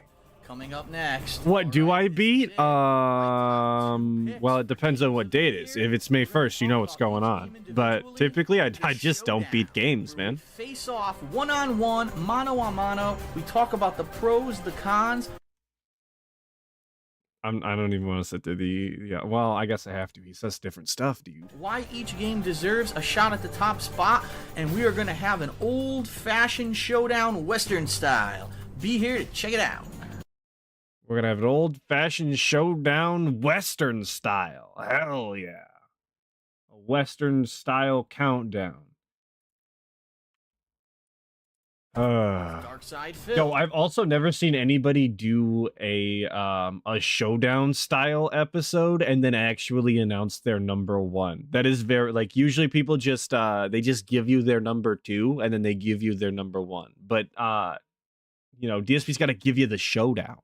Very unique originator style. Game of the Year Awards for 2012. The top 10 best games of the year. Inked, that's not a bad idea. You can walk me through the game because I don't remember like any of it, and you can tell me why he sucks. But now it's time to get down to the nitty-gritty and discuss the top 2 games of the year. The games that I feel stood above the pack, were better than the rest, and really both deserve to be called Game of the Year. Who will win? Well, let's get started by talking about each game individually and why I feel they're great candidates. Let's start. My God, why does he do that? I'm gonna rewind it. I'm gonna make you suffer again with me. Listen to this. This is peak editing, folks. This is great. Who will win? Well, let's get started by talking about each game individually and why I feel they're great candidates. Let's start. What is that little that audio pop? That stop. Gotta stop doing that. I know you can see that in your editing software. I know this is 2012. Maybe he really couldn't. I don't know. I didn't edit videos back then. But if I seen that in my shit and I let that slide, I hope y'all would tell me, because that is atrocious. That is awful. Start off this showdown talking about one of the most unlikely candidates, but actually one of the best games of the year, Telltale Games. Yo, we're talking about this shit again? Oh my God. Telltale Games has been making a name. Just reread the script, dude. Episodic, Episodic, very robust, meaningful characters, attached, licensed title, Walking Dead world, very unique. There's Duck. I hate Duck. Shout out Boatmaster Kenny. Lot of cutscenes. He cried. There we go. I did the whole episode. Continuing the plots of these popular things. That was it. But the games left something to be desired. Wonky controls, really limited puzzle and gameplay. It was just kind of blasé, to say the least. But that all changed with this year's The Walking Dead. It really took the spirit and the essence of what the Walking Dead franchise is about and combined it with some of the best writing, the best character development, the best story that I've seen in quite some time, and created what some could basically say is an artistic masterpiece. Now on the surface... Okay, Google. Define blasé. Here's the definition of blasé. Unimpressed or indifferent to something because one has experienced or seen it so often before. Yo, shout out Snood for the call out. That is definitely not how he used it. Walking Dead, I'm sure that probably didn't even come through, but unique. It's the typical zombie survival horror formula. You've got a group of strangers that meet up in the zombie apocalypse. They're trying to figure out what's going on. What are the rules about turning into a zombie and getting bitten? they're trying to figure it out, dude. How do we find I don't know, dude. Figure it out. Go from place to place looking for supplies. Throughout the story, the characters kind of interact. Some of them hate each other. Some of them like each other. They form a All right, Vanguard. Thanks for showing up, man. They start to distrust each other. Of course, there's going to be some surprise, gruesome deaths. I really forgot that I was going to set off other people's devices. That's my new bit. I'm going to keep doing it. And really, it's a gripping, interesting story. Some might say, well, I've already kind of heard this kind of story before. But really, I think where the game shines is the fact that it takes this survival horror atmosphere and puts you into an interactive work of art. And I really feel that's what sets The Walking Dead above the rest of the pack. It takes a plot and a story and a group of unique characters who you probably could have seen be Unique developed in characters. any big AAA Hollywood movie or on an actual ongoing TV series, and throws them into the interactivity of a video game, and it does so. Yo, look how big that crosshair is. They just have to be in that. Convict and accidentally escapes from the police car when the zombie apocalypse happens. You run into a girl named Clementine who unfortunately has been stranded at home without her parents, and it's now your goal to take on the responsibility of being her guardian and finding a way to protect her and meeting up with all these people. And Why trying did to it... decide who do I hang on. Okay, wait a minute. Wait a minute. I'm going to critique the gameplay some more. Watch this scene, and please tell me why it takes him this long to pull the trigger. parents, and it's now your goal to take on the responsibility of being her guardian and finding a way to protect her and meeting up with all these people. And Does that not seem like it is a very long time to be, like, to have the crosshair over the zombie? trying to decide who do I trust. And really the core gameplay of the game, He had to check their ID. and a lot of people may say, oh, that's very wishy-washy, that's not enough to make a great game, it's most of it is just watching a cutscene and picking a dialogue option here or there. But the key with The Walking Dead is that what you do directly influences the gameplay. If you make an alliance with one certain person, it may mean life or death for another. There are characters who will die. If only Boogie had that kind of restraint when it came to pulling the trigger, he wouldn't be a felon, dude. He should take notes from the guy. Where the game goes. Now, ultimately, at the end of the game, no matter what choices you made, you do get the same generic ending. But that doesn't mean that the journey wasn't worth it. Being able to see how these characters interacted, making alliances with the people who you morally find yourself. Yo, was that another wishy-washy? I missed it. Sorry. Watching a cutscene and picking a dialogue option here or there. But the key with The Walking Dead is that what you do directly influences the gameplay. If you make an alliance with one certain person, it may mean life or death for another. There are characters who will die during the course of the game because you chose one thing or the other thing, and the alliances that you form are actually going to determine where the game goes. Now, ultimately, at the end of the game, no matter what choices you've made, you do Ultimately, at the end of the game, just... get the same generic ending. Generic But ending. that doesn't mean that the journey. I missed the wasn't wishy-washy. It's gone. It's how banned. these Gone. characters interacted, making alliances with the people who you morally find yourself siding with. You will find times during the gameplay when you have to make a moral choice. This person is possibly infected or is possibly going to die. Do you kill them in order to ensure the safety of Clementine and everyone else around you? Or do you try to protect them and take care of them until the final moments, if and when they turn? And you're going to find yourself having these moral dilemmas more often than not, and it's an awesome feeling. It's also awesome, some of the dialogue, some of the characters and their personalities. You actually kind of feel Very awesome. feel friendly with these characters Why? You start to... often than not, and it's an awesome feeling. It's also awesome, some of the dialogue, some of the characters and their personalities. You actually kind of start to feel friendly with these characters. I love it. I love it. I love it. You start to feel friendly. Almost as if you know them in real life, and you kind of start to side with them in character. To see them get torn away in certain circumstances can be heart-wrenching and heartbreaking. Ain't no fucking way. Yo, Vaporware 336 with the tenor. It's kind of crazy how with a few improvements, this more subdued and edited style DSP could have been a much less insufferable version of Phil Janelle. Big ups, Atlas. Here's a couple McDoubles for you. Hell yeah, dude. I was just starting to think about what I was doing for lunch. Maybe that is the move. I will slide at the Mickey's. Maybe. Thanks for the tenor. Absolutely. Yeah, I much prefer his edited style, but I still don't think it's good. But that's because he didn't actually put in the amount of effort that it would have taken to make it good. I already listed all of the things that I hate about it, and all of that could have been improved by him if he would have just took the time, but he didn't. So The fact that the game is 5 episodes, each episode is roughly about an hour and a half long, some are a little bit longer, some are a little bit shorter, but also the fact that the game was selling, I believe, when it was upon release for like $20-something, and right now you can probably get it for a discounted rate of around $15 on Steam. This game is just such an emotional blast, and let me tell you, it's an emotional blast. Out of all the games I played this year, The Walking Dead moved me more emotionally than any other game I've played. I really started to feel for these characters so much that at the end of the game, in the final episode, when we got down to the end of the line and people were getting killed and people were separated from us, I started to cry in certain parts, and that's when you really know, dude, that a game has... Did he not hit all of the stupid points that I made when he started? Right? He did the crying thing, he did the robust character thing, he did the cutscene thing. Like that's pretty much all of the things, right, that I said.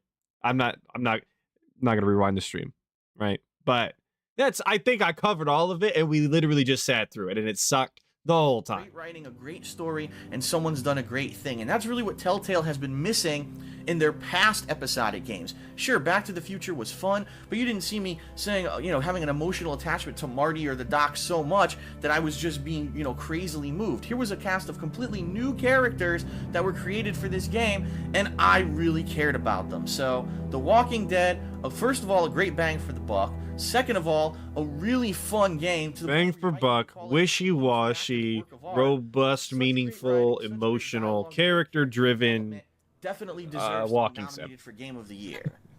On the other side of this Western stare down, we've got Far Cry 3. Far Cry 3 kicked ass back in the day, dude. I love playing Far Cry 3.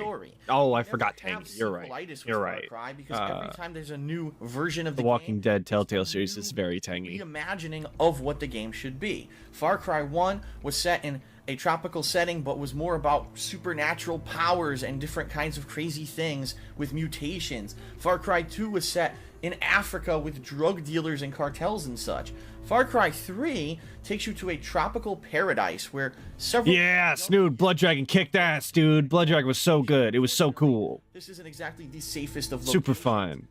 Very robust 80s style. Controlled by these neon. pirates, they're held for ransom. They're not sure using their adjectives. group is even left alive. One of them luckily escapes, ends up running into a native tribe who seems... Everything after Far Cry 3 was trying to be Far Cry 3 as far as I'm concerned, and it did it poorly. And then he decides that it's his job to save his friends and get revenge for those who they may have killed. So, very interesting plot, an interesting take, and it really turns out to be a really unique experience. Now, some media outlets have gone as far to call Far Cry 3, ooh, it's Skyrim with guns. Now, I wouldn't necessarily go that far. Who said that?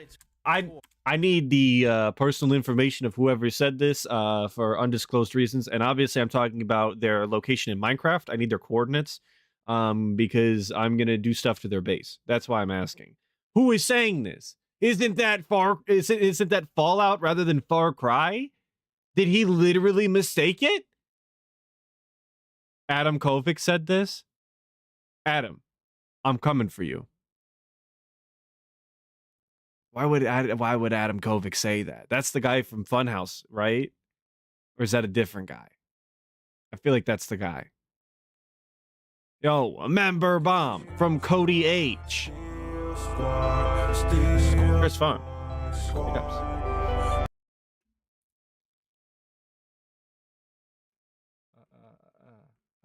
Steel squad.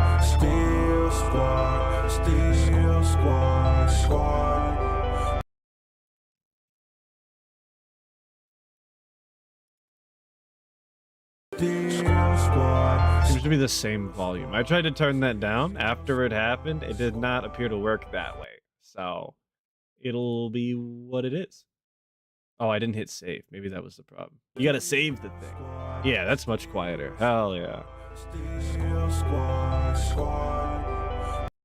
Way more robust at that volume. IGN said it. Well, IGN fully regarded. Again, Cody H, thanks for the 10 gifts in the chat. I'm sure everyone greatly appreciates it.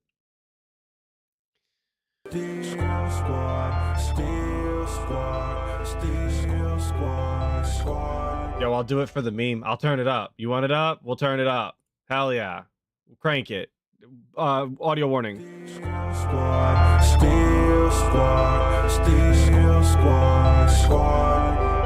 None of them are louder than my 504 though. My 504 super chat was ungodly loud as it was. Could have changed it.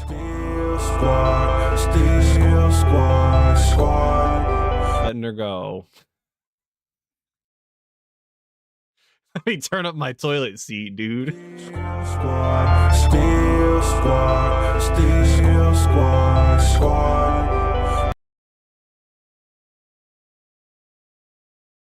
that the last one?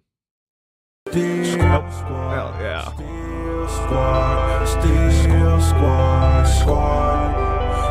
That's the last one till Darkslayer Don 213's membership comes through, which was gifted to Breezy.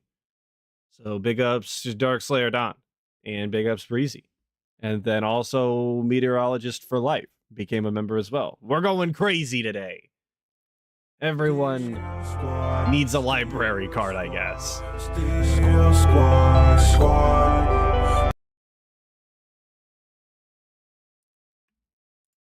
And I'm gonna turn it back down. It's a bit loud.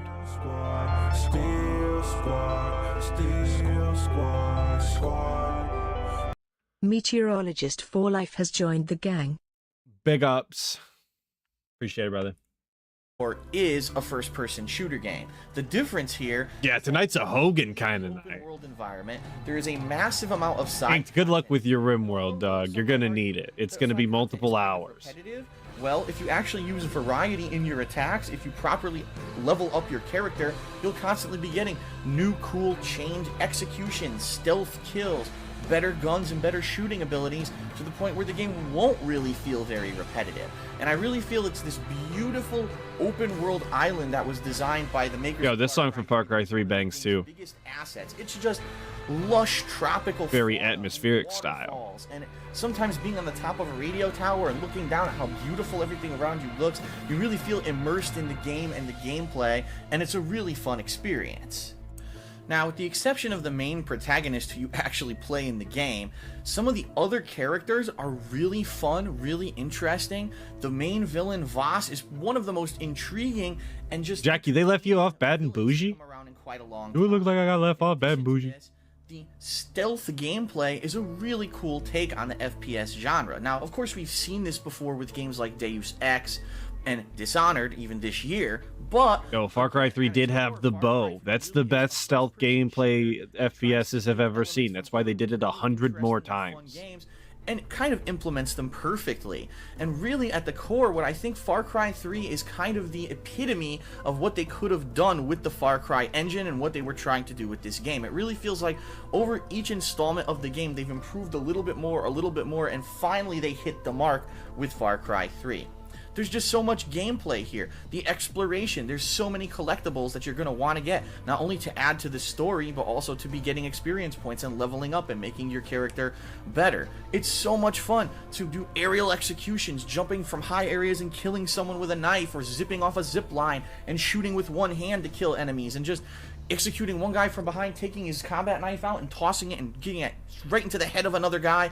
It's so much fun, and it's just the combat. Throwing knife, so much fun, dude. We loved it. Continuously level up your character and are getting better abilities.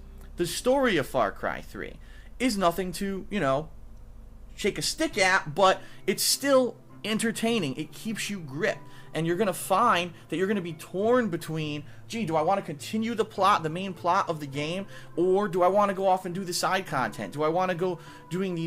Yo, speaking of doing the side content, yes, we're shaking a stick at it, Snoot, of course. That is a thing. Yeah, that's a... Okay, Google, define shake a stick at. On the website dictionary.com, they say, a large quantity, more than one can count, as in our Oh. town has more banks than you can shake a stick at. Oh. This idiom presumably refers to brandishing a stick as a weapon, but the precise allusion is unclear. Oh. I don't think he used it right then. Yo, big ups. He used it incorrectly. Snoot on top of it. He's got his dictionary and idioms on point. I don't know if that was an idiom. I stopped it to say, fun fact, I don't beat games, but I did 100% Far Cry 3. I even got the platinum on the on the PS3 back in the day. It was very cool. You even had to do the stupid co-op shit that sucked. Assassination missions, the hunting missions, the exploration. Do I want to keep taking over these enemy bases, or should I try to advance the plot a little bit more and see what happens there? So there's just so much content, and it's so entertaining that you really find yourself immersed in this world for an elongated period of time.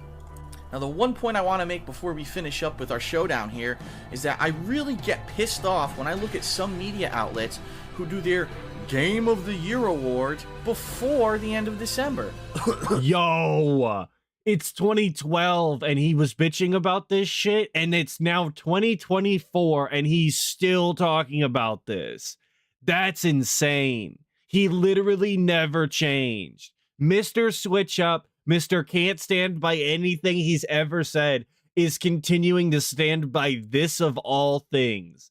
Out of all of the things that matter in your real life, this is the one thing that he stands firm on. Wild. Imagine being this petty that you care about it for 12 years straight consistently. Jesus Christ. Like TV.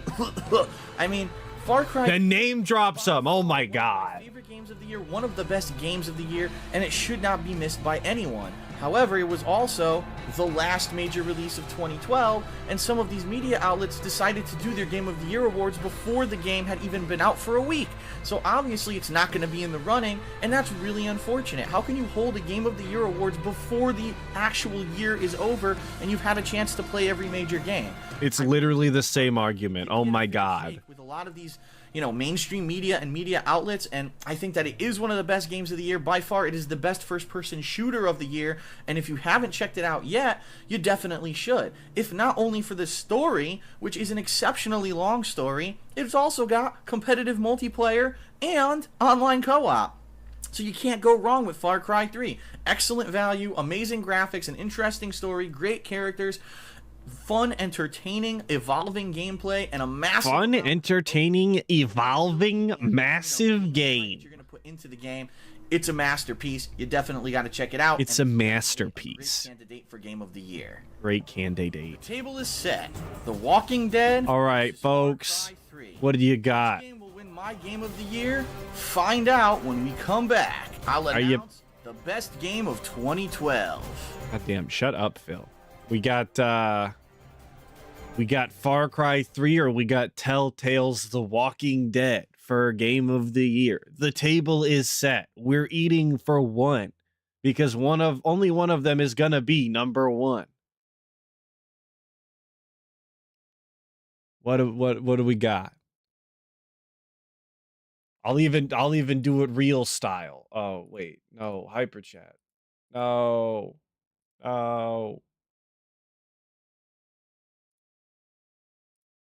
Stop.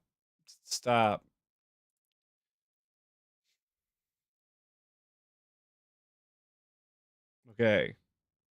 Where's the thing? How do I do the thing? I'm a real streamer.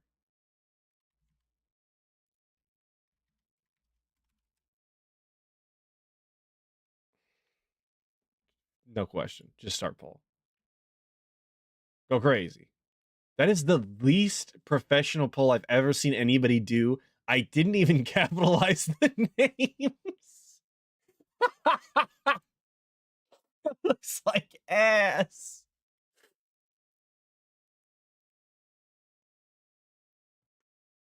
Yeah, this is my first stream. Yeah, it's so stupid looking. It seems like Far Cry 3 is winning this one. I don't see how Walking Dead can come back, but I'll give it a little longer.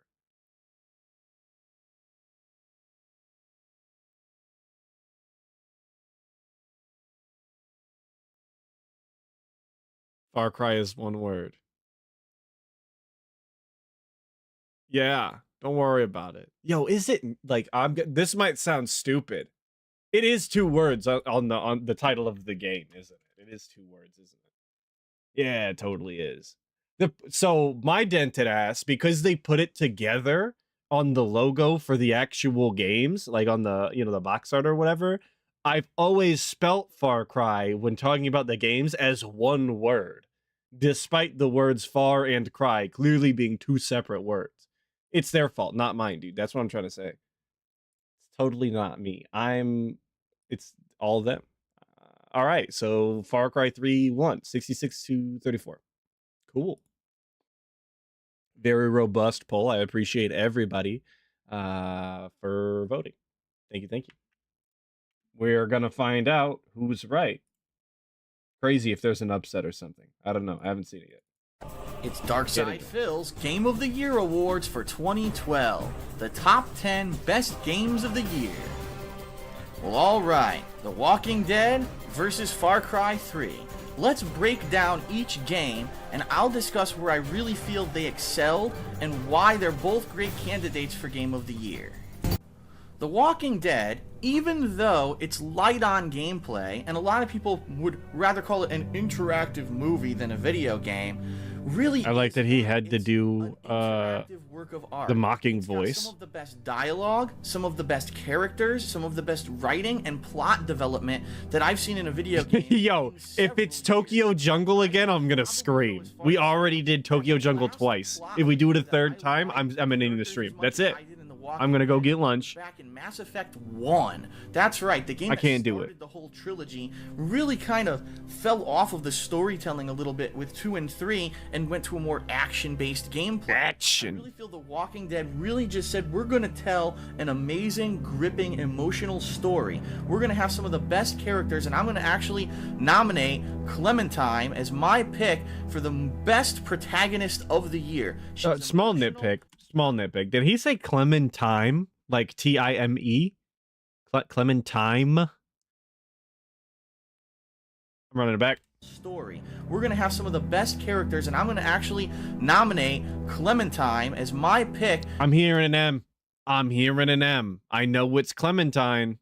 I'm hearing an M.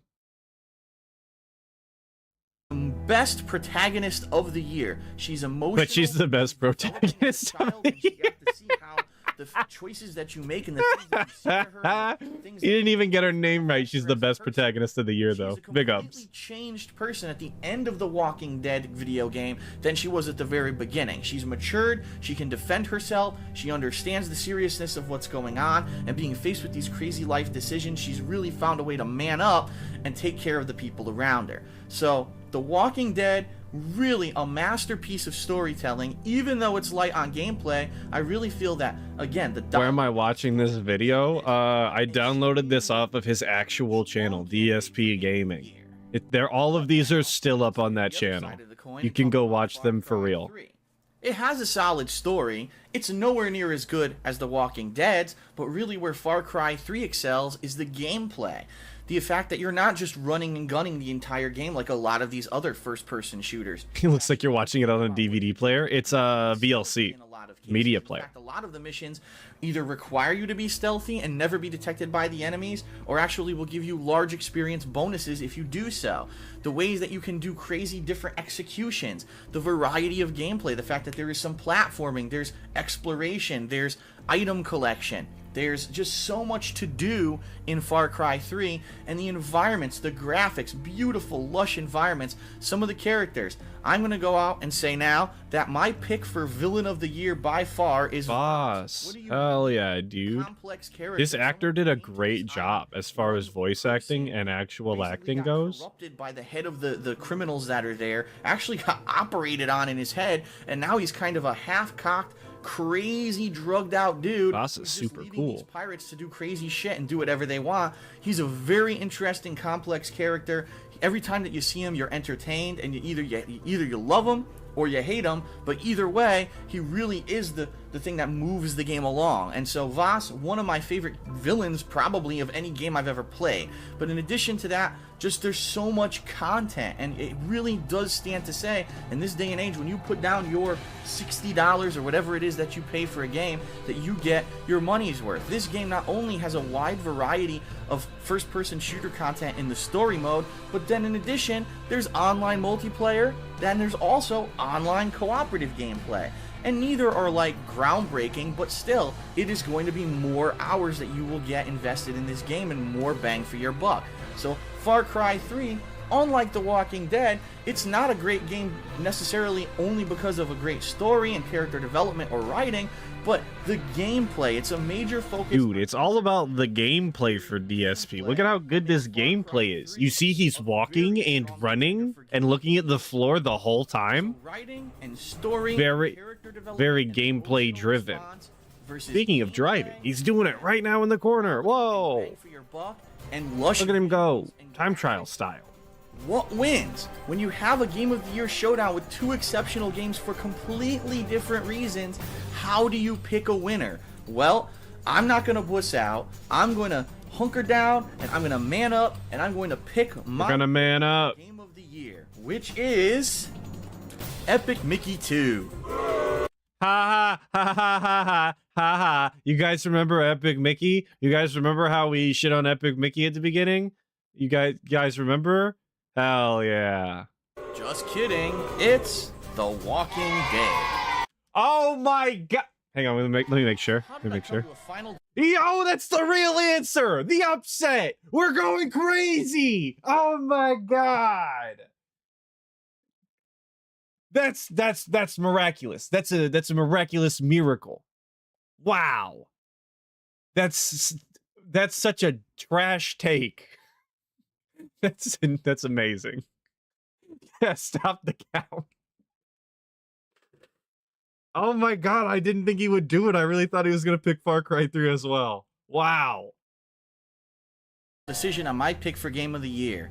Well, when it really comes down to it, both Far Cry 3 and The Walking Dead... Rest in peace to all my Far Cry 3 enjoyers. It's Telltale's time to rise up from the ashes a third time.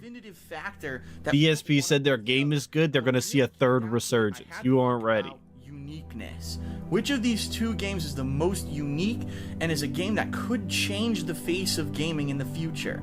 Far Cry 3, for what it is an amazing first-person shooter. As I've said, I really feel that this is the epitome of the Far Cry formula, and if they continue to put out games of this quality, that they're gonna always have hits. However, I have played games similar to Far Cry 3 before. I can draw direct parallels to Dishonored, to Deus Ex Human Revolution, and other games that have been kind of similar to it, and although it is more action-based than those games, I can... Yeah, no, CL, he has absolutely deteriorated a huge amount in the past 12 years since, you know, we're watching this here and then what we see now. He's the only person I've ever seen age like 20 years in the span of 10 or 12. He actually ages twice as fast as a normal human being. Pig Roach years work a little differently. They're kind of like dog years in the sense that, like, while he might only be 41 human being style, Pig Roach style, he's actually like 70. It kind of is something that I've played before, even though it is probably one of the best in that category. The Walking Dead is an interactive work of art. It is a story that is so gripping, it moves you emotionally. This is one of the few games that I've ever played to move me so much, and I really feel that if games continue to hit this kind of great writing, great character development, and emotional response from the people who are playing it, that games are going to actually start to be more well respected. Let's be honest here. Gaming is a multi-billion-dollar industry. We all know that. We know that games are now making more money than television, than movies, than books, than radio. He thinks that Telltale Games are going to push video games to that next level and get the respect. Is that what he just said? Is that I'm not going to run it back. I don't care that much. But that's what I heard. That's what I'm going with. It's awful. kind of being regarded as kind of a kiddie thing. You know, people make fun of, oh, everyone's playing Call of Duty or Halo or blah, blah, blah. And it's kind of like, we accept it, but is it really kind of a yeah, inked 100%. Games were still looked down on. And if you ask me, as someone who does play video games, good. Good, that's fine. I don't give a shit what the movie industry or people in general think about video games. I don't need you to consider them to be pieces of art for them to be enjoyable experiences that I get to play every single day. It's never affected me. I don't give a shit if movie directors think that they make more art than people who make video games. I don't give a shit. Their opinion doesn't mean anything to me because I don't like movies. I think movies suck ass for the most part. I think they have a horrible time telling the exact same story again and again and again. I'm tired of it. Thing that people say, oh, it's a culturally accepted thing, and the answer is still kind of no. The Walking Dead episodic game from Telltale Games is a step in the right direction, showing that when put in the hands of a great writing team, any game can become a masterpiece. It can become a work of art that grips you, that emotionally changes you. And the good news here is that The Walking Dead did so good this year, sold so many copies, and was so well received by everyone that it's already been officially announced that Telltale Game will be doing a Season 2 of the game, continuing the plot and possibly showing Clementine even grow and develop more as a character in the future. It's not confirmed, but that would be an amazing thing. I just cannot wait to get my hands on Season 2. Hopefully, Can't wait to get Season 2 of the Telltale games. They're gonna be so cool, dude. Shout out The Wolf Among Us, the only Telltale game that was interesting. Considering the game was so outstanding. So, The Walking Dead, congratulations. My personal pick for Game of the Year, and I do want to say it is very, very... It makes me feel great to see that so many other major media outlets, yes, that's right, the mainstream gaming media who I criticize so much, have also either picked Walking Dead as their game of the year or gave it respect and put it in their top 10 games of the year, showing that even a game that may not be super Jared Robbins for the 2. Why does he sound like he's about to cry? Because, dude, the game made him cry. He loved the characters. Don't you hear the atmospheric music? It's very emotional style content. He loves it so much. This is his favorite game. Heavy on gameplay, if it has the story and the emotional impact, and it has the amount of quality that The Walking Dead really had, that it can be recognized as a great game. Congratulations. Thanks a lot for tuning in to my game of the Yo, the hard cut with the music to Halo 4 gameplay is so funny to me. I want to see it again. The amount of quality that The Walking Dead really had, that it can be recognized as a great game. Congratulations. Thanks a lot for tuning in to my Game of the Year series. I'm really looking forward to the games coming up in 2013. We've got a heavy schedule right now, especially just within the first quarter of the year. There are some AAA heavy hitters that it looks like are lining up to be really great ones. Please tune in to DSP Gaming over the course of this year to check out great gameplay, and head over to my vlogs only channel, The King of Hate Vlogs, for updates. Can't go there no more. Playing, for gaming schedules, for reviews of the games as they come out, and for all kinds of other content. So thanks for joining me for the Game of the Year Awards of 2012. I hope you enjoyed the countdown. I will see ya for new gameplay this year. Shout out the vlog style content.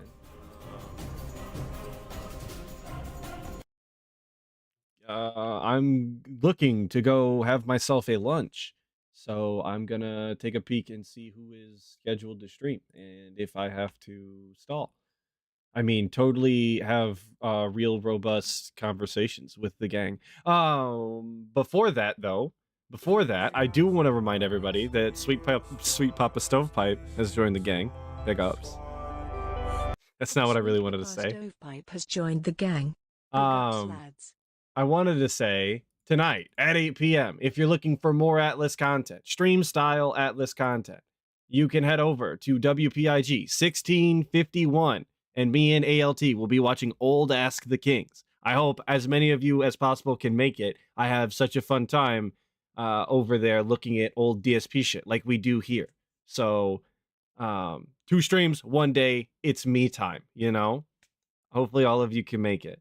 But it looks like Detractor Beam is going to go live at 45. So we can hang out till then. We'll watch something else. I'll pull up something. Yo, Jared Robbins, join the gang. Big ups. Appreciate it. We'll get a sneak Jared Robbins peek. has joined the gang. We'll go ahead and get a little sneaky peeky at 2013, because that is also on the DSP Gaming channel. So we'll do that until Detractor Beam is live, and then I'll redirect you there. Happy New Year, everybody. Oh, you guys remember The Last of Us came out? Sorry, you can't see that yet. I'm getting there. That's it. Side Phil here, and with 2013 now officially over, it's time for us to look back and crown the best games of the year. Now, traditionally, I do a top 10 countdown. This year, There's a top dent countdown? I'm sorry? of the year. Now, traditionally, I do a top 10 countdown. This year, That's actually a D. That's actually a D on the top 10 countdown. Awesome. Literally the first video in this playlist, the number 10 spot, and he's flubbed up within the first 15 seconds. I'll say it one more time. Just re-record, please. It is not complicated. here I'm actually going to do a few honorable mentions as well. Games that made it close, but didn't necessarily make it to my top 10 for various reasons, which we'll discuss during the course of this countdown. In addition, Top 10 countdown. looking at all of the games that came out in 2013, I realized something. This year's Game of the Year Awards is the first time that you don't know what I'm going to pick. And the reason I say that is because there were several games this year that I really enjoyed that I actually didn't review for various reasons. Therefore, some of the picks on this top 10 countdown are gonna be surprises, and you're probably going to say, wow. Yo, Metro, Last Light? Yeah, that's Last Light. So it's gonna be fun. Without further ado, let's get started with the Game of the Year. It's DSP's Game of the Year Awards 2013, the top 10 best games of the year. Honorable mention, Battlefield 4 on next-gen console. You're wrong for making it an honorable mention, but absolutely, Battlefield 4 slaps so goddamn hard. You want to talk about the best Battlefield game? Any opinion other than 4 is wrong, objectively wrong. You're dumb and stupid and wrong, and it's okay to be wrong. That's fine. I don't hate you for that, but it's wrong. Battlefield 4 went so goddamn hard. Console. I've never had more fun in my life than when I was playing Battlefield 4. Take me back, baby. Now, you might be saying... Me and the boys went so goddamn hard. Yeah, no, the story's fine. It's fine. But the multiplayer was where it was at, baby. Come on. Enjoy the online multiplayer of Battlefield 4. And so I did also direct capture this year. Big ups. Here in my Game of the Year Awards. Why did it? And so I did want to give the game a shout out here. Yo, he did re-record that. Did y'all hear that? Y'all heard the audio change there? I'm gonna do it one more time. Online multiplayer of Battlefield 4. And so I did want to give the game a shout out here in my... Amazing. We went back and re-recorded the word shout out, but could not fix all of the other blunders through all of these other videos. I think we got our priorities all messed up around here, man. Game of the Year Awards, regardless of the fact that I am not awarding it a specific spot. You might be saying to yourself, why didn't it make the top 10? Well, it's very simple.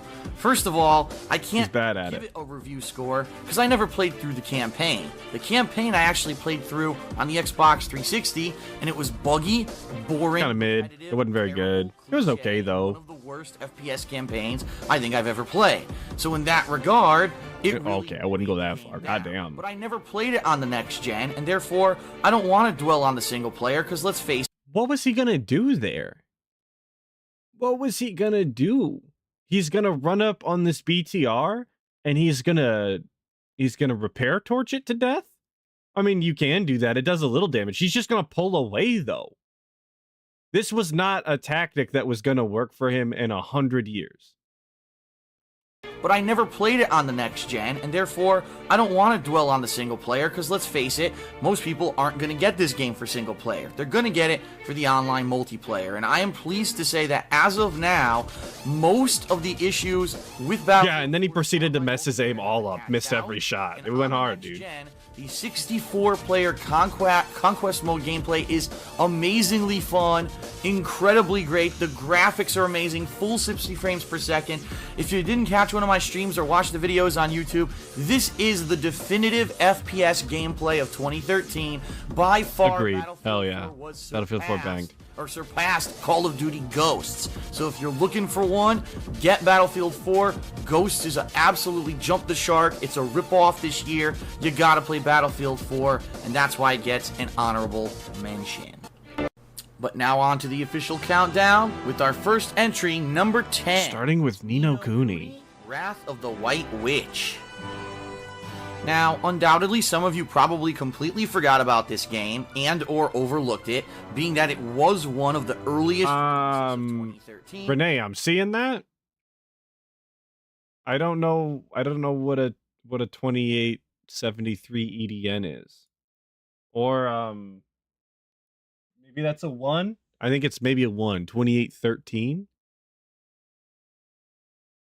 It definitely says 2813.